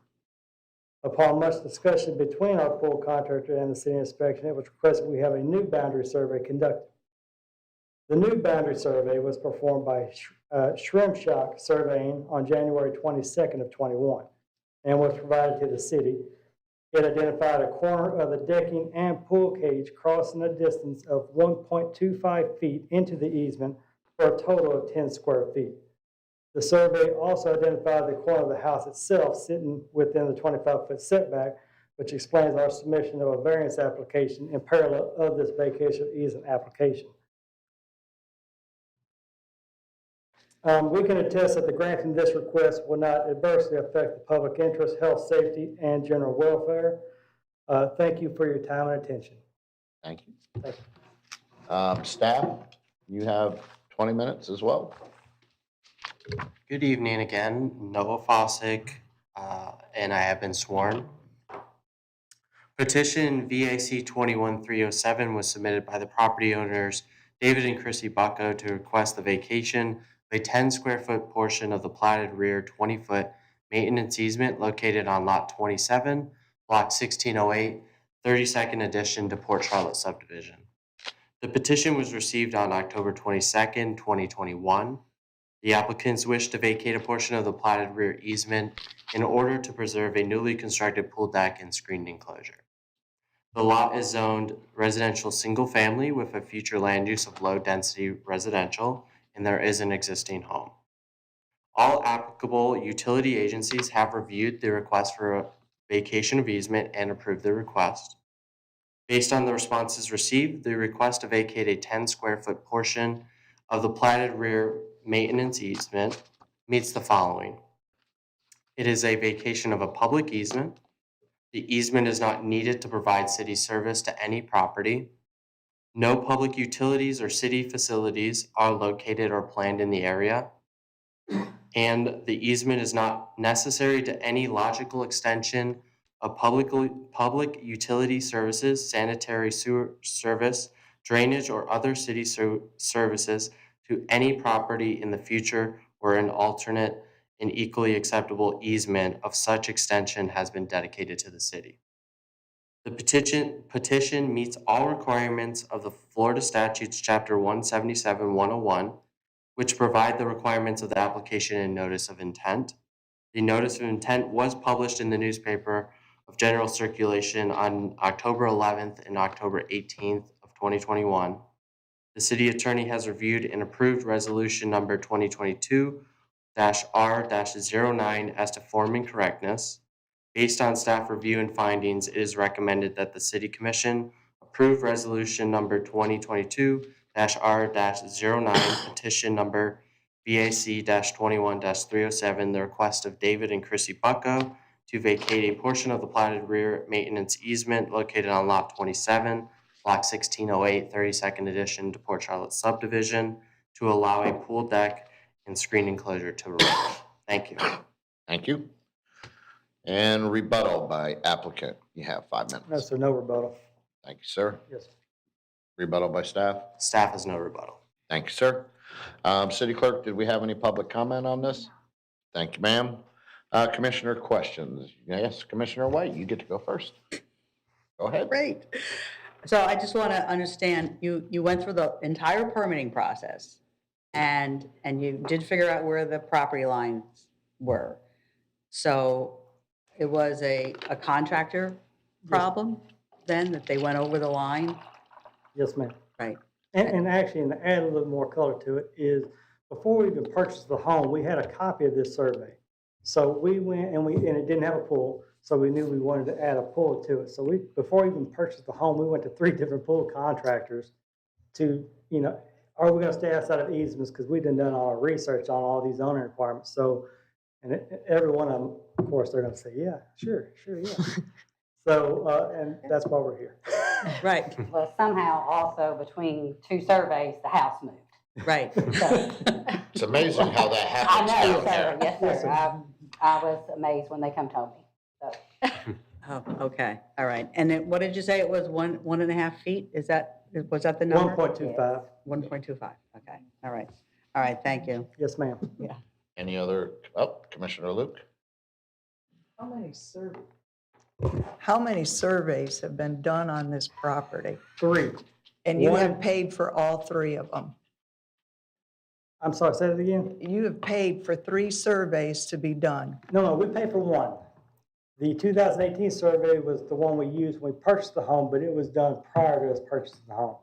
And then the survey prior to that was 2013, which was the as-built survey, which And- that survey actually had the corner of the house at 27 feet, and the most recent 2 had that same corner at 23.5 feet.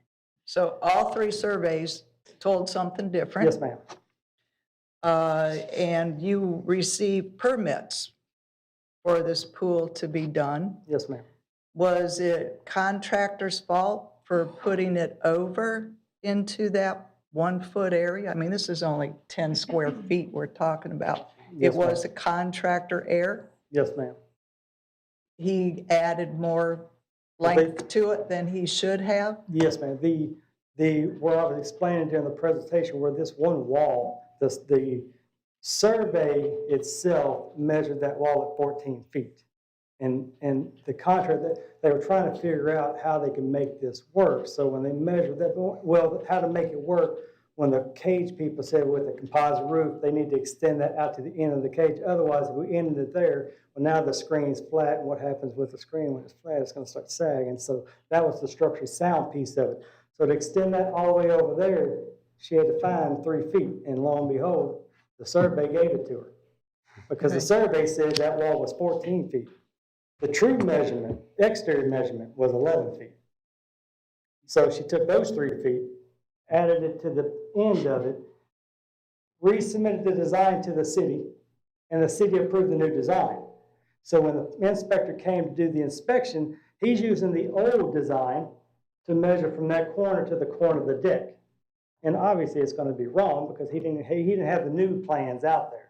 The new plans arrived a week later. So, yes, ma'am. I only have one final question. Yes, ma'am.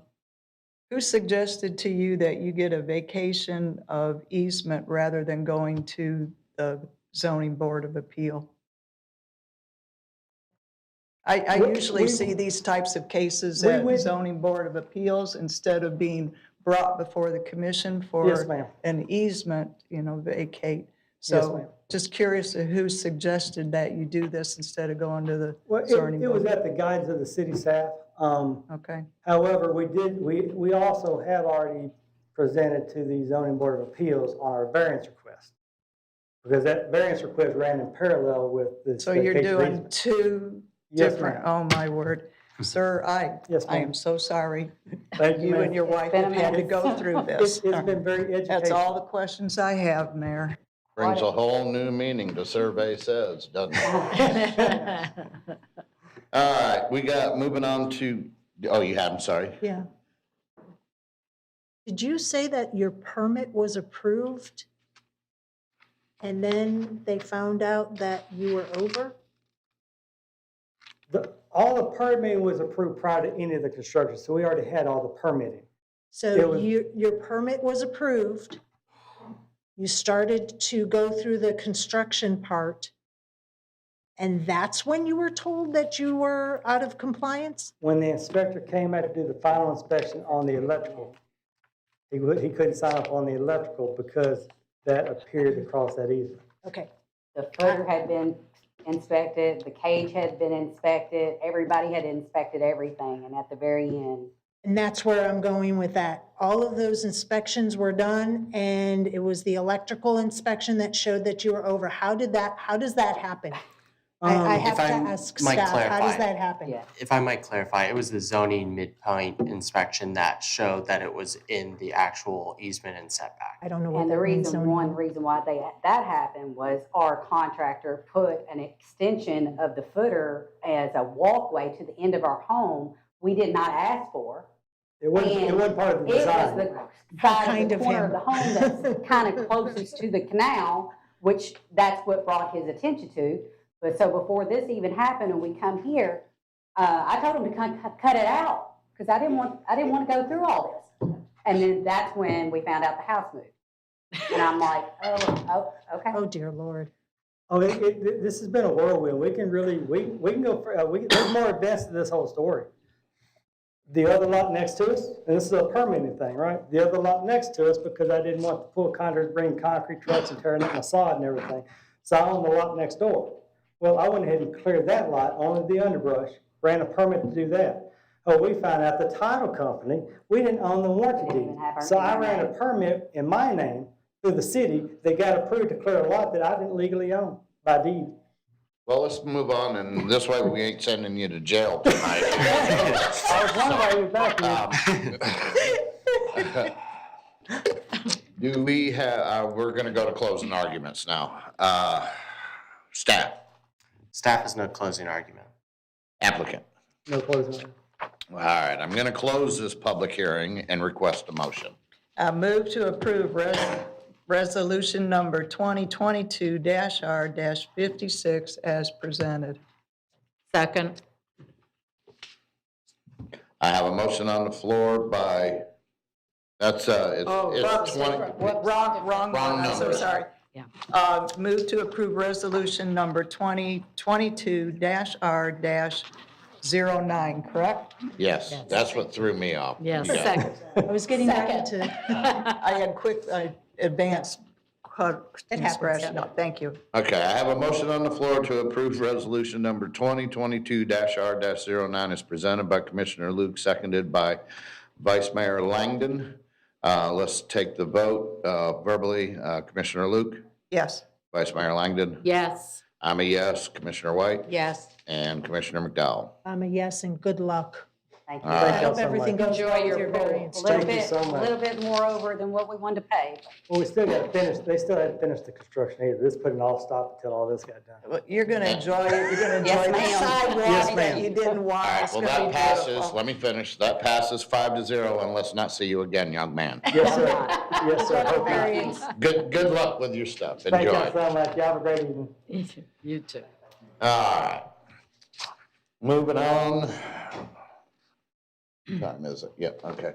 Resolution number 2022-R-56 that Jill, or Commissioner Luke tried to jump the gun on. That's the one we're going to discuss now. City Clerk, can you read this by title only, please? Resolution number 2021-R-56, a resolution of the City Commission of the City of Northport, Florida, amending the non-district budget for fiscal year 2021-2022 for staffing needs for the Neighborhood Development Services Department in the amount of $96,570, and police vehicle for sworn supervisor in the amount of $57,000, providing for findings, providing for conflicts, providing for severability, and providing an effective date. Thank you, Bam. City Manager, this is your item. Yes, thank you, Mr. Mayor. We do not have a presentation, but we do have a little bit of language to sort of highlight and go over the situation a little bit further. Following the first reading of this particular resolution, we went back to staff, and since we got a lot of feedback on the project manager and the staff of the staffing salary of $170,000 and that request, we wanted to make some clarifications. One, the current salary of the employee was $68 an hour plus her benefits, which equaled $83 an hour as she was a city employee. Upon going to the contracted company, her total was $77 per hour, then $82 total, meaning plus benefits. That was her salary. This was done at the same time as we transitioned from her being a full-time employee to her being a contracted employee. But hearing everything that we heard from that day and the feedback that we got following that meeting, we decided to try to reduce the budget amendment amount, fully understanding that this role is still critical to what we're trying to accomplish, knowing that we could not drop the ball from what we are providing to our partners. We decided to remove the $170,000 from the budget amendment. So what you have before you is an amended item that actually, from the proposed amended resolution of 21R-56, we modified the $170,000 reduction, which we will pay for out of vacancy savings. The goal here is to still be transparent and make sure that we get the work done, but not to actually add to the budget amendment in order to make that happen. So what we're asking for tonight is that you approve the budget amendment with the reduction, as well as changing the request for one planner, temporary planner 2 to a request for temporary planners plural, so we can fill the right positions in order to do the right roles to keep the development going within the city. With us today, we have Finance Director Kimberly Williams, Budget Director Lisa Herman. We have NDS Director Elena Ray. We have Assistant NDS Director Derek Applegate. We have Assistant City Manager Jason Yarborough, Assistant City Manager Julie Belia, all of which who are prepared to answer any questions you might have on this important project. Thanks. Okay, so you don't have a presentation, but you do have everybody available for commissioner questions. That is correct. Okay, I just wanted to double check for the record. Do I have any commissioner questions? Go ahead, Commissioner McDowell.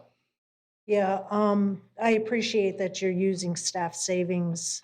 Are we still going to have this position through the temporary services, but we're using staff savings through vacancies? Yes.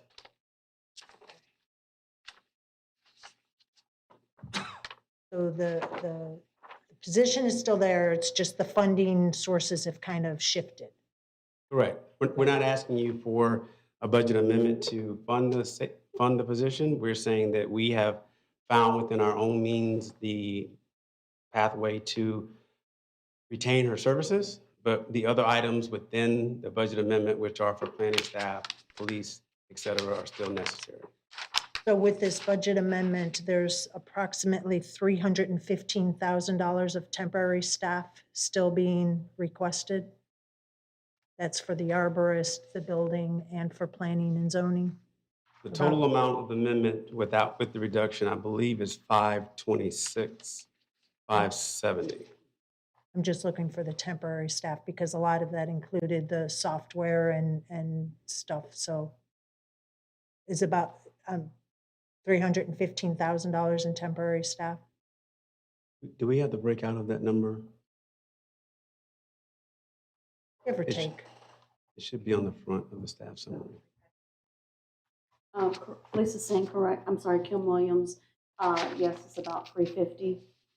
And I can run through them in the resolution if you'd like. Yeah, I'm still very concerned with having that temporary staff, knowing full well that planning and zoning needs full-time help. I'm in a quandary with this because the temporary staff is just that, temporary. And I know there's a need for temporary staff to get us through these difficult, challenging times. But we're still going to need full-time help outside of already approved positions. Correct. And that does not stop when you use temporary staffing. The purpose of temporary staffing is to allow you to get through a current situation that you need without going through a lengthy hiring process, which we've outlined as a problem as we go through a labor and supply shortage that's not unique to the city, but is nationwide. So it's easier to find temporary help than it is to find full-time employees. It is easier to go to a third-party subject matter expert who has staff within their ranks ready to provide services to the city than it is to advertise, hire, train, and get on board full-time staff, which is what we are doing simultaneously to using the contracted staffing. Thank you, City Manager. Is that all you had? Yep. Commissioner Luke? We're looking for an approval of this resolution, and I just need clarity because we're reducing it by 170,000 or whatever. The resolution is still stating that full amount. Is that what we're wanting to approve today if we're reducing it by the 170? I believe what I read in the information was a amended amount, and let me go back to it, but the amended amount was listed in the resolution. I can try to pull that up. So the resolution, I'm looking in the backup, still Yeah. has that. Mine says That same 526, amount. Mine shows 570. 526. Draft resolution with recommended changes is the second reading. Yeah.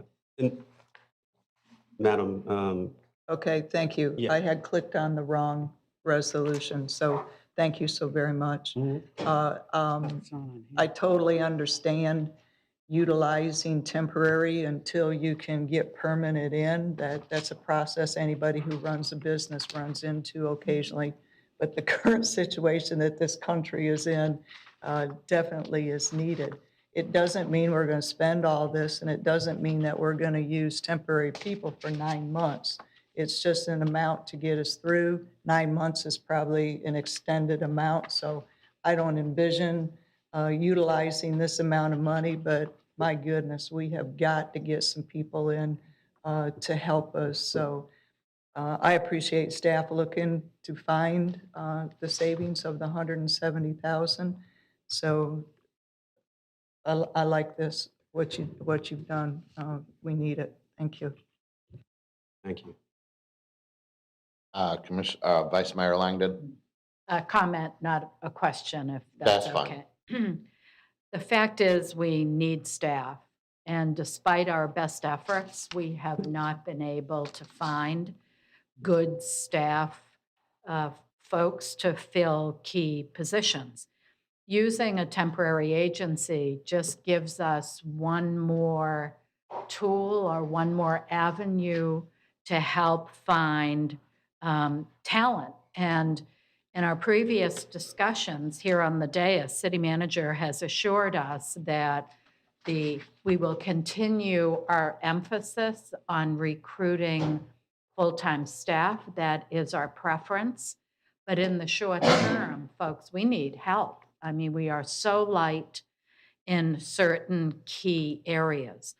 So I'm very supportive of this. I know the numbers can be a little bit of sticker shock from what we are used to, but using a temporary agency is a totally acceptable strategy for organizations.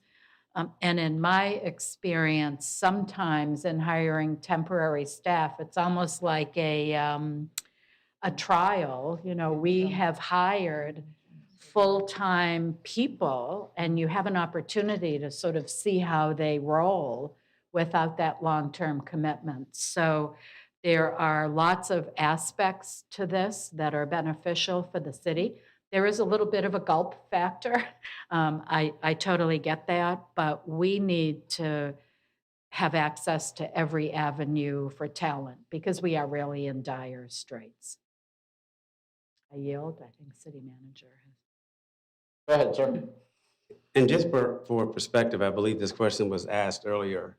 After the meeting, how much do we spend on contracted labor? And the number is over $8 million citywide. So this amount is not an isolated incident. It's not the only money that we spend. It's the only one that's getting the attention right now because of the amount that we listed that we were going to pay for the project manager. And hopefully I've outlined why her salary and her rate with us and post us is still in alignment to the experience she brings to help us through the projects of impact fees, redistricting, and ULDC.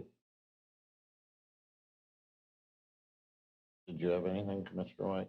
Just because I know Commissioner Luke, used that number. So when we go to make a motion, is it this number that's on the agenda, which is still the 696? No. No, Commissioner, if you would like to approve the resolution with the changes recommended by the city It would be manager, that, the new amount. then you can either, you can look at the document in the backup that on the agenda has the title Draft Resolution with Recommended Changes. You can either state your motion and identify each one of those changes, or you can move to approve with the changes that are outlined in red on the Draft Resolution with Recommended Changes that's attached to the backup. Okay. Good question. Well, yeah, because it's not the same agenda then that was on the website. Is that correct? Or what? Well, the resolution presented for second reading is the same, but there's a document right under it in the agenda backup that is entitled on the agenda as Draft Resolution with Recommended Changes. Right, I understand that, but I'm just saying if somebody goes and they look at the agenda, they're going to see that 696 number. They're not going to see that unless they go to the backup material. That's right, but the title there does encompass appropriate public notice because the subject matter is the same and the amount in the title is greater than, Yes, it if you is. did that, it's Right. greater than what you would be Okay. approving. So if they were to look at the minutes, which would really be the best way to determine what Right. happened in the meeting, they should see the change. Okay, I just want to just clarify that when, if I get a phone call or somebody's referring to that, I can understand why maybe they're a little bit confused about the numbers. Okay, Yes, thanks. Is that all you had? Yes, that was it. Thank you. All right. I guess this question is going to go to the city manager. All these positions that we're looking at getting temporary positions for, are they currently posted as available positions within the city? Yes, sir. The ones that are vacant, we have a planner. We have, I believe, 4 total vacancies within the planning division. 2 of which I think are in the interview phase, 2 of which are still being advertised, 2 of which have gone or going to be vacant post the last time we met. So this situation of our planning department has only gotten worse. Okay, and this is just a guesstimate. When we do get applicants coming in, what, do we know what the possible turnaround is from the applicant posting to being interviewed and possibly hired? Are we looking at a couple months, 3 months, 6 months? What's that turnaround look like? So once you actually get it posted, they're normally up for at least 30 days. And then you have a vetting period that's anywhere from 2 to 3 weeks. And then from there, you have another 2 to 3 weeks to get the interview scheduled.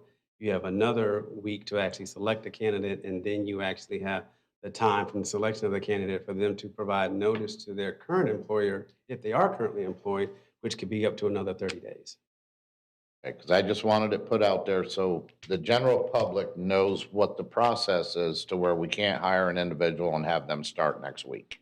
You know, I just want that out there because it is a process and it's very tough if you can't get the employee, but once you do, there still is a lengthy process to get them on board once they agree to come on board. Correct. Okay. And we had a lengthy conversation about the other thing last week, so I'm good with everything. I was a little upset in the last meeting about what we were talking about. It was strictly numbers. It was not personalities. And I am in favor of moving forward with getting the temporary help on board. I look forward to filling our ranks with good permanent employees as well as soon as possible. So that's all I have on this subject. Thank you, sir. Thank you, Mayor. All right, I will request a motion. Move to approve resolution. Public comment. Do we have public comment? Yeah. Okay.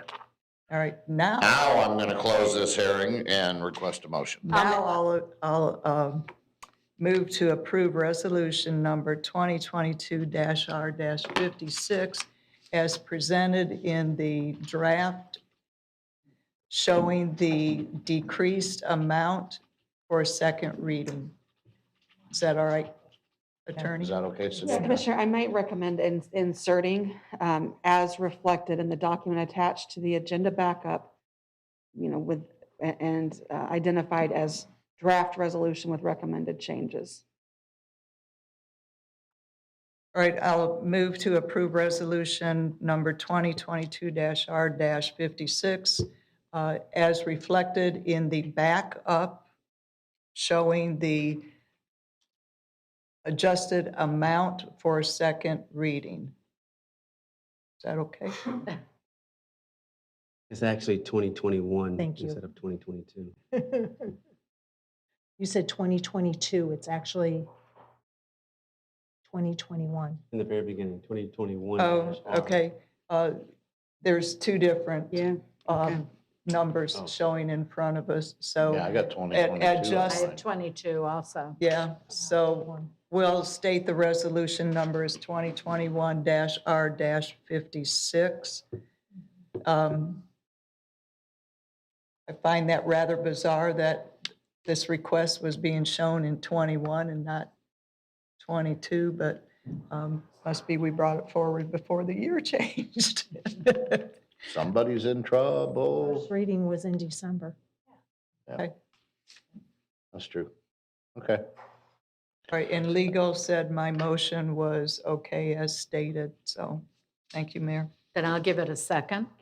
All right. Before you take the vote, Mayor, I'd like to speak to it after the motion maker and seconder speaks. Yes, Okay, ma'am. Thank you.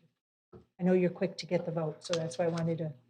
Well, I try, but I got to try and spit this out too. So I have a motion on the floor to approve resolution number 2021-R-56 as reflected in the draft Was that it, city attorney?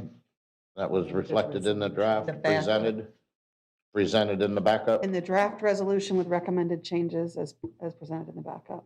Correct. With recommended changes as reflected in the backup. That was presented by Commissioner Luke and seconded by Vice Mayor Langdon, and we will go to a vote after Commissioner McDowell. I don't know if they'd like to speak to it, their motion maker and seconder. I'm good. I had already stated during the discussion I did how also. I was proud of this, being through and how I feel about it, so I'm good. Yeah, my comment is I am grateful for staff and the compromise that was found to use the savings in the unused salaries instead of having such a large budget amendment. I'm still in favor of having part temporary and finding more full-time employees. But I have a feeling that's going to be coming in the future, these new additional full-time employee positions. And things have changed dramatically from December 14th first reading until now. So taking all of that into consideration, I want to say thank you to city manager and staff for working around and hearing all of us during first reading and our concerns. And I am grateful. Thank you. Okay. And we will do the voice vote starting at Commissioner McDowell this time. Yes. Commissioner White? Yes. I'm a yes. Vice Mayor Langdon? I'm a yes. And Commissioner Luke? Yes, indeed. All right, that passes 5-0. Does you ladies need a health break? Okay, we will take a health break for 14 minutes, come back at 7:45.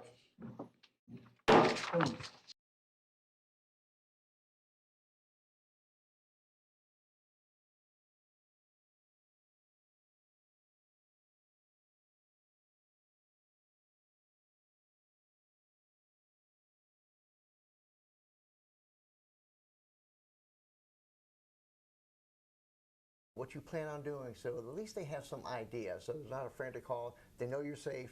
They know you're okay. You told them ahead of time what you're going to be doing, what they can expect, especially if they lose communications, where you're going to be. So again, planning out ahead of time and letting them know if you do lose communications, this is what we're going to be doing at that time. That's a good tip. Yeah. Evacuation centers. Yes. What is that going to be like?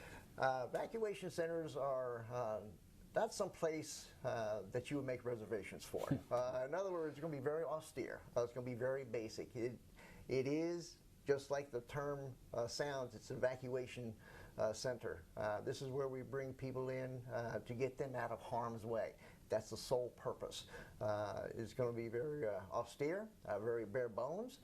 There's going to be sheltering and protection from the elements, basic food, water, but not much more than that.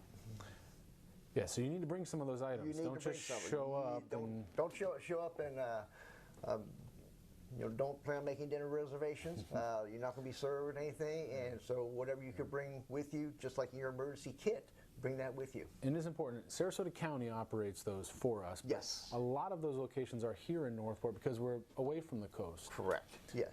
And most of them have now, if not all of them, have become pet friendly. Yes. And that's a big deal for folks. Absolutely. And for our family, our pets are our family. Sure. We treat them just like any other member of the family. We make sure we have their papers, we make sure we have their food, make sure we have a place for them to stay, because they're going to be separate. They're not going to be with the families within the shelter themselves. They're going to put in another safe area. Just because within the shelter itself, we might have people who might have allergies to pets. So we want to keep them safe, but be prepared to take care of them. Be prepared to go take a look on them every now and then, but be prepared with them just like you would any other member of the family. Yeah. And in years past, it used to be only certain ones were pet friendly, but now pretty much, and they knew that that was keeping people from going and getting out of harm's way. Yes, so. And we understand that, like I said, pets are a very, very important part, and so we want to make sure that we're accommodating them as well. As far as COVID's changed a lot of things in our lives, I can imagine in a evacuation center, it's, how do you balance that? Yeah, one of the things that we've had to do over the last year is kind of provide more spacing between groups. In other words, you come in with a family, you're kind of be generally located with your family but you'll be a little bit more distance separated from other families. The difference is a lot of times now there's not a lot of mingling. In other words, you don't see people walking around talking to each other. They kind of stay within their groups just to maintain that social distancing, just to make sure that everybody's safe, staying healthy, but they're out of harm's way. But again, it's a little bit more limited in terms of the actual social interaction. Lots of options for shelters here in Northport. How do people know where to go? Basically, what we will do is we will let you know what shelters are open. And as you stated before, we have several options. However, when a storm comes along, that doesn't necessarily mean that all the shelters are open.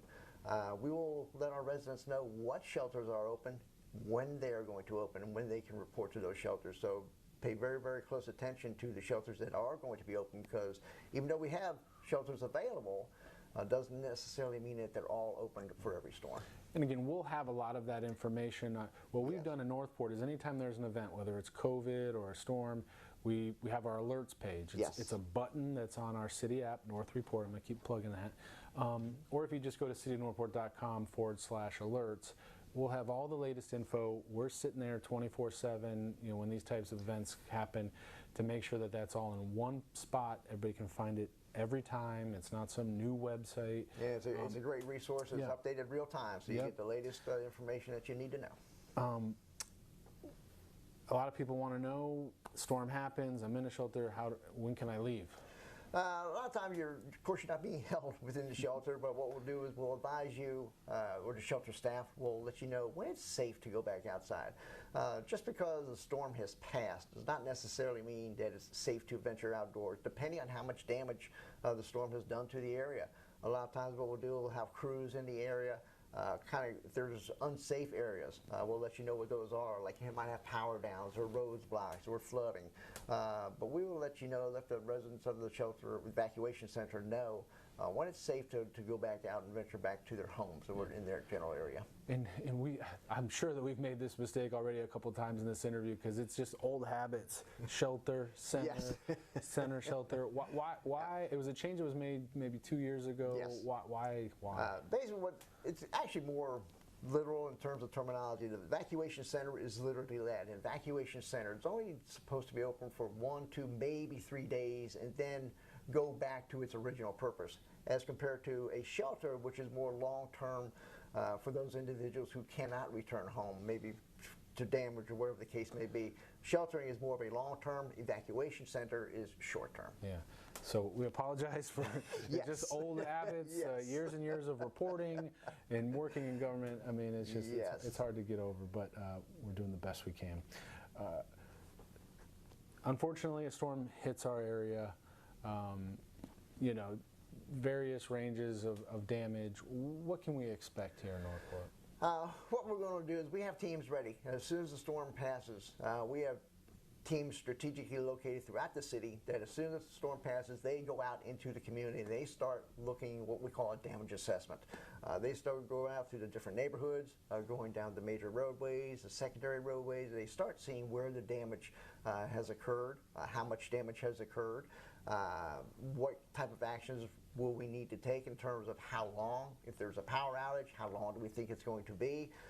Just kind of getting a big picture of what's going on and making sure that when we relay that information to our community, that we're giving the most accurate information at that time to let them know what areas they can go into, what areas they should stay away from.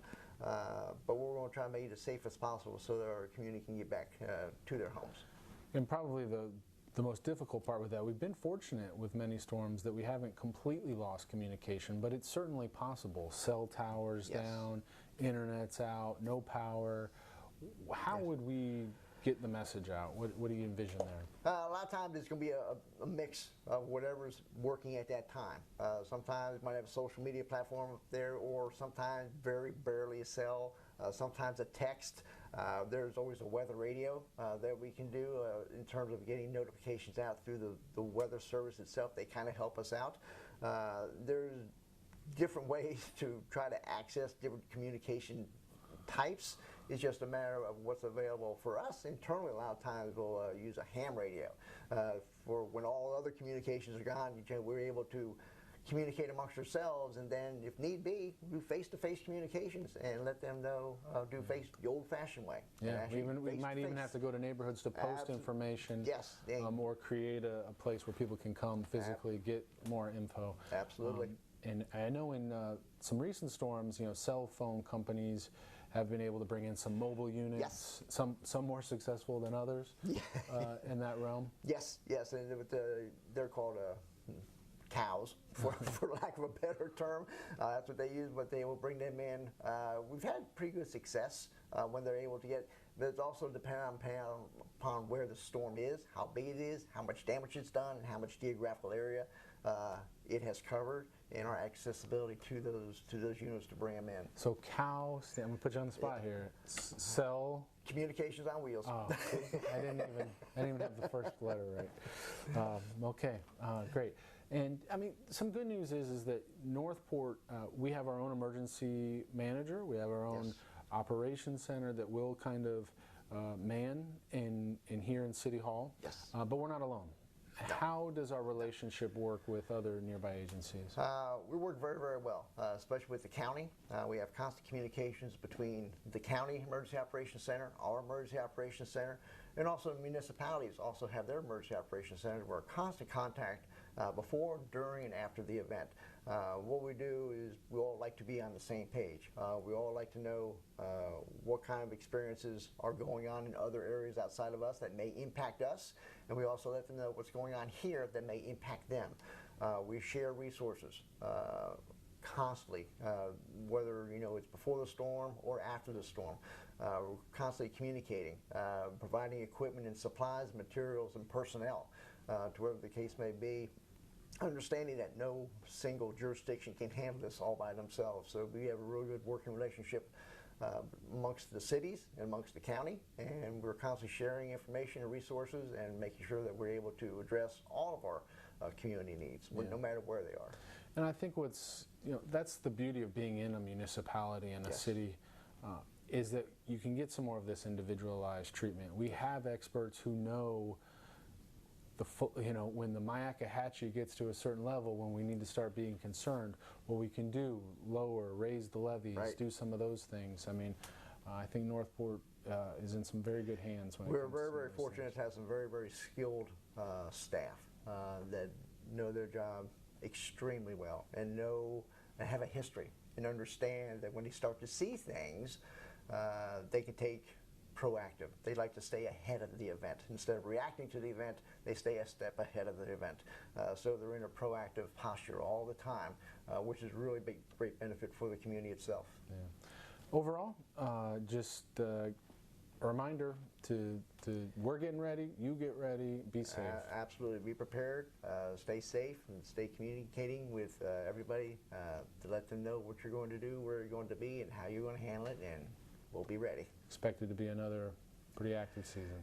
Probably going to be, yes. It only takes one. Yes, only one. All right. Yes. Thank you, Mike. Great. Appreciate your time. Thanks for tuning in, and get ready.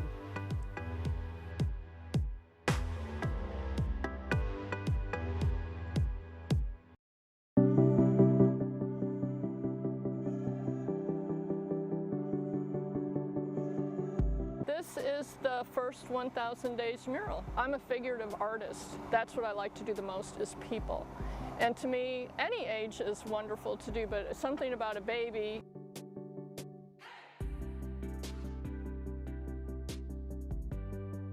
It's about nurturing, love for the pregnant woman.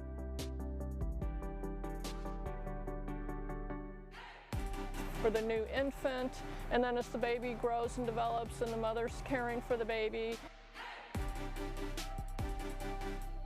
This is actually closer to 3 stories.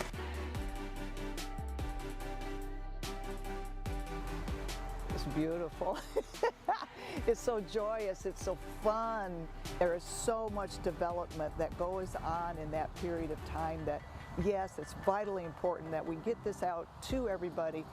Those first 1,000 days sets the lifetime for the child. We have such a young community, so many families within 12,000 school children. It's perfect within our community. Being able to, have everyone come by and see it and everything, it's an honor to be able to do it, and I'm just glad we were chosen.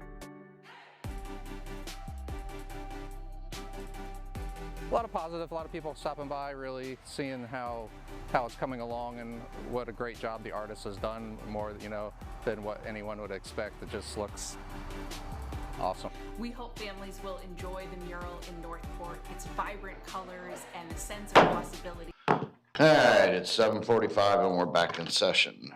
Moving on to ordinance first reading. Ordinance number 2022-02. And may I request a motion to have the city clerk read by title only? So moved. Second. I have a motion on the floor by Commissioner Luke and seconded by Commissioner McDowell to have the city clerk read its ordinance by title only. I'm a yes. Yes. I'm a yes. Yes. Vice Mayor, there we go. Yes? Yes.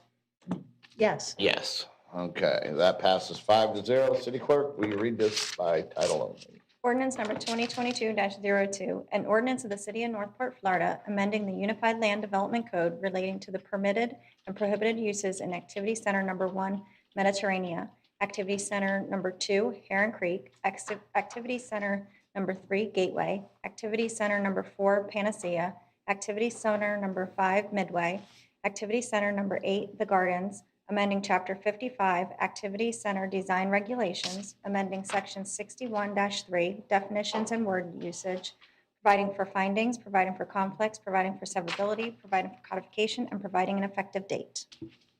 Thank you. City Manager, this is your item.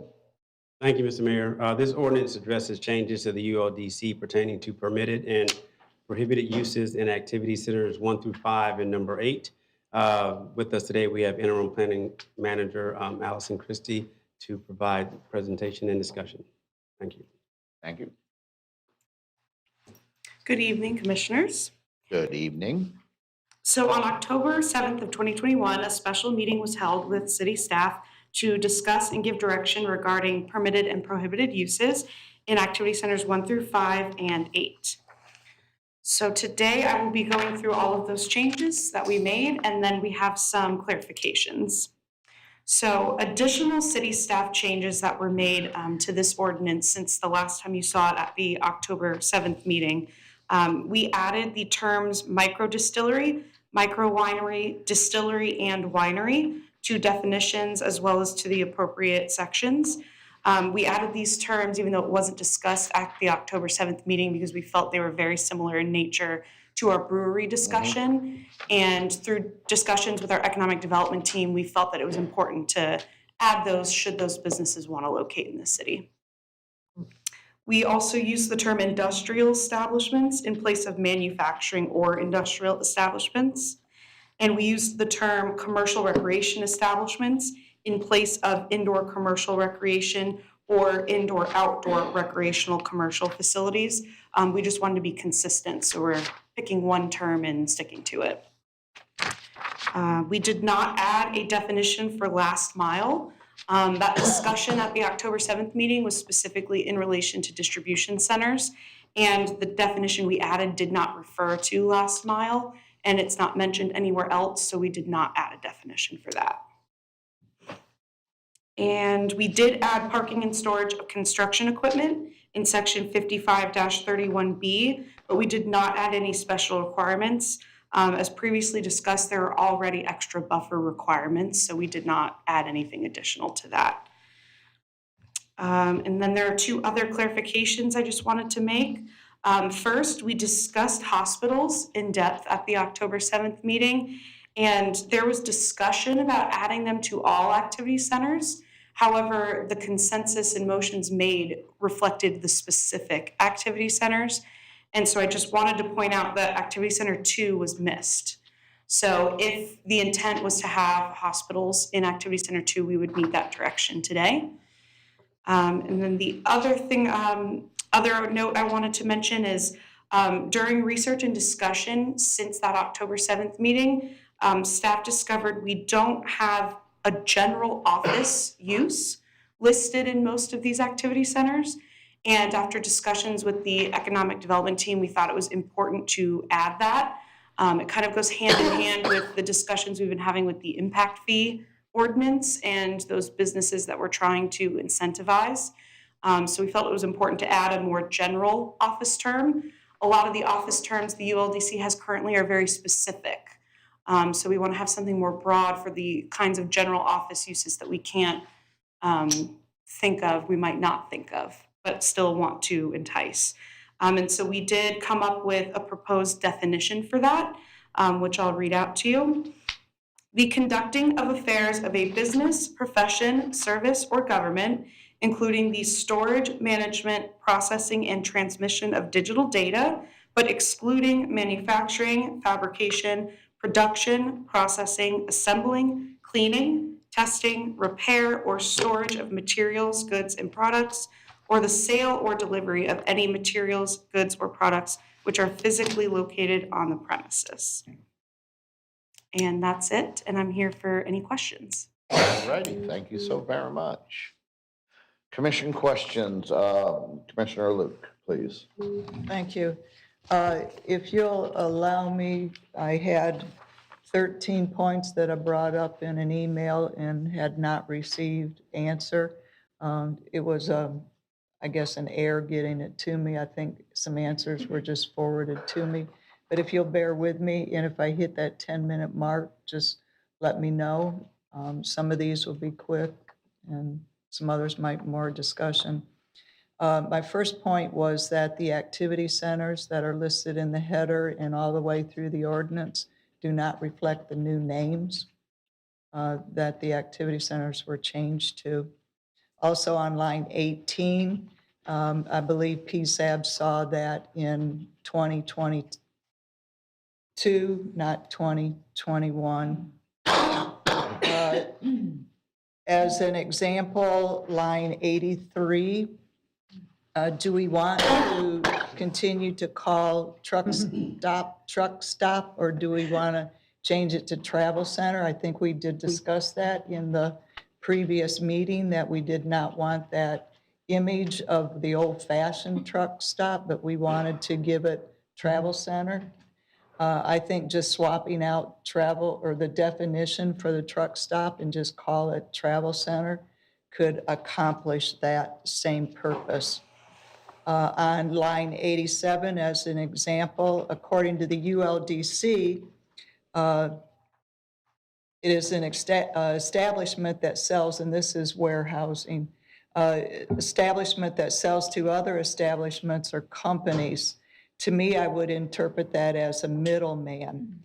It is not being manufactured there, but is selling to other businesses. Are we wanting to prohibit that activity from certain areas because we want these businesses to go to an industrial area? And why are we not including the last mile category when they are starting to be so prevalent? Yes, mini distribution type of center is what they are, but keep in mind, as mentioned below, warehousing is part of the definition of light industrial. So in Activity Center 1, we're saying that you can have light industrial, but we're prohibiting warehousing. So it creates a conflict and will have problems with interpretation, because in Activity Center 1, you're prohibiting and permitting warehousing. But I don't have a problem with warehousing, personally myself. Something that we did not discuss in our last meeting, do we want to allow post offices in our activity? Take each one of your points so we can give them consensus?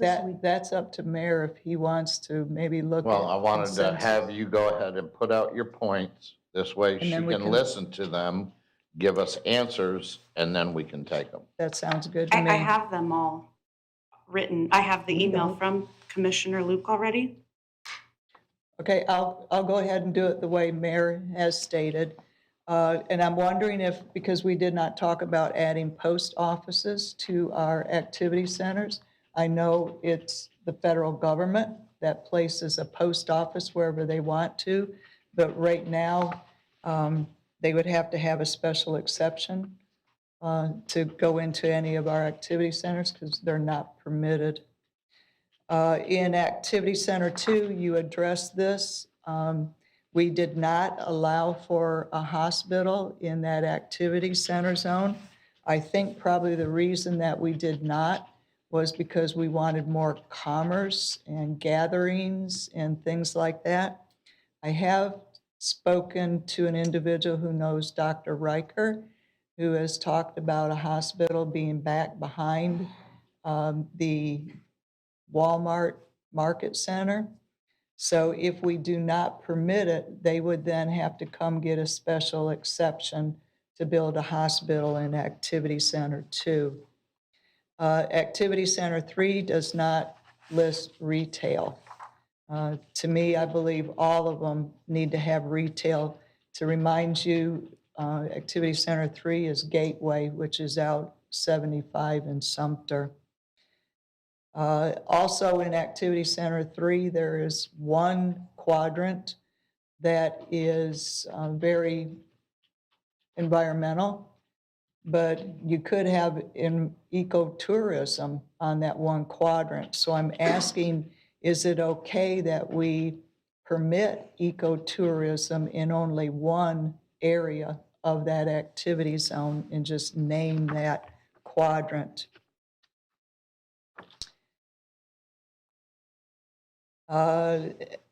We had, again, I had another discussion of a hospital, again, on Dr. Riker's property and activity center 4, but I don't believe that was permitted.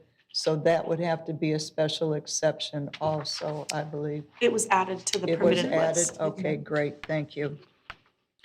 Line 222, I believe that's referring to outside parking. So would parking of semis with or without a travel center be accepted there too, is what I'm asking on line 222. Activity Center 8, which is out near Wellen Park, does not include retail. And again, I believe retail needs to be added to that activity center. Number 25 lists prohibited in the current code. It lists nonprofit activities. So when I went back and compared it to the old code, the number 25 was nonprofits that were permitted. And nonprofits in any activity center, I have a problem because you don't receive the tax and you don't have the commerce with them. So I think it's something that we need to look at and make them a special exception and not just automatically permit nonprofits in it. We did not address that going from the old code to the new code. Again, line 392 lists that wholesaling as a light industrial activity. That's the definition. Yet we are prohibiting that in Activity Center 1. My last one is the definition of second row. It has 250 feet. I believe that is too far back off of the road. I live on a road, and the next road over, which is considered a block, there is 2 80 by 120 properties. And that's only 240 feet. And we're talking about if it's set back 250 feet, going further than even a block. And you can compare this to a football field that is 300 feet. And that 250 feet is just a long distance, in my belief, that prohibits somebody to put it in. And we're talking about two different, talking about mini warehousing and also light industrial, and one of them was also made to be on second row also.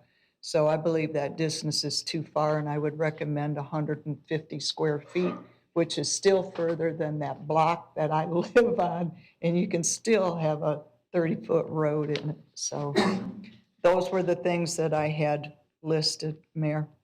All right, thank you. And Miss Christie, you said that you had that list prior. Did you have any answers or anything that you needed to reply to some of those points? And then we can Yes. go from there? Yes, sir. I have prepared answers to all of them, so Okay. we can go through those, or I don't know if you Well, want to. that's what I was looking at. She had the list. Let's see what your rebuttal is on that, and then we can go from there on consensuses if we want to change something, if you need direction to do so, or something that you may have already done, then we can just take that off the list per se, Sure. so. Okay, so the first point was about the activity center names. So we are drafting a resolution to bring forward to commission to officially adopt and change those names. So until that comes before you, we're using the original names. And by doing that, we're talking about, this is our first ordinance. And if you're being delayed in bringing forward those names, you're gonna have to bring this back again. So is that resolution or is that ordinance that's gonna have to come? So I believe the intent was to bring the resolution to officially show that commission wants to change the activity center names to the names that were voted on by the public. So that would be the first step, and then we would have to do a code amendment, a ULDC text amendment to actually change all the names because they're referenced extensively throughout the ULDC, not just in this ordinance and not just in Chapter 55. okay, and within that resolution, then, would you be allowed to use the names they've been changed to in this ordinance? I don't believe so, no. We would need to do the ULDC You're amendment. still gonna have to do another ordinance change. All right, thank you. The second point was the date that PZAB saw this ordinance, and you're correct, it should be 2022, so we can fix that. Your third point was about the truck stop and travel center. We can definitely change that, especially if you're okay with the current definition. If it's just switching the terminology, that's a pretty simple change to make. We already gave that authorization, I thought, when we had discussion before about I did travel not centers. see that in the minutes. Well, we can get a consensus, Mayor, on that. Yeah, right. All right, can we get a consensus to change the name truck stop to travel center, but keep the same definition? I'm a yes. Yes. Yeah, I'm a yes, Yes. Yes. and that passes 5-0. Okay.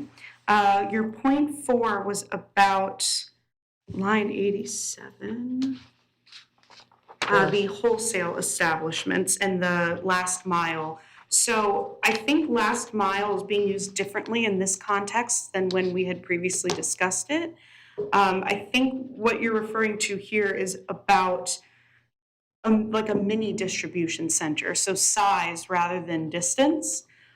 So we could try and do some research to craft some language for that and maybe do it based on size of the facility or something like that, and have it be permitted in different areas than a regular distribution center or a regular wholesale establishment.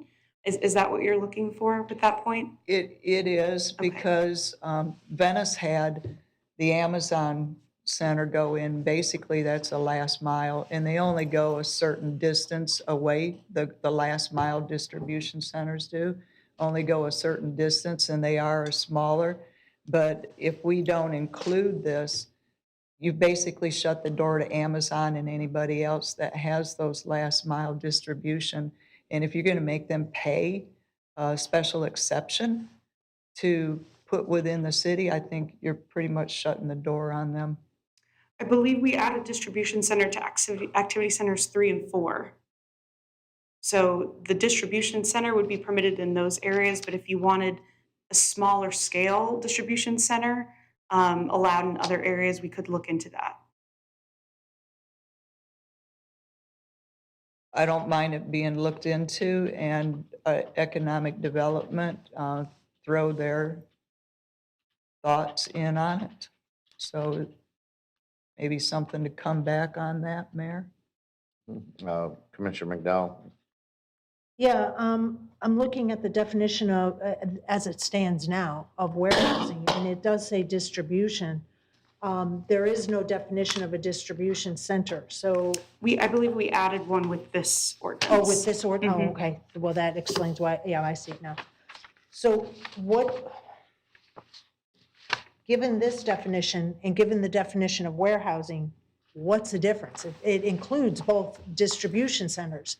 And if you're approving and allowing a distribution center, what difference does it make if it's 100 square feet or 1,000,000 square feet or anything in between? The impact on the surrounding neighborhood. If it's a much larger facility, I would think noise, visuals. Okay, I'll give you that. So, yeah, then we need to definitely clarify the smaller, medium, large. Because Cheney Brothers, I don't know, what would that be considered? Would that be considered a large distribution center? We could do some research on sizing and see. Walmart, the Walmart distribution center down there in Charlotte County, or DeSoto County on the line. Right. Yeah. So can we get a consensus, Mayor, that staff would look into that last mile mini type of distribution in other areas other than 3 and 4? Yeah, I'd be game for that, and with coming back with the sizes and everything that would fit, you know, proportionately in those areas. So can we get a consensus on that, Commissioner McDowell? I'm a yes, but we would also then have to look at the definition of warehousing. You can't just look at the definition of last mile and distribution centers without looking at the definition of warehousing, because it does fit distribution centers. So I think they have to look at all of them. I think that's what I was saying. I thought I heard warehouse, distribution center, and last mile. So all of the above in the consensus. Yes. And proportional sizes and stuff like that. Commissioner White? Tell me what you want again? What are you looking for? Just allowing staff to review distribution, whether it's large scale or small scale, in all the various activity centers. Just some information. Okay, because there's an already defined distribution center except in that northwest quadrant for what you're talking about, correct? Right. Okay. And it's also including warehousing, because warehousing can be a lot smaller than a distribution. Right, but that exception would still hold, correct? Yes. Yes, okay, then I'm a yes. I'm a yes. Yes. Yes. And that passes 5-0. Moving on, ma'am. Okay, next point was about post offices. Post offices are currently permitted in activity centers 2, 4, 5, and 9. So that's 2, 5, 4, and 9. So that's Heron Creek, Panacea, Midway, and Central Park. So per commission consensus, if you wanted to add them elsewhere, you are welcome to. Nice. Okay. Why wouldn't a post office be considered government use? Government use is broad. It's federal, state, local, it's everything. Why wouldn't a post office be classified as government use? I would classify it as government use. Because government use is pretty much in all activity centers, I think, except for the Warm Mineral Springs one. I don't think No, it is in that one too. I don't think it's explicitly listed. So an issue we've discussed previously and what we intend to fix long-term, a lot of the use lists, both permitted and prohibited, are very specific. So post office is specifically listed in those 4 activity centers. And that's something that we eventually want to move away from and kind of broaden those lists. But right now they're very specific. So post office is specifically called out in those. And the fact that it's not in others would make it more difficult to locate a post office there without a special exception or some other form of approval. And government use, there's no tax base. So I can see why there would be limited uses to it. But like you already alluded to, if the post office comes in and says, I want to put it here, they kind of trump us. So You said it was 2, 5, what, and 9? 2, 4, 5, and 9. 4, okay. So if we keep it government use as opposed to specifically saying post office, is that what you're looking for? To change it to government use? So I'd have to look. I don't think government use is specifically listed in the activity centers. Some of them it is, yes, ma'am. Yeah, it is. So if government use is listed in the other activity centers, then I think you have a very solid argument that a post office is a government use. It's So into, so it would also be allowed in those activity centers outright. All right, could we get a consensus, Mayor, that staff bring back information and look into where government use is allowed in the activity centers, so that those are the proposed post office places? And then that way they would look at where post office is listed currently in these 4. So just another look into, bring back type of Yeah, consensus. I can agree with that, clean Commissioner up McDowell. post office and government use and keep it government use? Sure. Is that the consensus Yeah. you're looking Yes. for? Yes. Commissioner White? Yes. I'm a yes. Yes. Yes. Okay, that passes 5-0. Next. The next point was about hospital and activity center 2. So as we stated before, just looking for clarification if you meant to add that as part of your consensus or if you wanted to leave hospital as a special exception. An AC2? In activity center 2. So currently it's not specifically permitted or prohibited, so it would be by special exception, but I believe listening to the meeting on October 7th, at one point you had discussed allowing it in all activity centers. So I just wanted to clarify the intent for activity center 2. Some hospitals are smaller than the big metropolis kind of hospitals. If somebody wanted to come in and put a hospital in AC2, I think we would be tarred and feathered before we even got out of the meeting if we said no, because it's not allowed. So I'm a yes. No, I would like to get the consensus to go ahead and allow in AC2. And Commissioner McDowell, you were a yes. Yes. Commissioner White? Yes. I'm a yes. Yes. And Commissioner Luke? Yes, sir. All right, the next point was about not listing retail services in activity center 3, and then adding outdoor recreation in one quadrant of activity center 3. So I agree, retail services make sense in most, if not all, of the activity centers. So that would just be per your consensus. As for the recreation, we do already have language for activity center 3 limiting to specific quadrants. I believe, as Commissioner White mentioned, we have the distribution center specifically in 3 of the 4 quadrants. So I don't see why you couldn't limit a different use to one quadrant. Okay, what I'll ask, Mayor, then is if we can get a consensus to add retail into Activity Center 3 for first? I'm a yes. Commissioner White? I just have a question, though, and maybe this is off topic, but we talked about, we were talking about targeting certain industries with the impact fees, because we would want to see more things that are going to bring in jobs, like decent paying jobs. I don't know. I mean, we want to just open this to retail, so, and then there goes, decent jobs. I mean, is that? Well, right now, is that okay? you couldn't bring in, I think it's Crabero, you couldn't bring in the boat place, what are they called, that sells all the big boats and. Oh, Cabela's? Yeah, Cabela, places like that, Bass because it's Pro real, Shop? Bass Because Pro. that's retail. Because that's retail. That's retail. Exactly, and that's a lot of jobs. I wrote this down and I forgot to mention it. So it does currently allow a commercial complex 100,000 square feet or more that is not big box. That's currently in the code for Activity Center 3. I Okay, wait a believe, minute. wouldn't Cabela and Bass Pro be considered big box? Yes. Because they're franchises? And Yes, I so just mean, wanted to make you aware of that. having those things on 75 would be phenomenal. Right. So that's why I would like to see retail added. Yeah, I'm a yes on the consensus to add retail to Activity Center 3 because that is an interchange. If you have a gas station and next door to it you have a little five and dime store, they wouldn't be allowed in there because it's not retail. But then we do have to address that B3 about the commercial complex in a separate consensus. Right, let's get through the first one. Okay, yes. I'm a yes. I have a question. Okay, passing you. No, go ahead. So we talked about wanting to allow big box, particularly up on 75. That makes a lot of sense.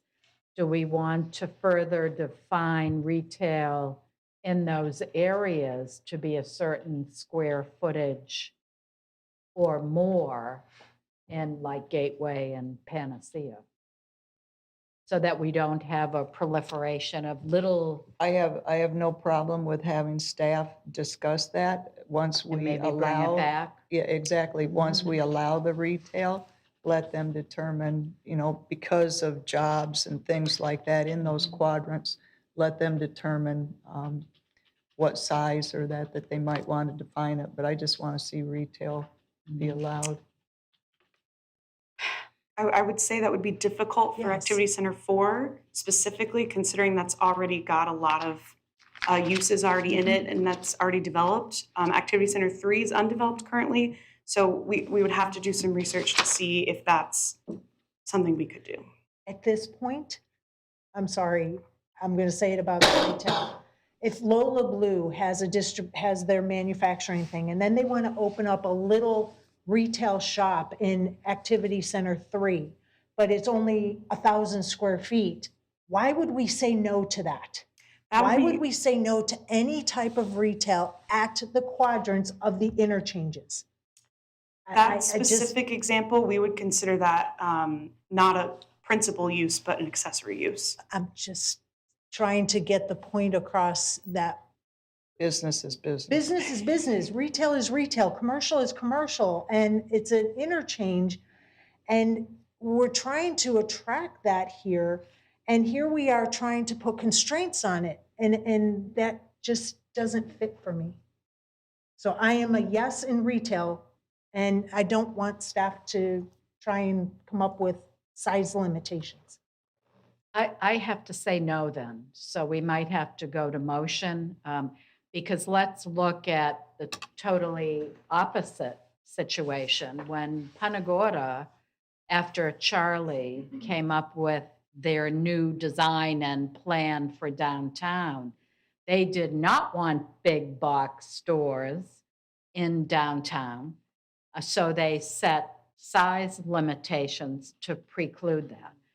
So when I look at development within the city of Northport, we don't really have an issue attracting small retailers. They're all over the place.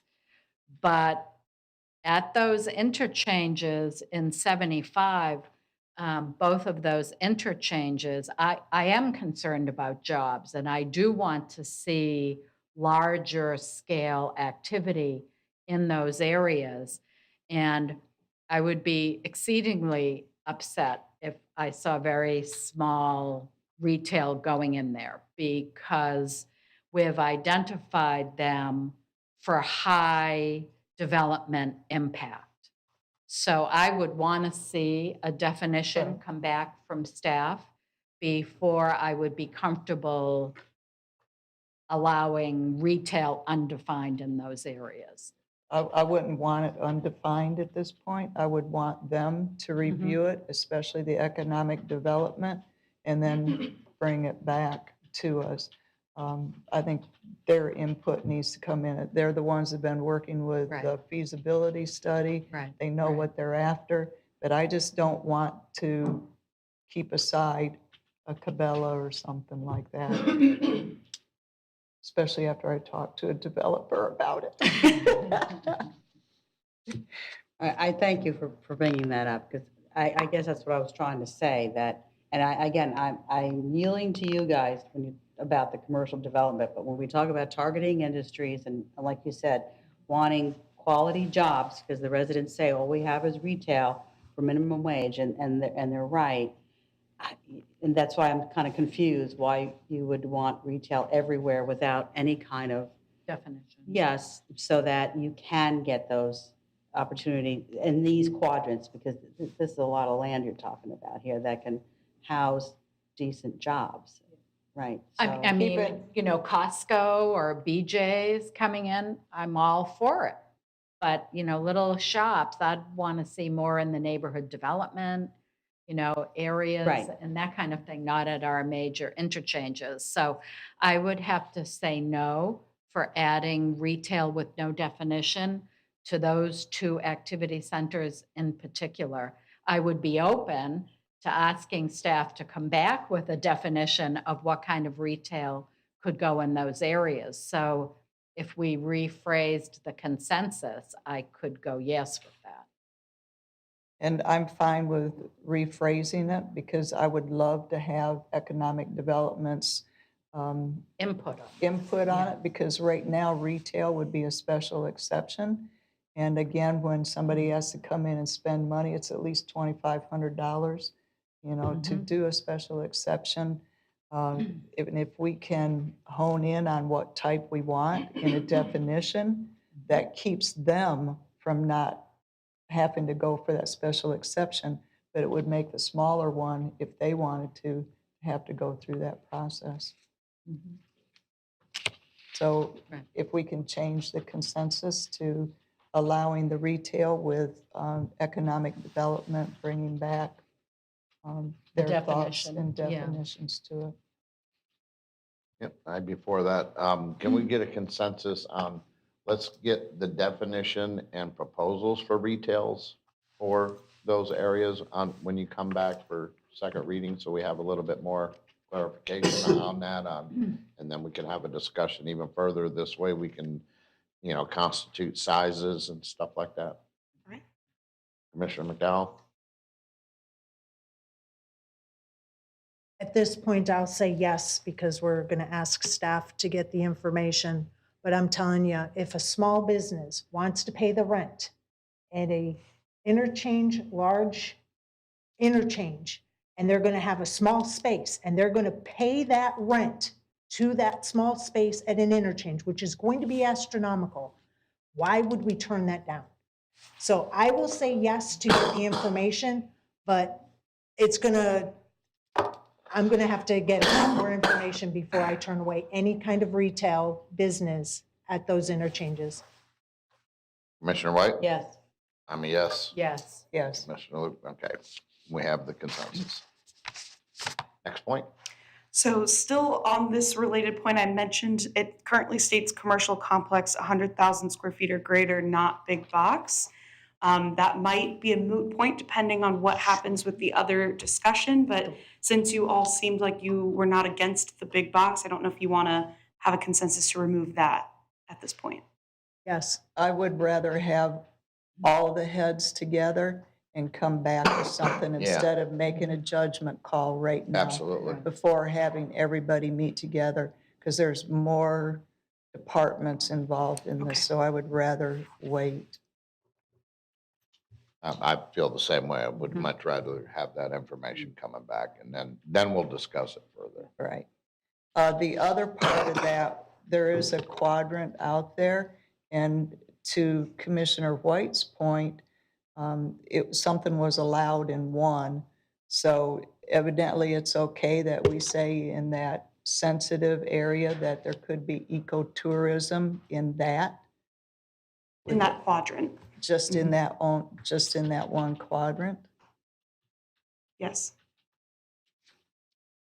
So we'd have to also get a definition of what ecotourism is. Well, yes, we would have to, I'd have to get that consensus for the specific use you're referring to, but to answer your question about can you have it be in one quadrant? Yes. that's the only thing I would want to see in that quadrant. I would not want anything else going in there. Well, that is not what it says currently. Correct. Everything else listed for Activity Center 3, except for distribution centers, right now can go in all of the quadrants. And there's one that shouldn't. Just ecotourism should be in it. Can I ask a question to that? Because that, I think it's what, northwest quadrant Yeah, is the environmentally sensitive. Can we have Activity Center 3 and list all the permitted uses and then say, except for northeast quadrant, and then have Activity Center 3 northwest quadrant only, and then have ecotourism? Can we do it, can we break it out in the code? Potentially. It's very similar to what we have with War Mineral Springs. We have Activity Center 7 and 7A. So it's all one activity center, but it's broken out with the Springs location specifically. So we would need to workshop that a little bit, but I think we could do something similar and have Activity Center 3 and 3A be the specific quadrant you're referring to. I like that idea. I really do. I don't want to see that environmentally sensitive area have that same, everything allowed. I think it needs to be. So Mayor, can we get a consensus that northwest quadrant be labeled Activity Center 3A, and staff come back with their recommendations of the borders and definition within that? And I just wanted to note I really was quick. just gonna say, is that acceptable with you? So, That's a major change. So I believe we would also have to do a comprehensive plan amendment because all of the activity centers are listed in the comprehensive plan. So That's why I was thinking that we could do it for land use, northwest quadrant only, ecotourism, and the other 3 quadrants list everything else. That way then we're not getting into the comp plan change and 3A and 3B. It's still 3, but northwest quadrant only. we would have to do a little bit of research and potentially confirm with legal on how we do that, if that's something that we can do, or if we would need to do it the way that we just spoke about. I'm not sure, but we could look into it. That's good enough for me, that you look into it and come back. I mean, you've heard the will of the commission. Is War Mineral Springs divided in the comp plan? Yes, ma'am. Okay. So a consensus, Mayor, to have staff get with legal and find out how it can be best worded to have that northwest quadrant preserved for the sensitive environmental area. yeah, I'm a yes. I'm a yes. I just wanted to make sure that you were okay with that, because this way you're still gonna go out and get more information and bring it back, and then wherever you have to go to get your answers. I didn't want it just to be specifically legal. I want them included, absolutely, but wherever you need to go and to see how we need to do this, so. Okay, Commissioner McDowell, Yes, and don't forget to add the ecotourism definition. Commissioner White? Yes. I'm a yes. Yes. Yes. Okay.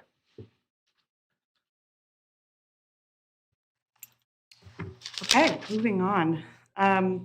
There was a point about hospital for Activity Center 4, and that has already been added to the list for permitted uses. Okay.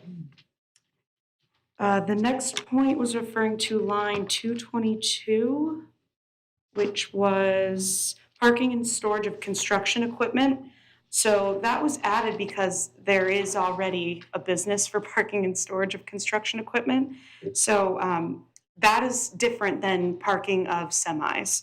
So as of now, that would only be permitted as a part of the travel center, or if it's completely enclosed, so then it's not outdoor storage. That would be the only way that would be allowed currently. Okay. Why do we not allow outside storage for the semis in AC5? So this is AC4, I believe. 222 is AC. AC4.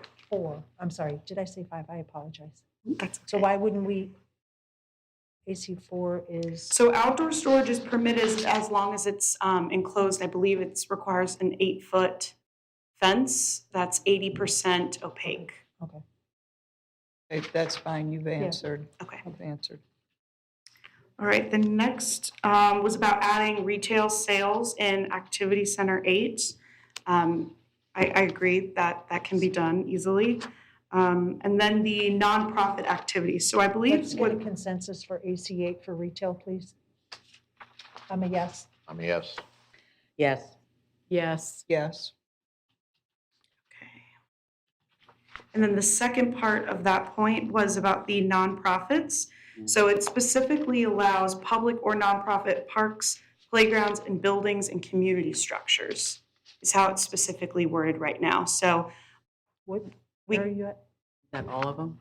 That's in the current code, it's not in the code. ordinance. Oh. Because we didn't propose deleting it or changing it, so it doesn't show up in the ordinance, but that's currently permitted for Activity Center 8. So if you wanted to remove it and have it be a special exception or put it as prohibited, that's the will of the board.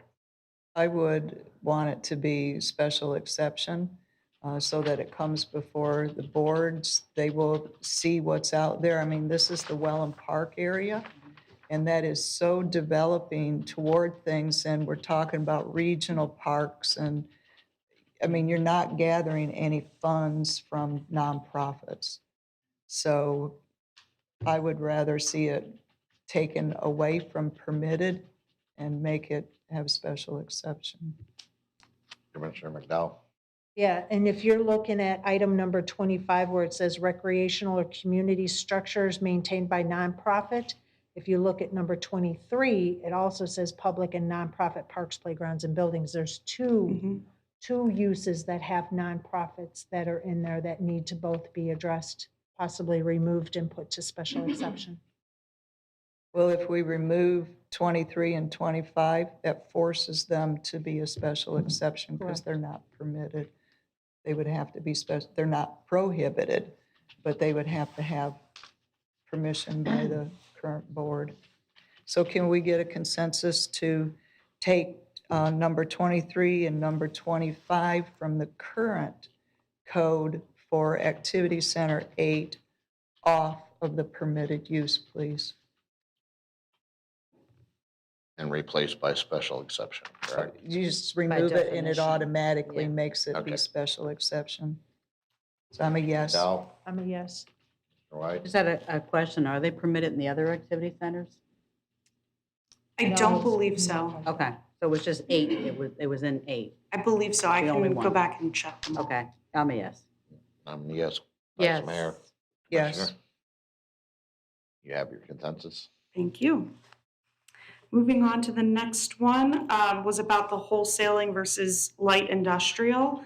I agree that the wholesaling is in the definition of light industrial, so if we are permitting one and prohibiting the other, that is a direct conflict. You specifically mentioned AC1, but light industrial is it's in the second row definition. So it's not outright prohibited, it's just with that restriction. But we can what I would recommend is do a review to make sure we're not doing that anywhere in any of the activity centers where we're allowing one and not the other. I didn't get a chance to do that complete review yet, but that's what I would recommend. That complete review needs to be done so we don't have a conflict, definitely. Because if it's prohibited, doesn't matter whether it's second row or not, it's prohibited from the activity center. Second row, third row, fourth row, wherever, if it's prohibited, it's prohibited. So language would have to really be looked at and then reviewed.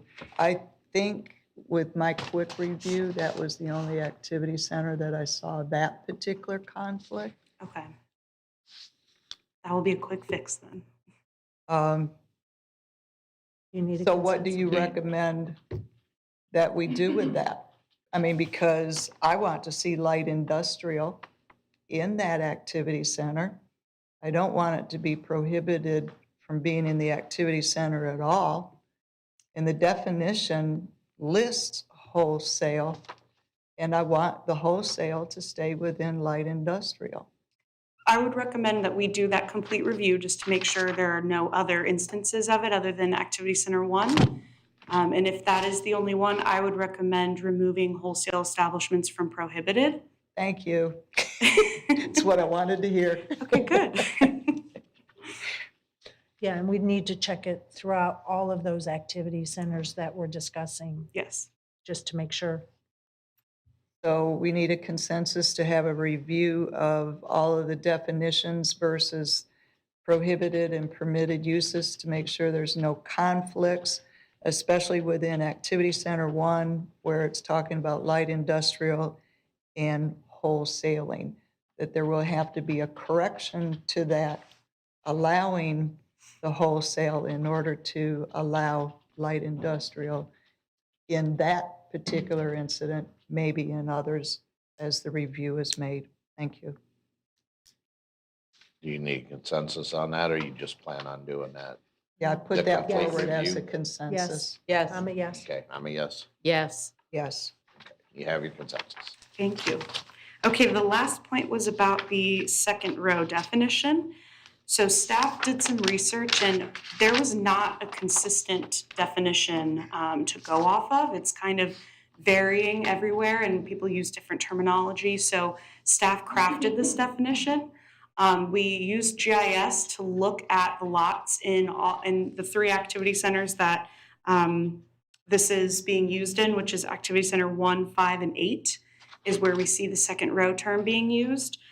So we were looking at lots in those areas and we felt that 250 feet was an appropriate distance to match your intent.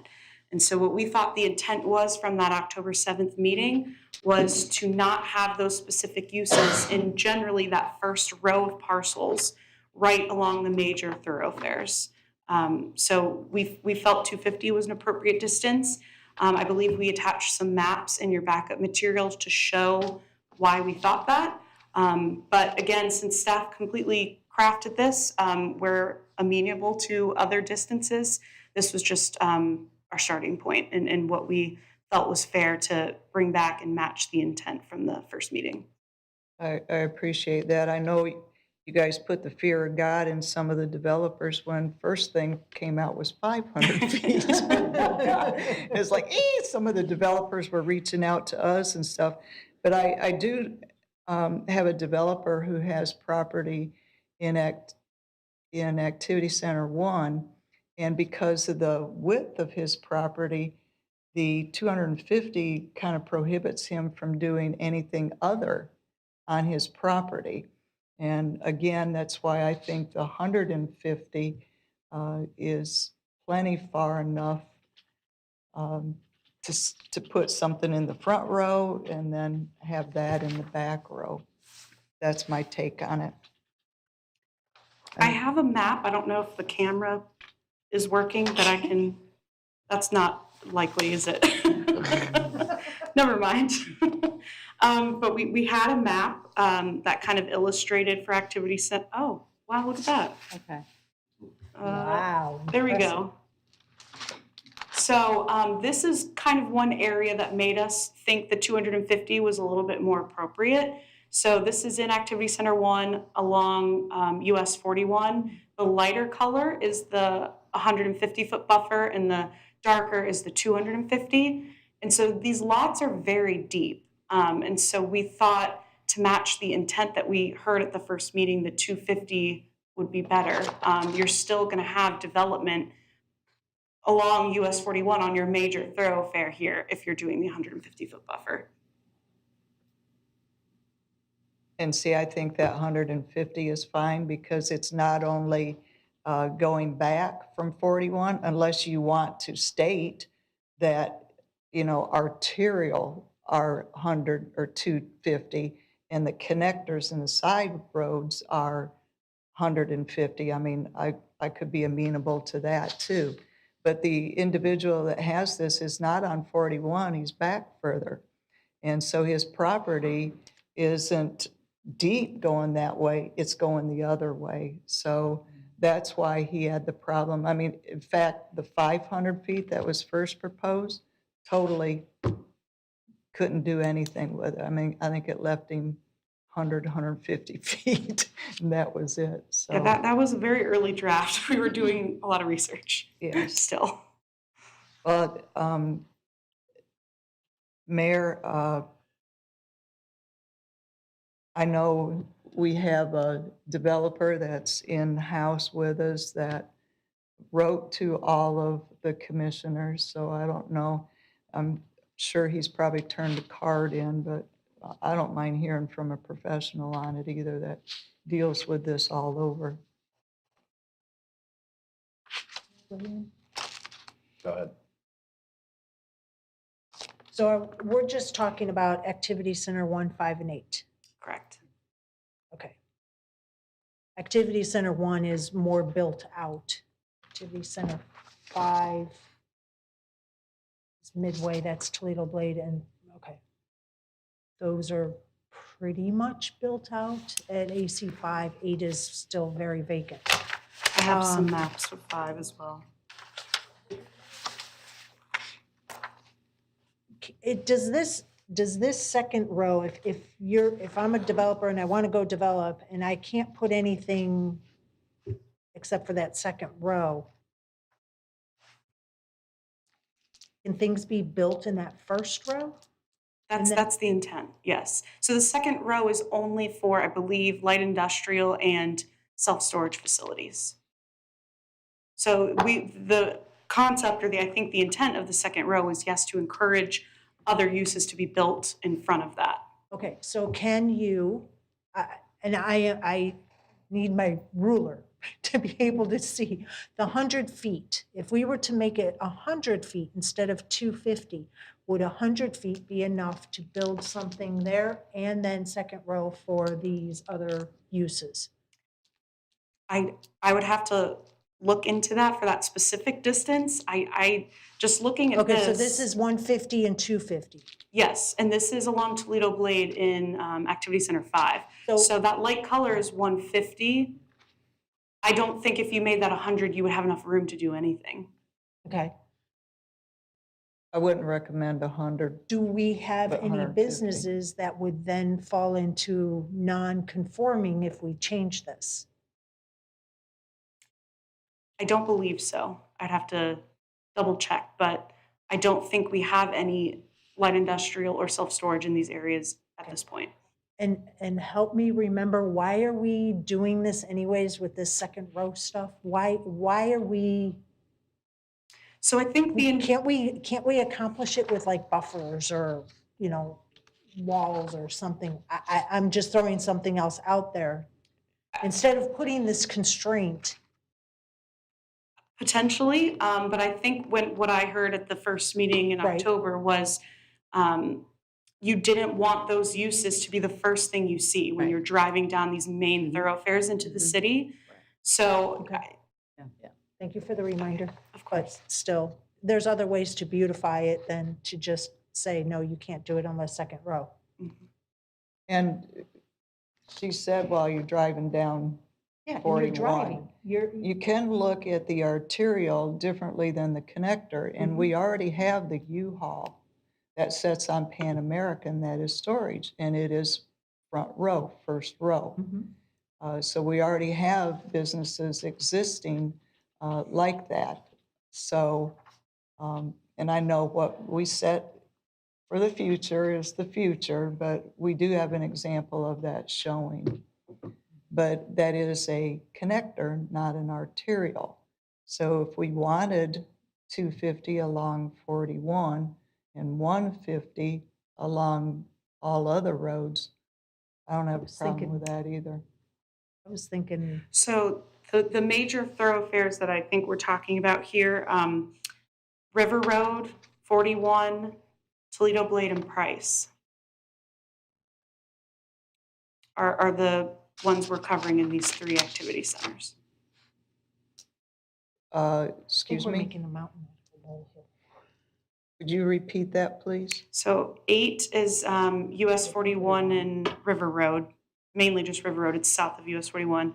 Activity Center 1 is US 41, and Activity Center 5 is Toledo Blade and Price.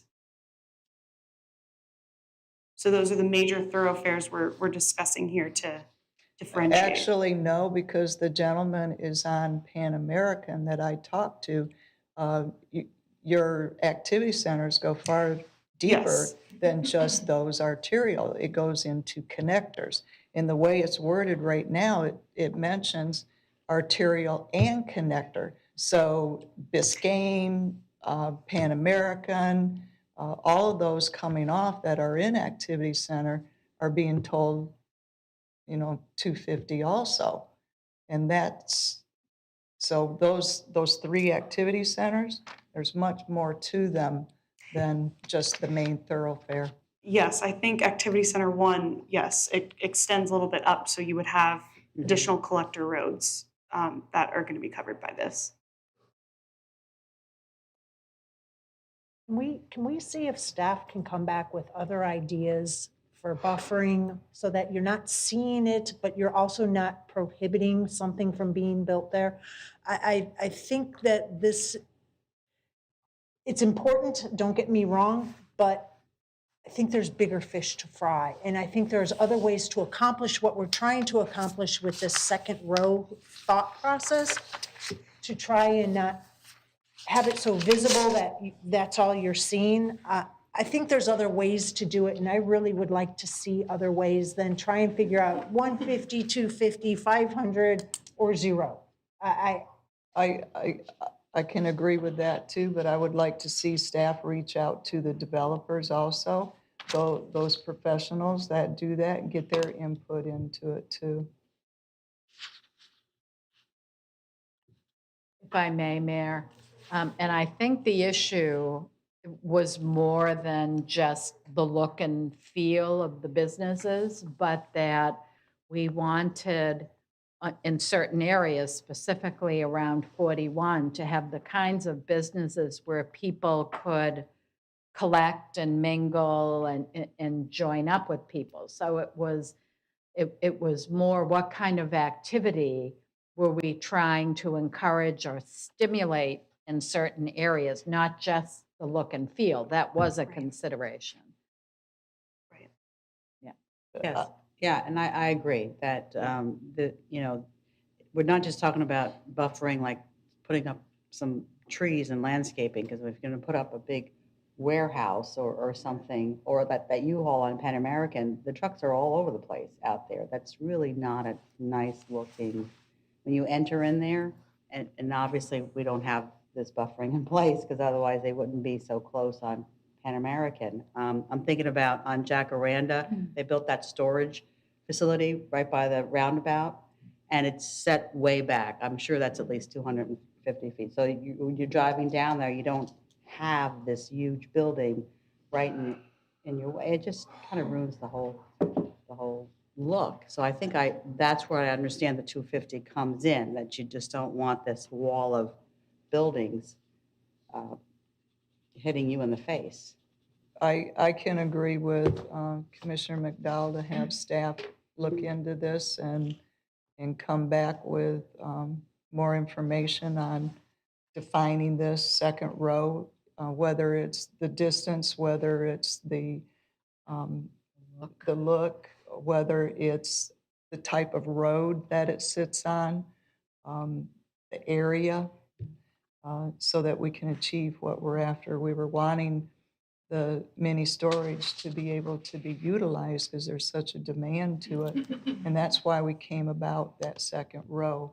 But we don't want to make it so cumbersome that they can't do it on these side roads, because this person that talked to me doesn't even own on 41. They're off 41, and they're being prohibited on this other road.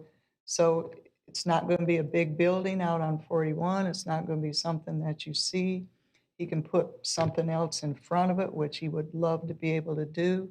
So, yeah, I'm going to ask for a consensus that staff be able to look into the definition of second row for information, please. And I'd like them to come back with additional options than even second row, so that we can see about building on first row with some other requirements that may be necessary to keep that look and feel of the main thoroughfare. That was the intent, was that Thank they you. look into this, review it, and come back. And again, I'll reiterate, I'd like them to speak with other developers and stuff like that, even other cities, see how they do it. I'm a yes. Yes. Be a yes. Yes. I'm a yes. Thank you, Allison. Thank you. That was all of Commissioner Luke's points. I just had the one point about general office that I don't know that we touched on yet. And then that's all I had. I have stuff. Okay, and what was your general office? So we proposed a definition for general office and would like to add that to all of the activity centers in this ordinance.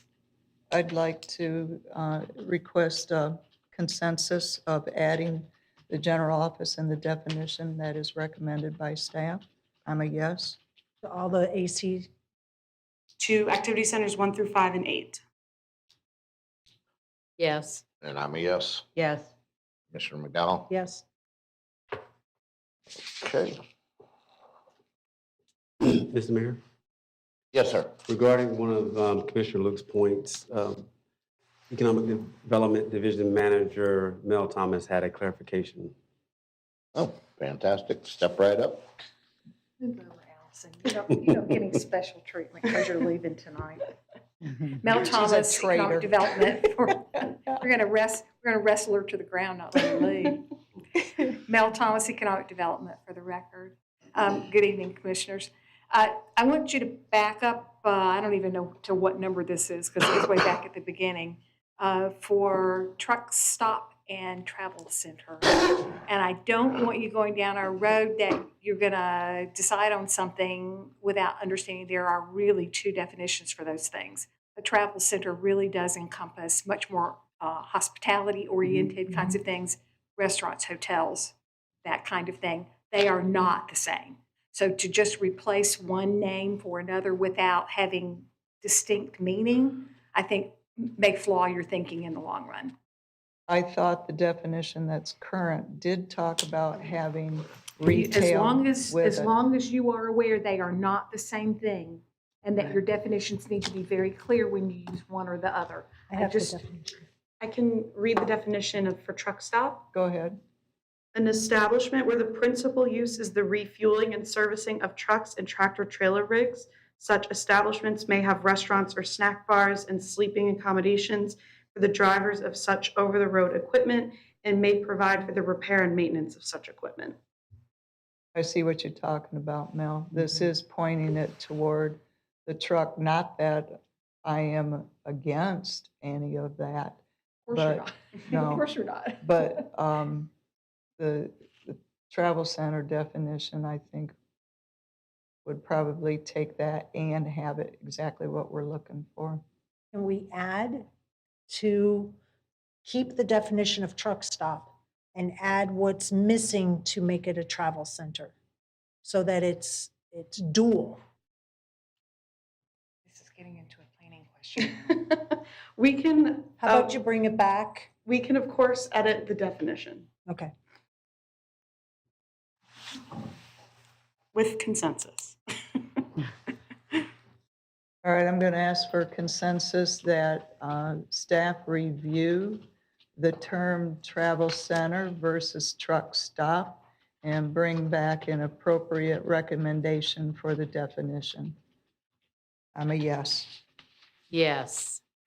I'm a yes. Yes. Absolutely. Thank you, Ms. Mel. Okay.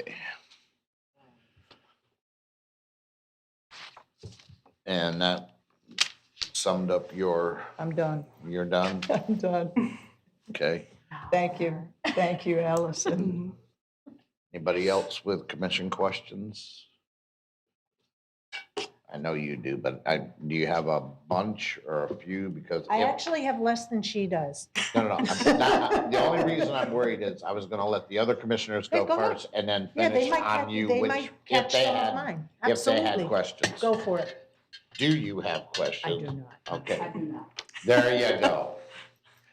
All right, Commissioner McDowell, do you have questions? I do. Not right. that many because Commissioner Luke had picked up a few of them, so. Go right ahead, ma'am. Thank you. So on line 63, it says mini storage facilities not including open or outdoor storage located in second row.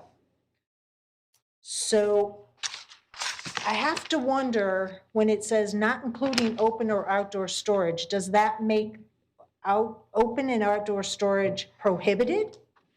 Or special exception? It is definitely not clear the way that it's written, because I'm asking for clarification on that. It would make a special exception because that's what we stated in the But it last doesn't say meeting. that. It says not including open or outdoor storage. To me, that's saying it's outright prohibited. No, it's not listed under the prohibited, so it makes it special exception. It's I not would- really clear. That was my interpretation as well. It's not listed as a prohibited use, so. Not including makes it, to me, sound prohibitive. We can look at how best to incorporate that. I'm not sure off the top of my head how we would reword that, but we can look into that. Maybe just by saying open or outdoor storage is by special exception. I'm not trying to wordsmith for you, but it's by saying not including, it sounds to me more prohibitive than special exception. We can look at the wording and make sure it's clear with second reading. Okay. I would appreciate that. And there's a couple places that has that language. So maybe throughout the document, if I can get a consensus to have staff look at that, not including open or outdoor storage. Actually, I don't like naming what needs special exception.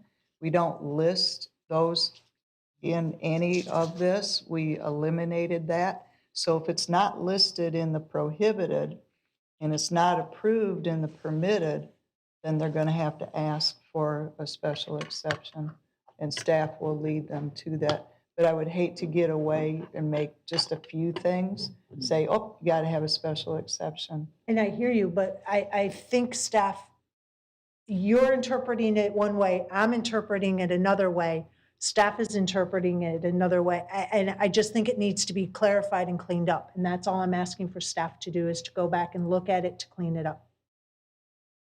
I don't think it needs to be cleaned up, and staff agreed with, if it's not listed in one or the other, it's special exception. If somebody wants to make it or build that, they would have to come see staff anyhow, and staff would have to say, oh, that's a special exception.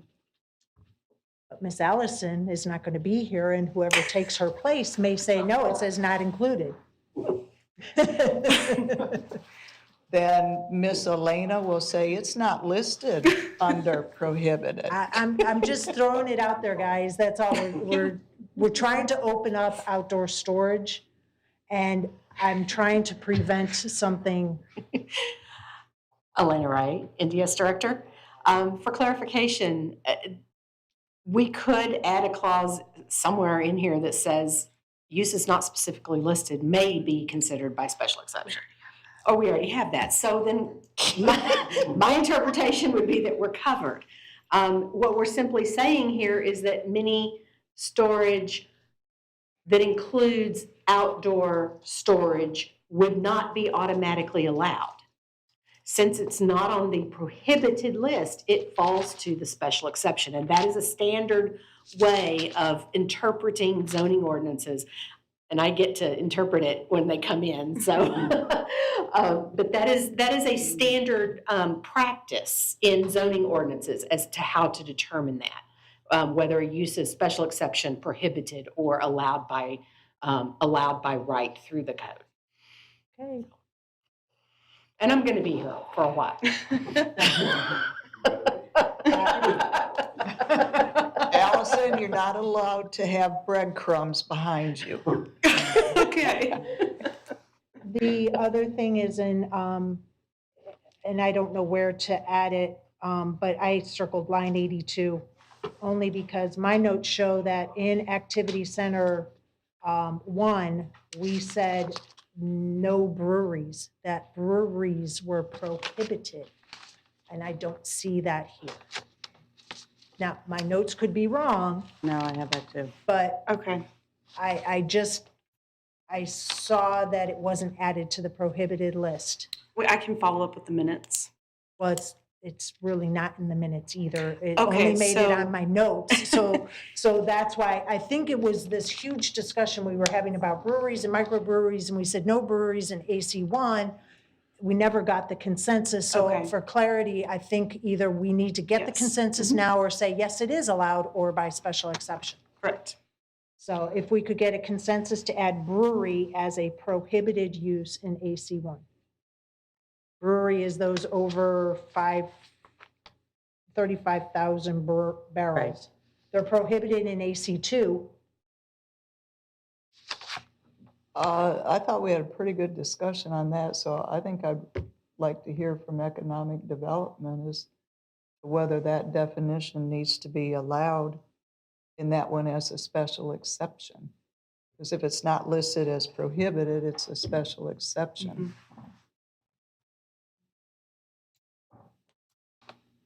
Randy Bowling, market research analyst for Economic Development Division. In general, I'd say, especially when it comes to the malt beverage discussion, whether it's the wineries, breweries, or distilleries, there's no real reason, at least from our perspective, to outright deny any of those. There are larger possible facilities that are going to make large quantities, but not necessarily have a large impact on that area. And so I think it would be important for commission to see that opportunity at the very least. And then at that point, you could then make that denial. I'm good with that. Using special exception. Okay. I did have it in my notes that we did say no to that. Yeah, thank you. Thank you for that Yeah. reassurance Yeah. that my notes were inadequate. So in AC3, we do not have commercial recreation, as you guys defined, as a permitted use. And it's not on the prohibited use. And if somebody wanted to come and put in a sky zone, they would have to go through special exception, which we've already established costs time, money, and resources, and a lot of developers don't want to go through that trouble. And if we're looking to have family fun activities, why would we have a business go through that in AC3? Especially now that we are considering adding ecotourism to AC3. I agree. So I can add some perspective to that, having had a sky zone come in a jurisdiction I worked in. There are some things that are specific to something like a sky zone that you may not want to see from the roadway or from a neighboring property. And you want to make sure that those things that go along with that business are put behind the business so it's not on view. But you don't know what those things are until that specific use comes in. I've gone through the experience of saying, of a board saying, yeah, it's great, we want that to come in.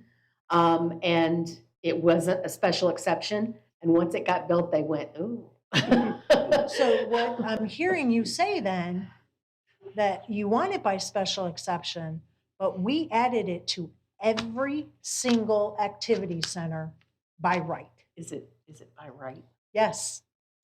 I don't believe we added it to every activity center. Yeah, I think We did add it to several. Yeah. Okay, so, but it's in activity center 2, and it's in activity center 1. This is an interchange, so that's why I'm bringing it up. Why are we making it a special exception and an interchange? From having experience with those type of uses, I would recommend that it be a special exception. In places where it might be heavily viewed from roadways. Now, if it's tucked back behind something, that's not as much of an issue. But if it's going to be viewed out front, and I've dealt with sky zones, I've dealt with Topgolf, I've dealt with many of these types of uses, and they're great, and you want them. But they do require some extra consideration. They were added to 1, 4, 5, and 8. Yeah. So When they drafted this, they didn't have the benefit of my experience. We just wanted a sky zone. I have no problem with it being allowed in 4 of them, and then out there, make the special exception. I have no problem with that. Some areas, it's fine, you know, it's not as big of an issue. When they go in on a very heavily traveled thoroughfare, and they're very close to the road, that's when you really start getting into some issues with how they look and feel to that roadway. But Activity Center 4 is an interchange, and it's allowed by right. And here we have another interchange at Activity Center 3, and we're making it a special exception. Well, I just, this ordinance is what's adding it to AC4. It wasn't previously permitted, so if you choose, you could change that at this time as well. I don't want to change it. I want to put it in AC3. Just make it. So Mayor, if we can't get a consensus, I'll make a motion. Can we get a consensus? I'm a yes to add it to permitted. And you want to add what, recreational? Recreation, Activity? commercial recreation Recreational. establishments. Yes. AC3, which is, Yeah, 75 in Sumter. Commissioner White? Yes. I'm a yes. Vice Mayor? No. Okay, that shoots that. Make a motion. may I make a motion, Mayor? Yes, ma'am. I'd like to make a motion to add to Activity Center 3, to the permitted use of commercial recreational establishments as defined. Okay, we have a motion. I'll second. We have a motion on the floor. Can you repeat that, Commissioner McDowell? To Please. add commercial recreational establishments to the permitted principal uses in Activity Center 3. And that was made by Commissioner McDowell and seconded by Commissioner Luke. Voice vote, Commissioner Luke, Yes. or Vice Mayor? No. I'm a yes. Commissioner White? Yes. Yes. And that passes 4-1. I just want to Sorry. make a comment that I travel along the interstate, and when I see the zip lines, the batting cages I go, and why stuff don't like we that. have that? Oh, no, I go I want to in. stop. She drives across the ditch and through the fence and straight down in there, going on She's next. the one causing all the accidents on 75. Thank you. May I give explanation Yes, as to why yes. I said no? Sure. Thank you, Mayor. You know, we've gone to great lengths in our city to make our entranceways into the city and the view of our city along major thoroughfares to be treed and welcoming and beautiful. I've also seen, and I love Topgolf, I'm not saying anything against them, but I have seen them from the road, and I really don't think that's the look that we have worked very hard to preserve in this city. Now, I'm all about economic development and I'm all about recreation, but I hear every day from people that we want to keep a certain kind of look and small city feel. And I would want to scrutinize those kinds of developments in highly visible areas. So that's why I voted no. All right, thank you. Commissioner McDowell, anything left? Yeah, I got a few more. So along the same lines, if we are allowing a travel center in Activity Center 4, why would we not allow it in Activity Center 3? If I'm a Buc-ee's and I want to go to Activity Center 3, not Activity Center 4, because it's so built out and there's so much gas stations already there, why would I have to go through the special exception process, or possibly, and I'd have to check to see if it's prohibited, why can't we add a travel center to Activity Center 3 interchange? Can I speak to that? Sure. The reason that I wouldn't is because that's 2 interchanges right side by side.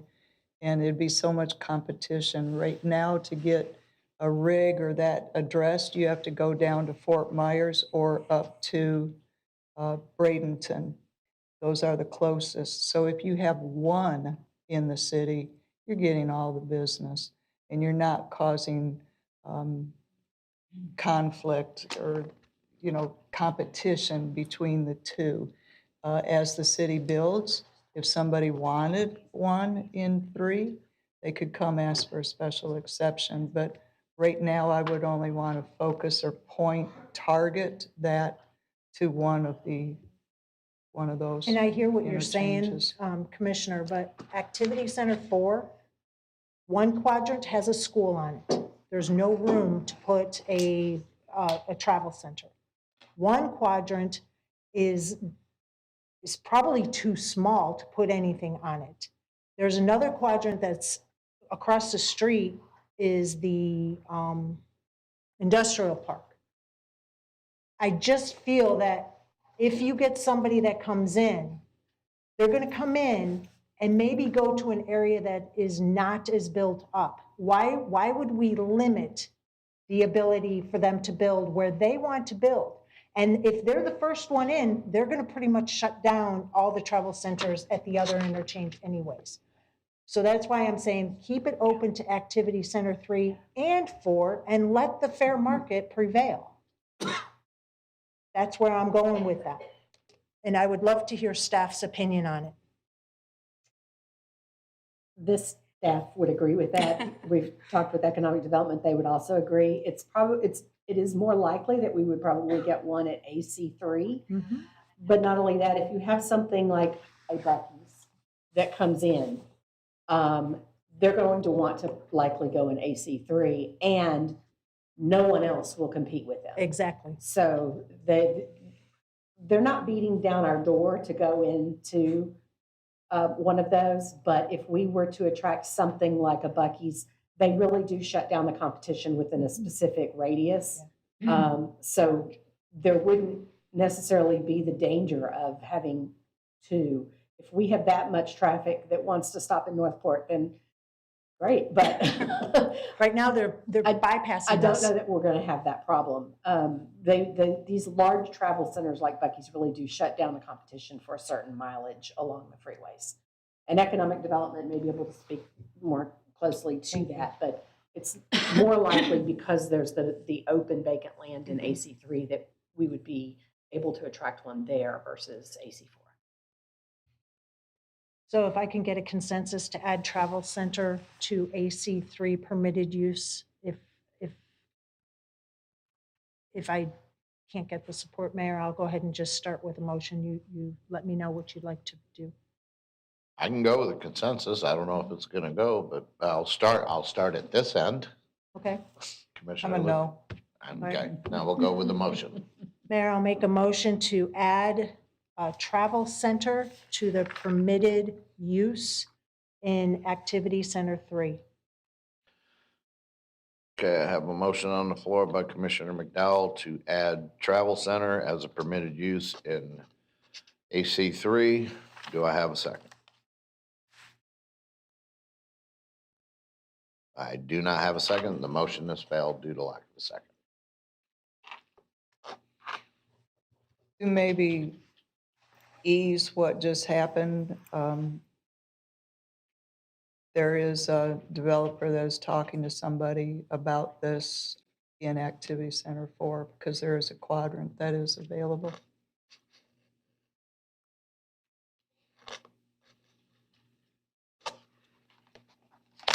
I was thinking along the lines of what Commissioner Langdon said, this is our entryway, and this particular area has all this residential property around here, and that's what I'm concerned about. I know travel centers are great money makers, but they also bring in an element, and I'll probably get blasted for saying that, but I just would like to see this.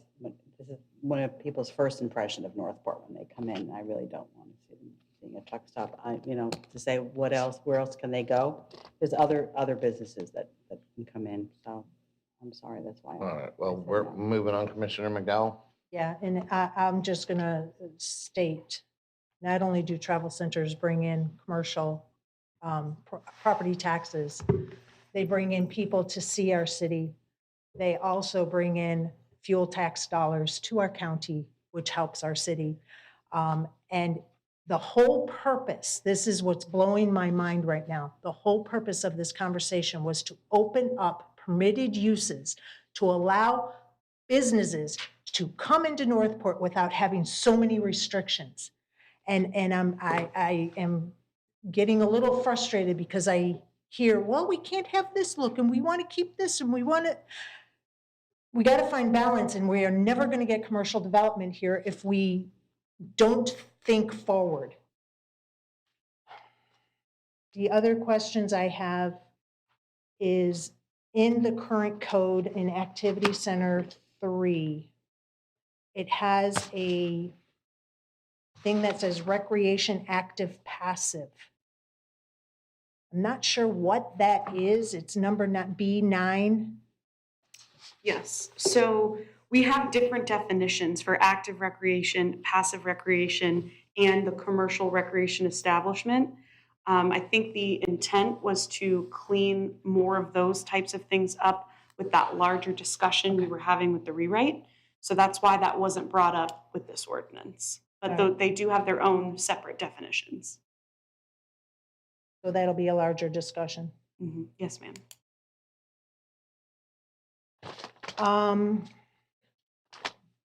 So now we're going to go into Activity Center 3, prohibited uses. 3 and 3. It is the only activity center that does not have residential. I do not see any residential in Activity Center 3, and I kind of like that because that is a commercial interchange. There should be no residential in a commercial interchange unless it's like a multi-use kind of thing. There's a lot of thriving things that have multifamily in the back, and you have your commercial in your front. So I don't know if you guys want to add residential or if you want to put it on the prohibited. Right now, it would be a special exception. So actually, it would not, because it's not included in the percentages. Correct. So that would have to be a comp plan amendment first. Oh, okay, so does that mean it's automatically prohibited? They would have to do a comprehensive plan amendment first to allow residential in that land use mix, and then it would be a special exception. Okay, moving on.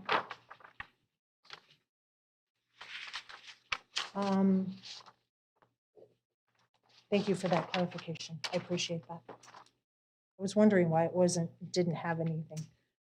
That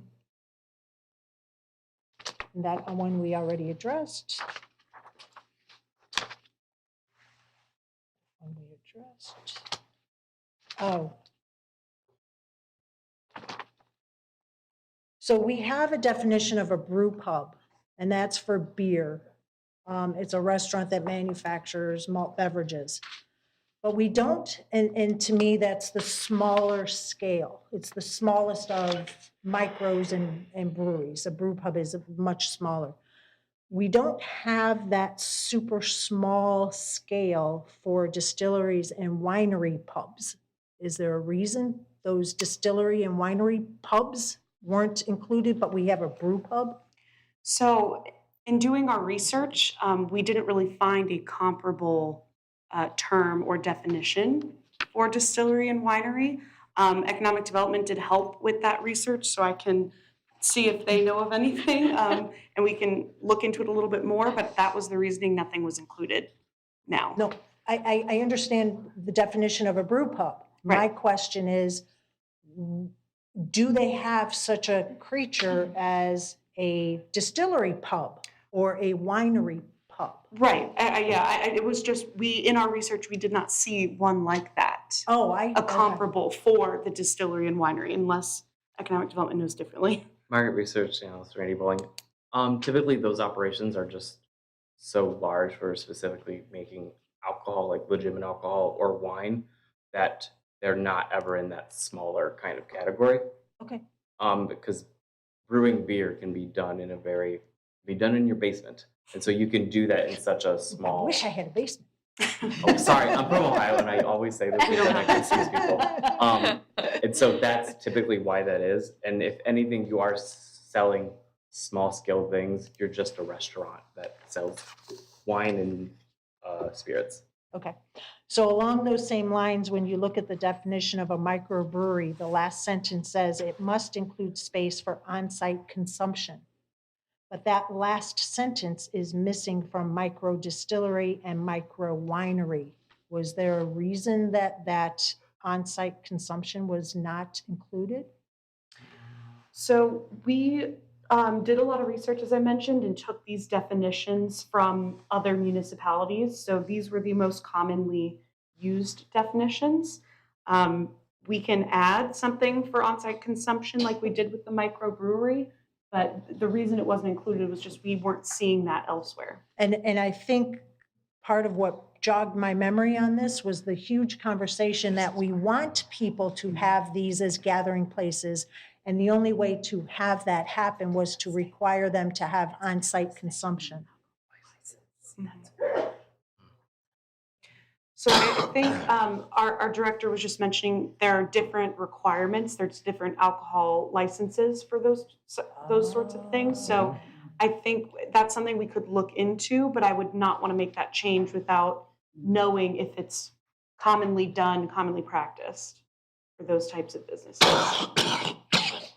Will it take a lot of time to do that research, or do you, I'm asking your advice, do you think it's something that's worth the time or energy, or is that? I'm hearing no, it won't take a lot of time. Okay, so Mayor, maybe we can get a consensus to see about the staff's thoughts on adding on-site consumption for micro distillery and micro winery.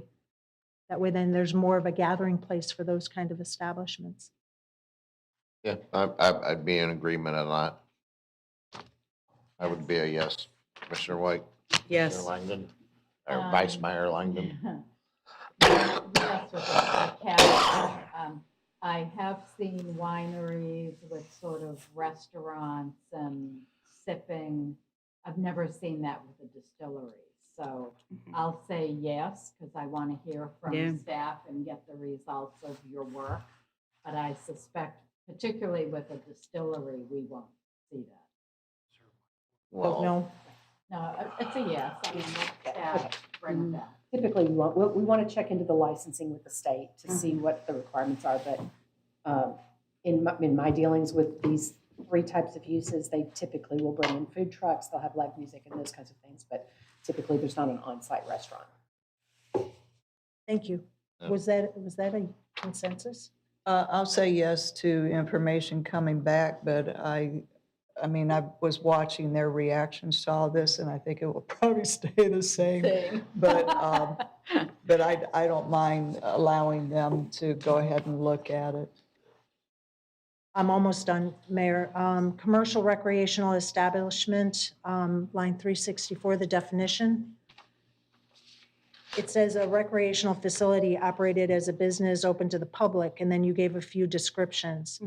Those descriptions are, some of them are inside and outside. Do we need to put outside or outdoor or indoor recreational facility so that it's not all outdoor or all indoor? So I thought the intent from the discussion from the first was that you wanted it to be indoor or outdoor. Correct. So we left it open. So it's not specifically either or, and we wanted to include examples of both on purpose. Okay. I just wanted to make sure we didn't need to add it to the actual definition, even though the examples kind of showed both. I don't believe so, since we left it as just a recreational facility. I don't think we need to specify. And the lines 439 to 443 need to be changed. Those dates are inaccurate. Yes. And I'm sure it would be by second reading, but I just wanted to point it out, that's all. And I think, oh, my favorite one, I'm glad I moved it. Could we please, since we are redoing some of these code definitions, add a definition of a park. Please. Good one. I don't see that being part of activity centers.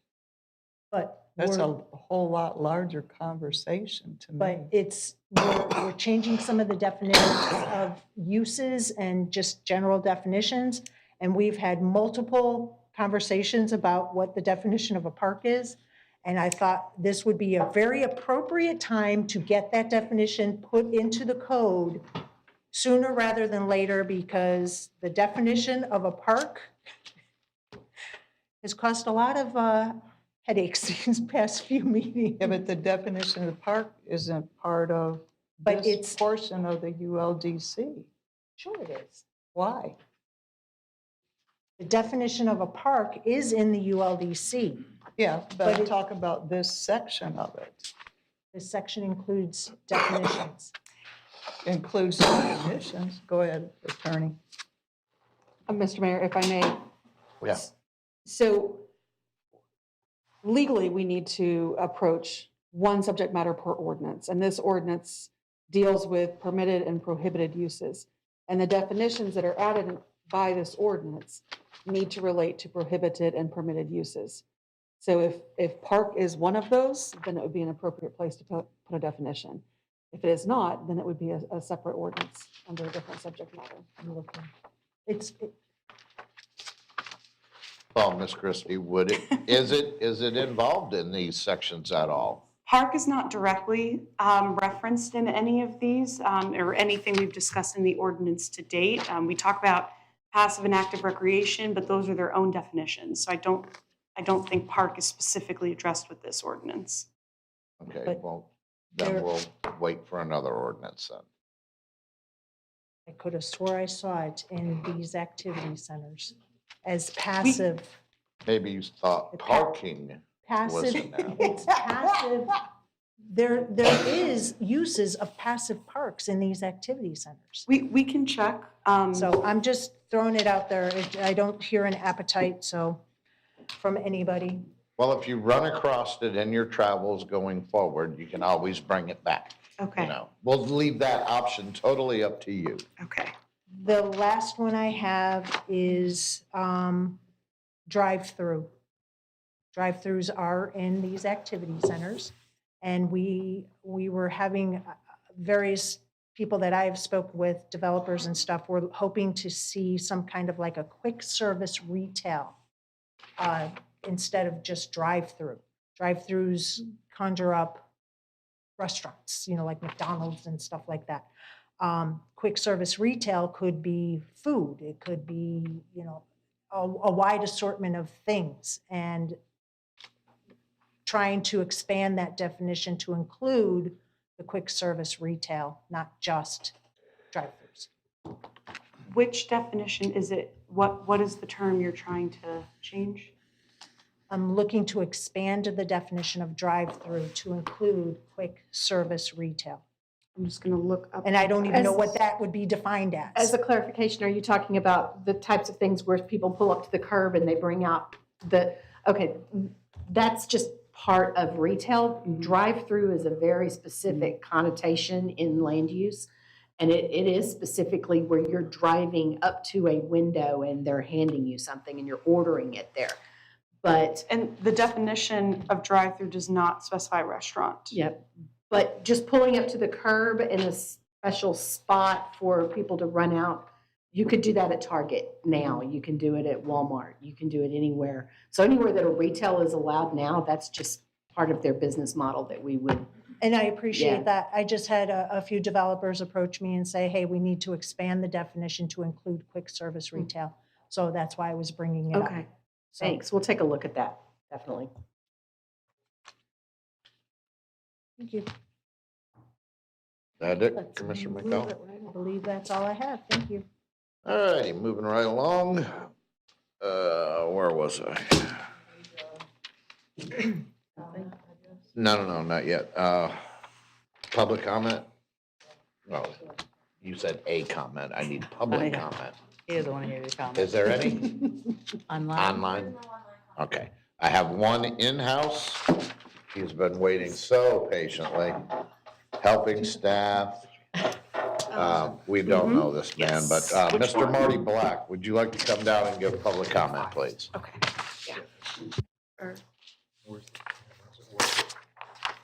Okay, can we get the camera back? Perfect. Good evening. My name is Marty Black, and I fill out a speaker slip. I have been sworn, even though it's a legislative session. So appreciate you all working on this. Let me just say a couple things. I really appreciate the effort that you all have taken and your staff have taken to bring this forward. I mean, the message, as we told you a couple of times, has gone out about how you are open for business. The types of discussions you're having are very healthy. And I'm kind of taking just a few seconds to feedback, because I know it's frustrating as you go through it, but it's part of the legislative process. You all have different perspectives. It's okay to have some disagreements. You should expect that. You're part of a diverse community. But I want to applaud you for the effort you've put into this. I think you're coming up with a great product. I did want to just share a couple of pieces. Nice picture of you and your wife. Yeah, be careful what pops up. You might want to go see your past camera. That's okay. So going to self-storage, I just did a quick Google image search. Every one of your activity centers has architectural controls and landscaping and buffer requirements. This is what you're seeing. You're not seeing the U-Haul that's on Pan America. That wouldn't be permitted under your activity center requirements today. So I wanted to just tell you, you've got good code pieces there. So the building you look at for a 3-story, it looks like an office building. When you talk about the setback, you know, obviously 500 feet didn't work, and I know I got upset. I apologize. Had a rough weekend, you know, one of those kinds of things. But I will also say, I think you can go to a 150 or a 200 and not do the 250. If you look at each of the maps that staff has done, you only have to prohibit this use on the majority of the frontage of the first level of lots, because the value isn't going to be in dividing this into 2 uses. The developer needs to sell the first lot independent to a different user. You want the next set of lots, theoretically, for these self-storage facilities. Some of the areas you're talking about don't have streets yet. You have lot frontages and depths that range from 150 feet in depth on some of your lots to 200 and some feet on other lots, and others you don't know yet. I'm working with several developers. One of them happens to be in the South River Road corridor. No one knows what those depths are yet because we haven't presented that to you yet. But I can tell you, if you look at traditional retail now, they're smaller sizes. The first depth of level is not going to be at 250 feet of depth or 500 feet of depth. It's going to be a smaller footprint retail establishment that sets that first row, if you will.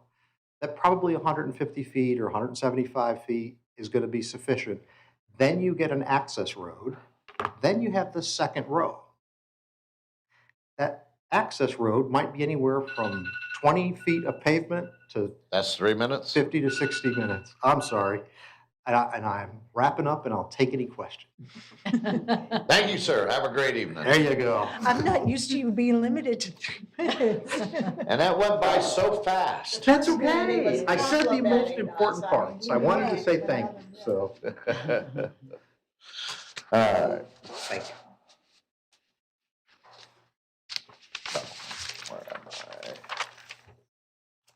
All right, now I am closing this public hearing and I am requesting a motion. I'll make a motion, Mayor, Go ahead. unless somebody else wants to. Go ahead. I'll make a motion to continue ordinance number, Chico, 2022-2. 2022-2 to second reading at a date to be determined, to give staff time to research and make the necessary changes that were given by consensuses through this discussion. Second. I have a motion on the floor to continue ordinance 2022-02 to second reading on a date to be determined, allowing staff time to adjust and change all of the consensuses that we have had and approved, and that was seconded by Commissioner Luke. May I have a voice vote, Commissioner McDowell? Before I give my vote, Mayor, I just want to thank staff, thank our public comment and all the commenters and people that we've met with while we were doing this. It's a long time coming. Looking forward to seeing the final product. And I just want to say thank you for getting this done so quickly. And I am a yes, Mayor. Commissioner White? Yes, I'm a yes, and yes, Allison, I'm going to miss you. Yeah. Thank you. I'm a yes.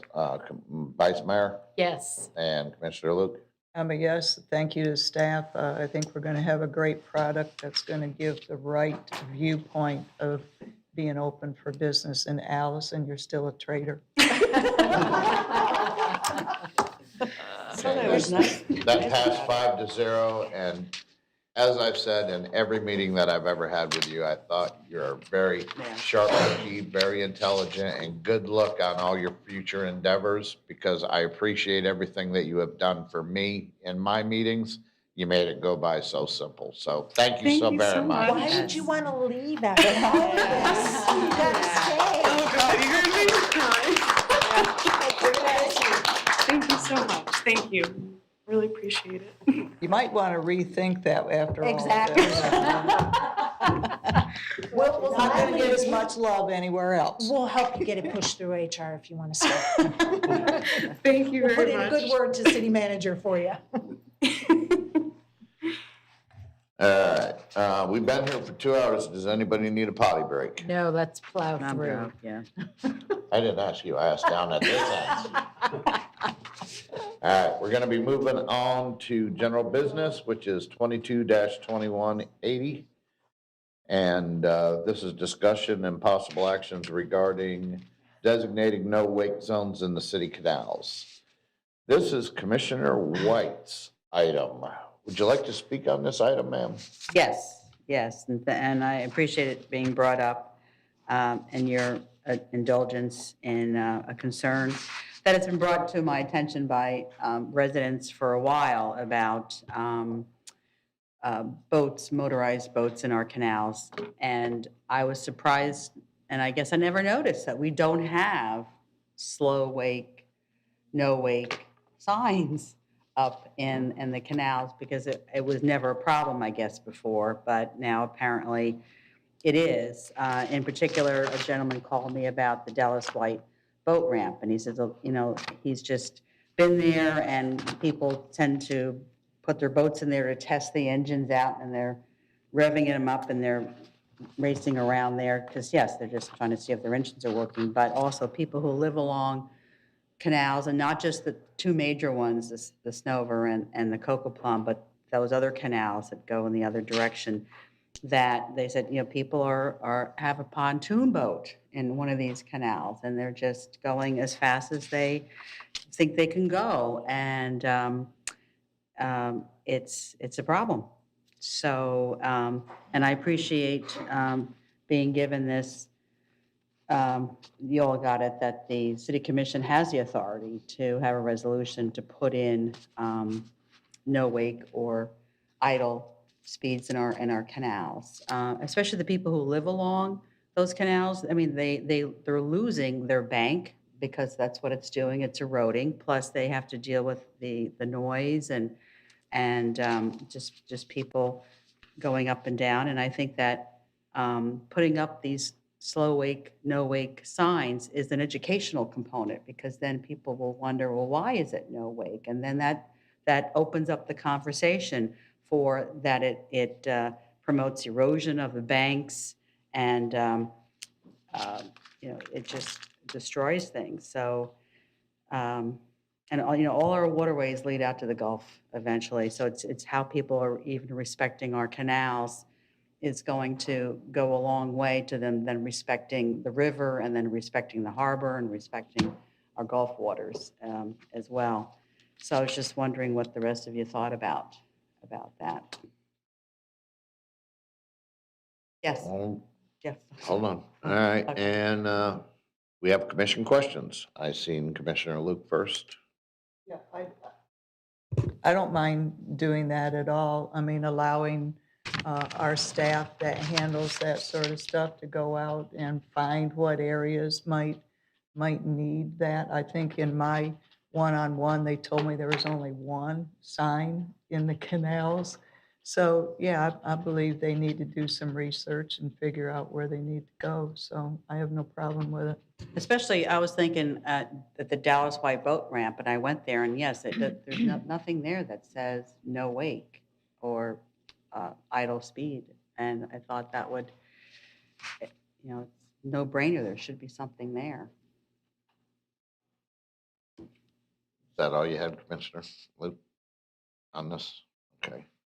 Did you have your hand up? Because I thought I seen the both of you. So Commissioner thought it- McDowell, well, she'll go next. I'm Oh, okay. flipping back and forth, getting tired.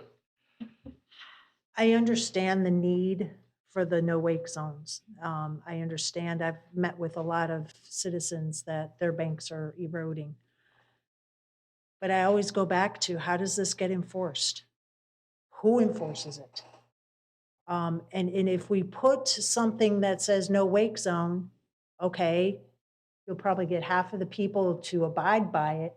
But once they realize there's no way to really enforce it, because if it's kind of like speeding, if I'm speeding down 75, I can speed, but if an officer sees me, then I'm going to get a ticket. I would assume the same thing applies on the canals in these no wake zones. And I don't know if we have the staff and the equipment to be able to patrol this stuff. And I don't know if we have it in the budget to even think of doing it. So I have some concerns and reservations on it. And I understand that. I mean, that was one of my thoughts. I mean, we got the deputy chief up here. I just Get me a want, ticket on I-75 either. yeah.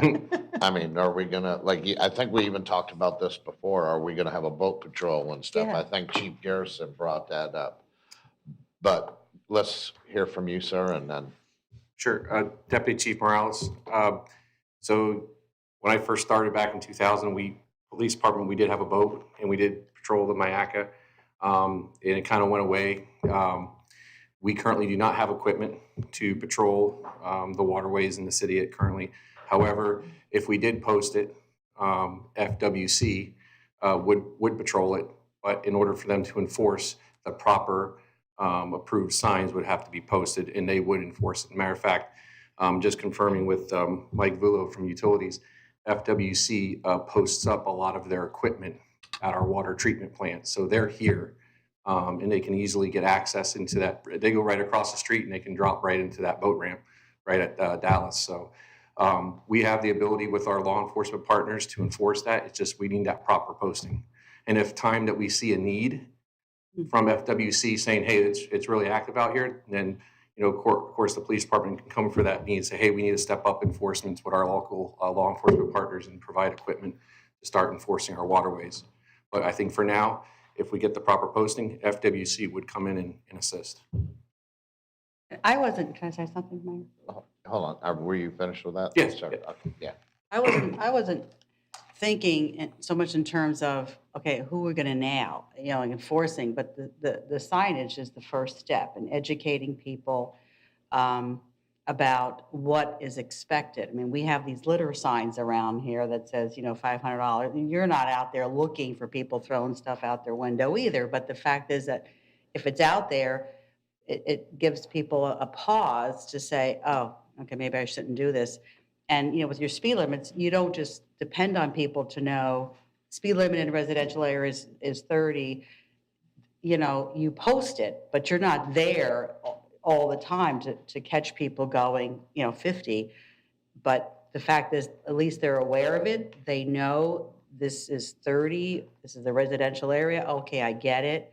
And that's what these signs help to do, for people to understand that it should be no wakes or, idle speed. And if it is a problem, and some people have had problems, then you can go to the next step. But it wasn't my intention just to see how many people we can nail because they're speeding, but to at least start with putting the signs out there for educational purposes. To follow with that, Commissioner, if the posts are there and FWC does go into the waters and they can act on it because it's properly posted. But a good gauge with that, if we see it becoming a growing problem, then we know, based on the data that we're receiving back from FWC that we may need to increase because people are still, it's bigger than we thought it Right. was.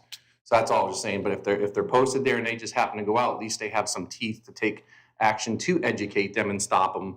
Not necessarily give them a ticket, but do give that education awareness. Hey, these are now posted signs. They're new in this area. Slow down. Here's your warning. You do it again and you'll be cited. Right.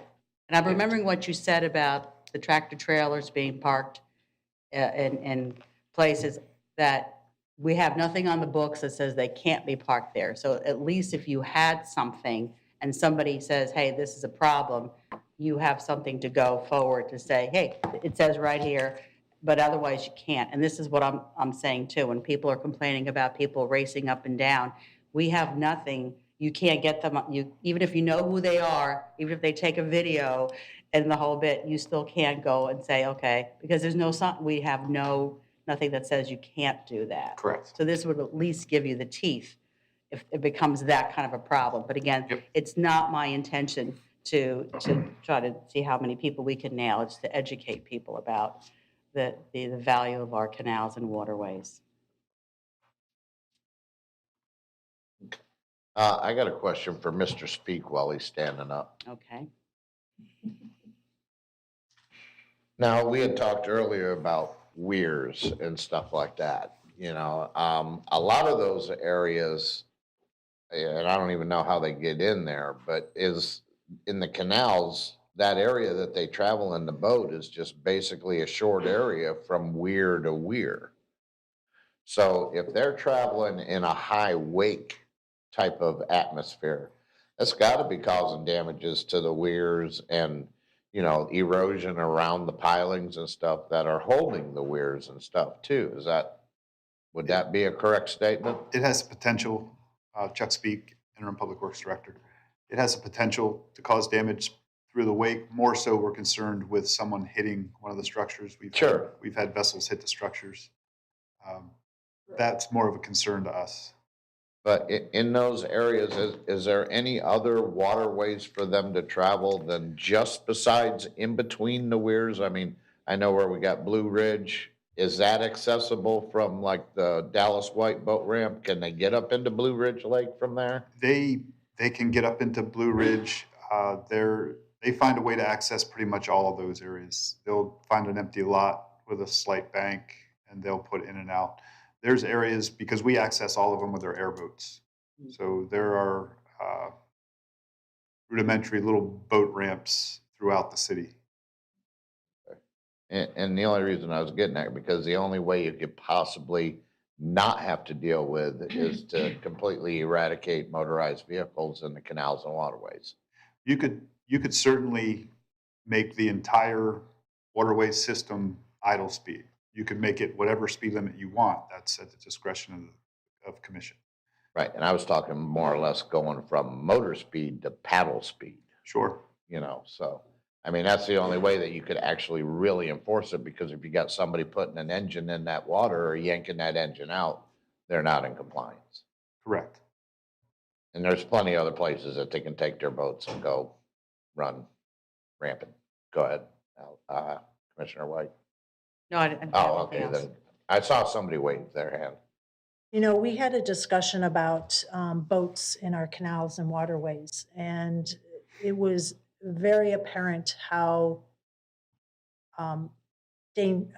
harmful they are, because our canals is our stormwater, is our drinking water, and we're having these boats that are leaking the oils, leaking the gasoline in these boats, and everybody's up in arms about septic tanks polluting our drinking water, and here we allow boats to be able to go in our waterways and dump, and they leak this stuff, the gas, the oils, God knows where they're parked in our waterways, and that seems to be okay. Can we outlaw motorized vehicles on the canals and waterways? And Absolutely. Because we only have the weirs, we allowed like canoes and the paddle boats to be able to go around them. We installed that kind of thing. Why are we not trying to say no motorized boats on our canals and waterways? It's our drinking water. So, and if I could just add something to that, I think you would want to phrase that more as no combustion engines However you. and allow people to use trolling motors, electric motors, that sort of thing. Right. Encourage that, as That'll well as solve this problem. paddlecraft. And that is at the discretion of. Yeah, no of the board. gas-powered engines. Correct. Right. I'd be more amenable to do that than to do things with no wake. Because you're then encouraging more boats possibly to go out on these waterways and contaminate our drinking water, which then flows out to the Charlotte Harbor that we're supposed to be polluting. So I'm just not seeing it. I would be in favor of, what did you say, non-combustible motors? Right, no combustion engines. On our waterways. That way then it solves the no wake and it protects our waterways and our drinking water. That's where I'm going. Yeah, I would very much be open to a staff recommendation or to bring some language forward. For that, 'cause non-combustible, okay. I mean, really, our canals are not that big. Right. I don't get it. It's not Yeah. like we have Gulf access or anything like that. That would be a little bit different. And, we're trying to encourage, as one of our strategies, ecotourism. Well, gas motors don't really fit that definition. You think kayaks and whatever. So I would be very open for that kind of a recommendation. Well, let me ask city manager. I know this is, hold on one second. But I think Jill wanted to. Oh, I didn't see. You get one shot first, then I'll ask city manager a question. One shot. Do we, as a city, utilize combustible motors out on our waterways? Yes, ma'am. Whoops. Knowing that and taking away those combustion engines, are you going to have to purchase other machinery or anything else? I mean, airboat is, It's still a combustion engine, yes, ma'am. And we exactly. certainly- So what, we can't be telling some people no and us disobey what we're telling them no to. So curious the remedy for that. And what we would do is we would exempt vehicles that are used by municipalities for maintenance or rescue. We would still, law enforcement or rescue. We would still allow those. There would be an exemption to that order. Yeah, because those wouldn't be considered recreational vehicles. Those would be work vehicles. Right, and there, we have language in the code now that exempts certain things, but it allows federal, state, and local municipalities, that are exempt from certain rules. Right. Yeah, because I knew that would have been a clause. Yes, it'd be recreational and stuff like that, but I can see where this is going. I was going to get with the city manager. Since these canals are usually taken care of by Chuck, you think he's got a little bit of time to come up with some information to bring back with us on how we can solve this issue? Absolutely, Mr. Mayor. I think that the discussion itself was good. The solution itself just needs to come back with some more information. I've already heard exemptions for one thing or another, but we did not prepare any solutions for tonight, but the discussion has led us to sort of down that path of bringing information back. We should be able to do that fairly quickly. Yeah. And that's at your leisure. So I'll entertain a motion if we want to move forward with this. Okay, I'll make a motion that, staff look into, we want to go in the direction of prohibiting combustible engine, recreational vehicles on our waterways. I'd second that. Yeah, I have a motion on the floor made by Commissioner White that we're looking into getting information on, what was that, banning or? Prohibiting combustible engines on our waterways. And that was seconded by Vice Mayor Langdon. I'm going to get it out before I called you Commissioner.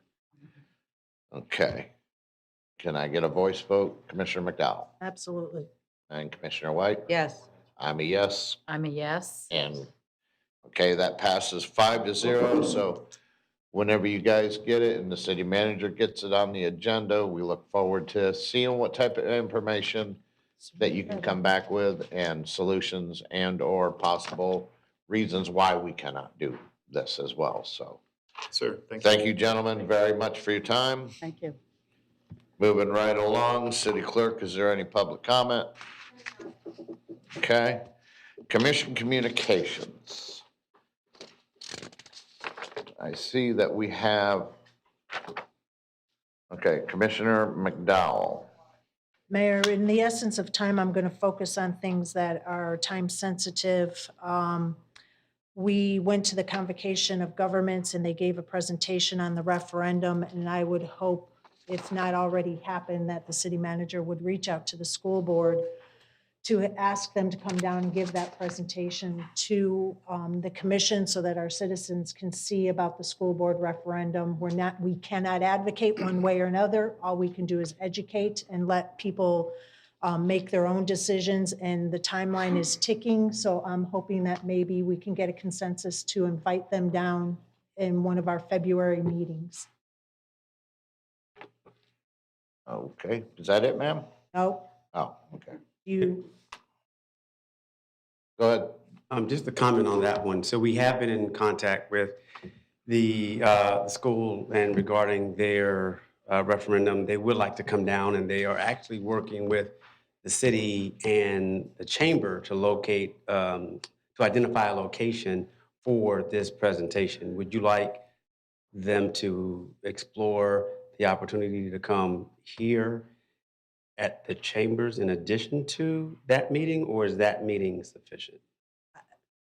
personally, I think hold the meeting here during one of our commission meetings. They get 15 minutes for a presentation, you know.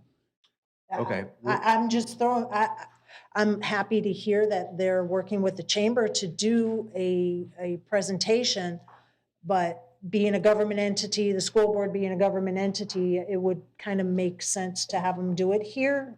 But if you're already working on it, I will yield and look forward. Well, actually, can I add to that, Commissioner McDowell? Because we remember the school board coming here and holding a school board meeting from this dais. Instead of being at the landings, they came here, they had it, COVID came, and they haven't had a meeting here again. So there's a lot of avenues we can open up with the school board. I would like to see them, I mean, they are scheduled, I believe, in May to give a presentation. But this combined effort in regards to their referendum, partnering with the chamber, I'd like to see them hold that meeting in this chamber. I really would. They would be gathering here, not that we would, you know, be up here on the dais doing anything, but they would be able to hold the meeting here. And then have them, again, come in May, have that presentation, let them know they're welcome to hold their meetings here. We need the schools, our local schools, to come in the way they used to. And we would, you know, have rewards or awards for some of the things that happen in the schools. COVID cut all that stuff out, and it needs to be put back in. And I think by hosting it here, just to add and reiterate, it helps build that relationship that we're trying to foster with other government entities. And it starts with the school board too. So I don't know if you need a consensus, city manager, or if you want to proceed a different way. I just. No, we can, it sounds like we're talking about two different meetings and audiences. So the one that we're doing with the city and the chamber, we will continue to do that, and we'll then do exactly as you just said, have a meeting with them here. The meeting in May, it is, if I remember correctly, it is their school board meeting. It precedes, I want to say, their graduation. So it's like earlier in the day, then they go do the graduation. But we will make sure that we get the meeting scheduled here in the chambers with the school officials. I think getting the word out is as much as they can, whether it's with the chamber and here or just here, getting the word out about the referendum to educate the citizens and voters, I think is the bigger goal. So thank you for that. The next one is I received, and I think my fellow commissioners also received it, but a little invitation for Northport High School, the community partner event, and they were looking for us to RSVP. It's on February 3rd, which is like right around the corner. This, again, is a perfect opportunity to partner with the school board and get the word out about, hey, we're the city of Northport, this is what we offer. You have a captive audience with parents coming, possibly talk to students about careers with the city, jobs. The possibilities are endless, and I really hope that the city manager would consider having a table there and letting us know, because if you're not, I will RSVP, yes, I will. Yeah, I'm not familiar with that event. I would need some more information. I believe we have had a table there in the past. That is also our Thursday meeting, so we would be meeting here at 4 o'clock for presentation, and then have to go over there at 5 o'clock, and it only lasts 1 hour. I'm in agreement that if the city has a table there, we as commissioners can go stand at that table and talk and discuss with students. I've already RSVP'd, I will be there. Doesn't matter whether the city has a table or not, I will be present. But I think having a table by the city is an excellent idea. Thank you. The last one that I'll talk about is today I attended a webinar on affordable housing. And the things that I learned in this webinar, and I will be sharing it with city manager so he can disseminate it the way he feels is necessary. This affordable housing is such a huge need in our city. And the things that I learned from this webinar are huge, huge. And I think I would really like permission from my fellow commissioners to work with city manager on the things that I learned from this seminar to bring back for a future commission workshop or a future meeting about affordable housing. They covered so many different things. I could sit here for probably 20 minutes and share with you. I know everybody's going, please don't. Don't. You read my mind. But it is so vitally important. And I'm going to ask for a consensus to work with city manager to bring back discussion items for a future workshop or commission meeting agenda item. I really don't think we need our permission for Well, that. it might go You into a can- little bit more than You can more talk to in-depth. him all you want, and, you know, if you want to bring an agenda item, I don't think we have to give permission for you to talk to him about it now. I can direct him a little bit. I can create agenda items, but this one is much more in depth. And that's why I was just looking for your blessing to chat with him about it and go into that deeper dive. So Well, you can't give direction to him. I'm not giving him but- direction. But to chat with him and bring Okay. something forward, you have Then I every shall do right. that. If I can just add to that, I make a distinction between affordable housing and workforce housing. So I would just ask that you expand the conversation a little bit to be both. I mean, in a nutshell, affordable housing is targeted at people who are only below a certain A level Right. of income, whereas workforce housing is more They don't set at qualify. entry level, you know, those incomes. So I would make that distinction in your conversations, and I would Absolutely. be And very supportive. One of the other things, and I've heard this before, but I didn't understand what it meant, and I still don't understand what it means, and I look forward to learning more about it, is a new phrase called the missing middle. It's shrinking. It's, oh my gosh. The middle class, you mean? Yeah, the missing middle, it's a whole new categorization. So it was extremely helpful and very beneficial. And I just wanted to share that because I think that took priority over all the other things that I have done these past couple of weeks. So thank you. Commissioner White? Yes, I attended, as we all did, the chamber event, the luncheon, and of course, that was the first one I ever went to, so I really enjoyed it, but it was at the Suncoast Technical College there, which was the first time I went to an event there as well. So I was pleasantly surprised at what a nice facility that is. And then today, in fact, I met Commissioner Luke there because they had their Suncoast Bistro opened up for the first time, and because they've been Oh, it's closed. been open for years. But they were just- closed because of COVID. Yeah. Right, and they just, and there was actually a line, you had to wait to get in there. And also going back to that chamber event, our city manager got up and used the phrase, I think I have this right, community of unity, is that what you said? And you coined that phrase, am I correct in that? He has it trademarked. That's you, okay. I mean, when you said that, I just thought, wow, what a great phrase, community of unity. I just thought that was so good, because whenever we're talking about all these other things that we're talking about with activity centers, we always are bringing that in, how, defining areas and what we want people to see when they come in here, because we want to embrace people and embrace certain things. So I just think that's a great phrase. And just a side note, there's a child protection center coming online. I read that in the paper some time ago. It's on Peace River Road, which some people say, where the heck is Peace River Road in Northport? Yeah, it's behind St. Paul's Church there, and there's an existing building, and that's coming in. So I was happy to read about that, but I haven't heard anything since I read that they were coming in there. But I think that's a great thing that we need, unfortunately, in Northport. So that's it for me. Commissioner Luke?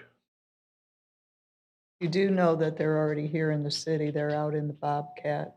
Yes, right. Village. They're It's moving. Right, they're going to have a building of their Right, own. right. Fire department retirements, what a honorable thing that they do. Chamber events, ribbon cuttings, the state of the city, echo what you said, Commissioner White. A lot of pride in where the city is at.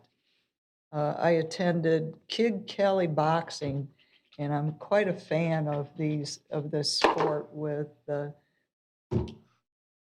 sportsmanship that these kids and young adults are being taught. So just really happy to see it. This one was held at the Mullen Center, which is perfect venue for it. It worked very well.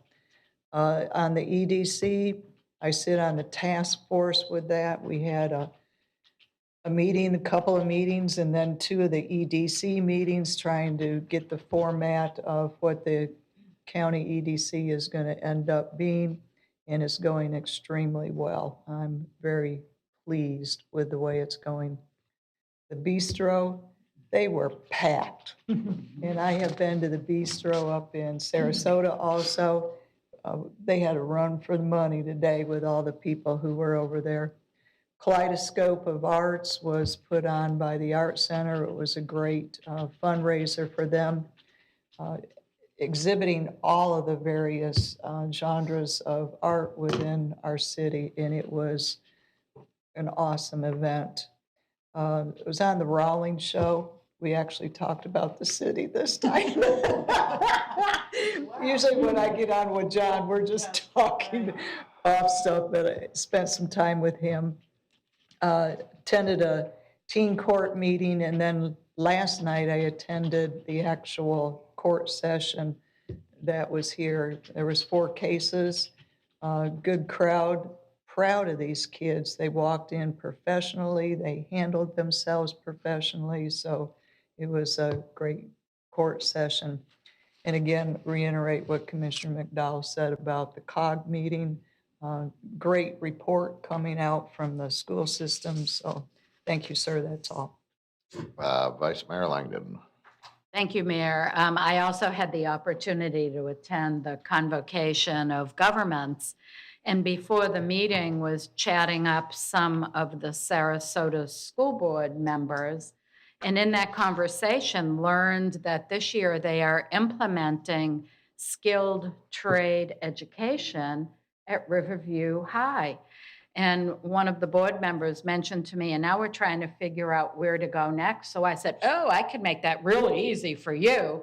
Come to Northport. So we talked about it a little bit, and as a result of that conversation, city manager and I are working a meeting with Dr. DePillo, who heads up, adult education and that kind of skill training, and one or two of the school board members for the purpose of solidifying Northport as their first expansion city, learning more about it and figuring out what do we all need to do to make sure they come here next, because jobs, workforce housing, and a skilled workforce are the, key ingredients of our economic development plans. It's logical too, because we have the technical college here, so we Yeah, should yeah. be the High place school that they go to. We have the workers. So Exactly. it's a perfect match. I've also been attending the Metropolitan Planning Organization, or the MPO, and a couple weeks before the electeds meet, engineers from the different municipalities have a meeting and have a conversation at their level. So I said, oh, maybe Anthony Friedman, who's our engineer, and myself, we ought to get together and sort of share our thoughts and our priorities. So we're singing from the same hymnal at both of those meetings. So we did that before our meeting on Monday, and we will check in with each other, about a week before the elected meeting, right in between the two meetings. And with his input, I brought up a couple of issues at that meeting. One was a beautification project for the intersection of Toledo Blade and 75 that FDOT is planning. And of course, I had to bring up my favorite topic, which is Raintree, Yorkshire, Raintree. And in talking about both of those things, I was sort of educating the group on our Camoin study and the fact that both of those areas, the intersection in Yorkshire, are vitally important to the economic development of this city. And after the meeting, Mr. Wayne Gaither, who is the director of the Department of Transportation for Southwest Florida, expressed interest in learning more about our Camoin studies. So city manager and Mel Thomas and myself will work a meeting to have him come here. Maybe we can tour him around a little bit and have Mel give him an overview of the Camoin studies. So my intention with those meetings is every meeting I want to educate them on something about our amazing city because we are amazing. And at the conclusion of the formal agenda, we had the electeds had a really, for me, encouraging conversation about, why are we so focused on building more roads?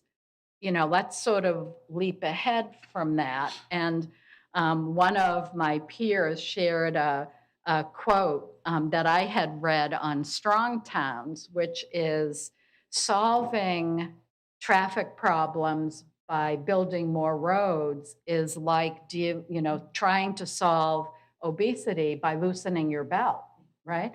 So we had a really good conversation about, let's start, my favorite line is, let's start skating to where the puck is headed rather than to where it is.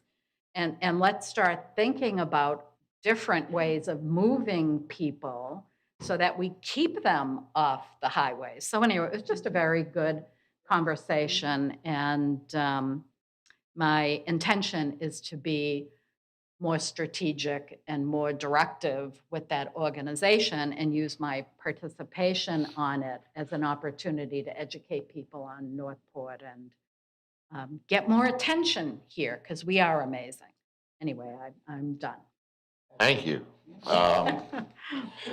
Yeah, I attended the convocation, city manager's state of the city address, the MPO meetings, and had the privilege of wishing a gentleman happy 100th birthday this week. His birthday was actually yesterday, by the name of Herbie Ives. What a character, and everybody calls him the love bug.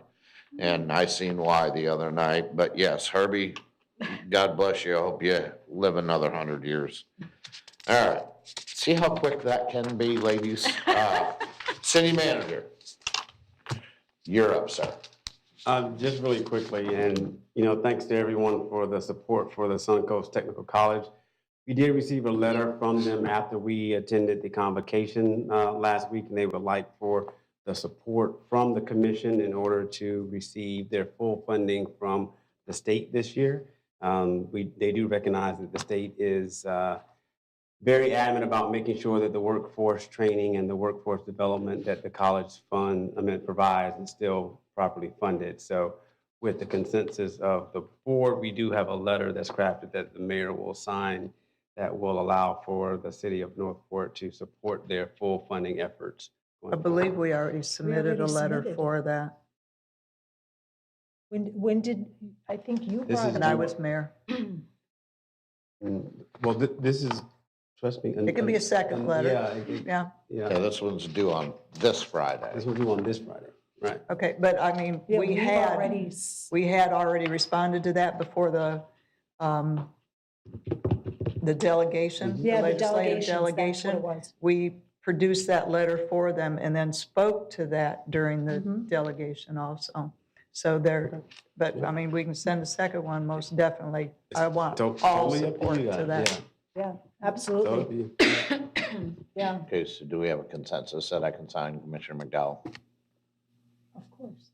Commissioner White? Mm-hmm. I'm a yes. Yes. Yes. We get it, can I get a copy? I'd like to see what the letter says. I'm just, well, he's got, is this his to sign? Yeah, here's another copy. I don't want to take his that he signed it. I just want to see what it says because I don't know much about that House bill that they're talking about, so thank you.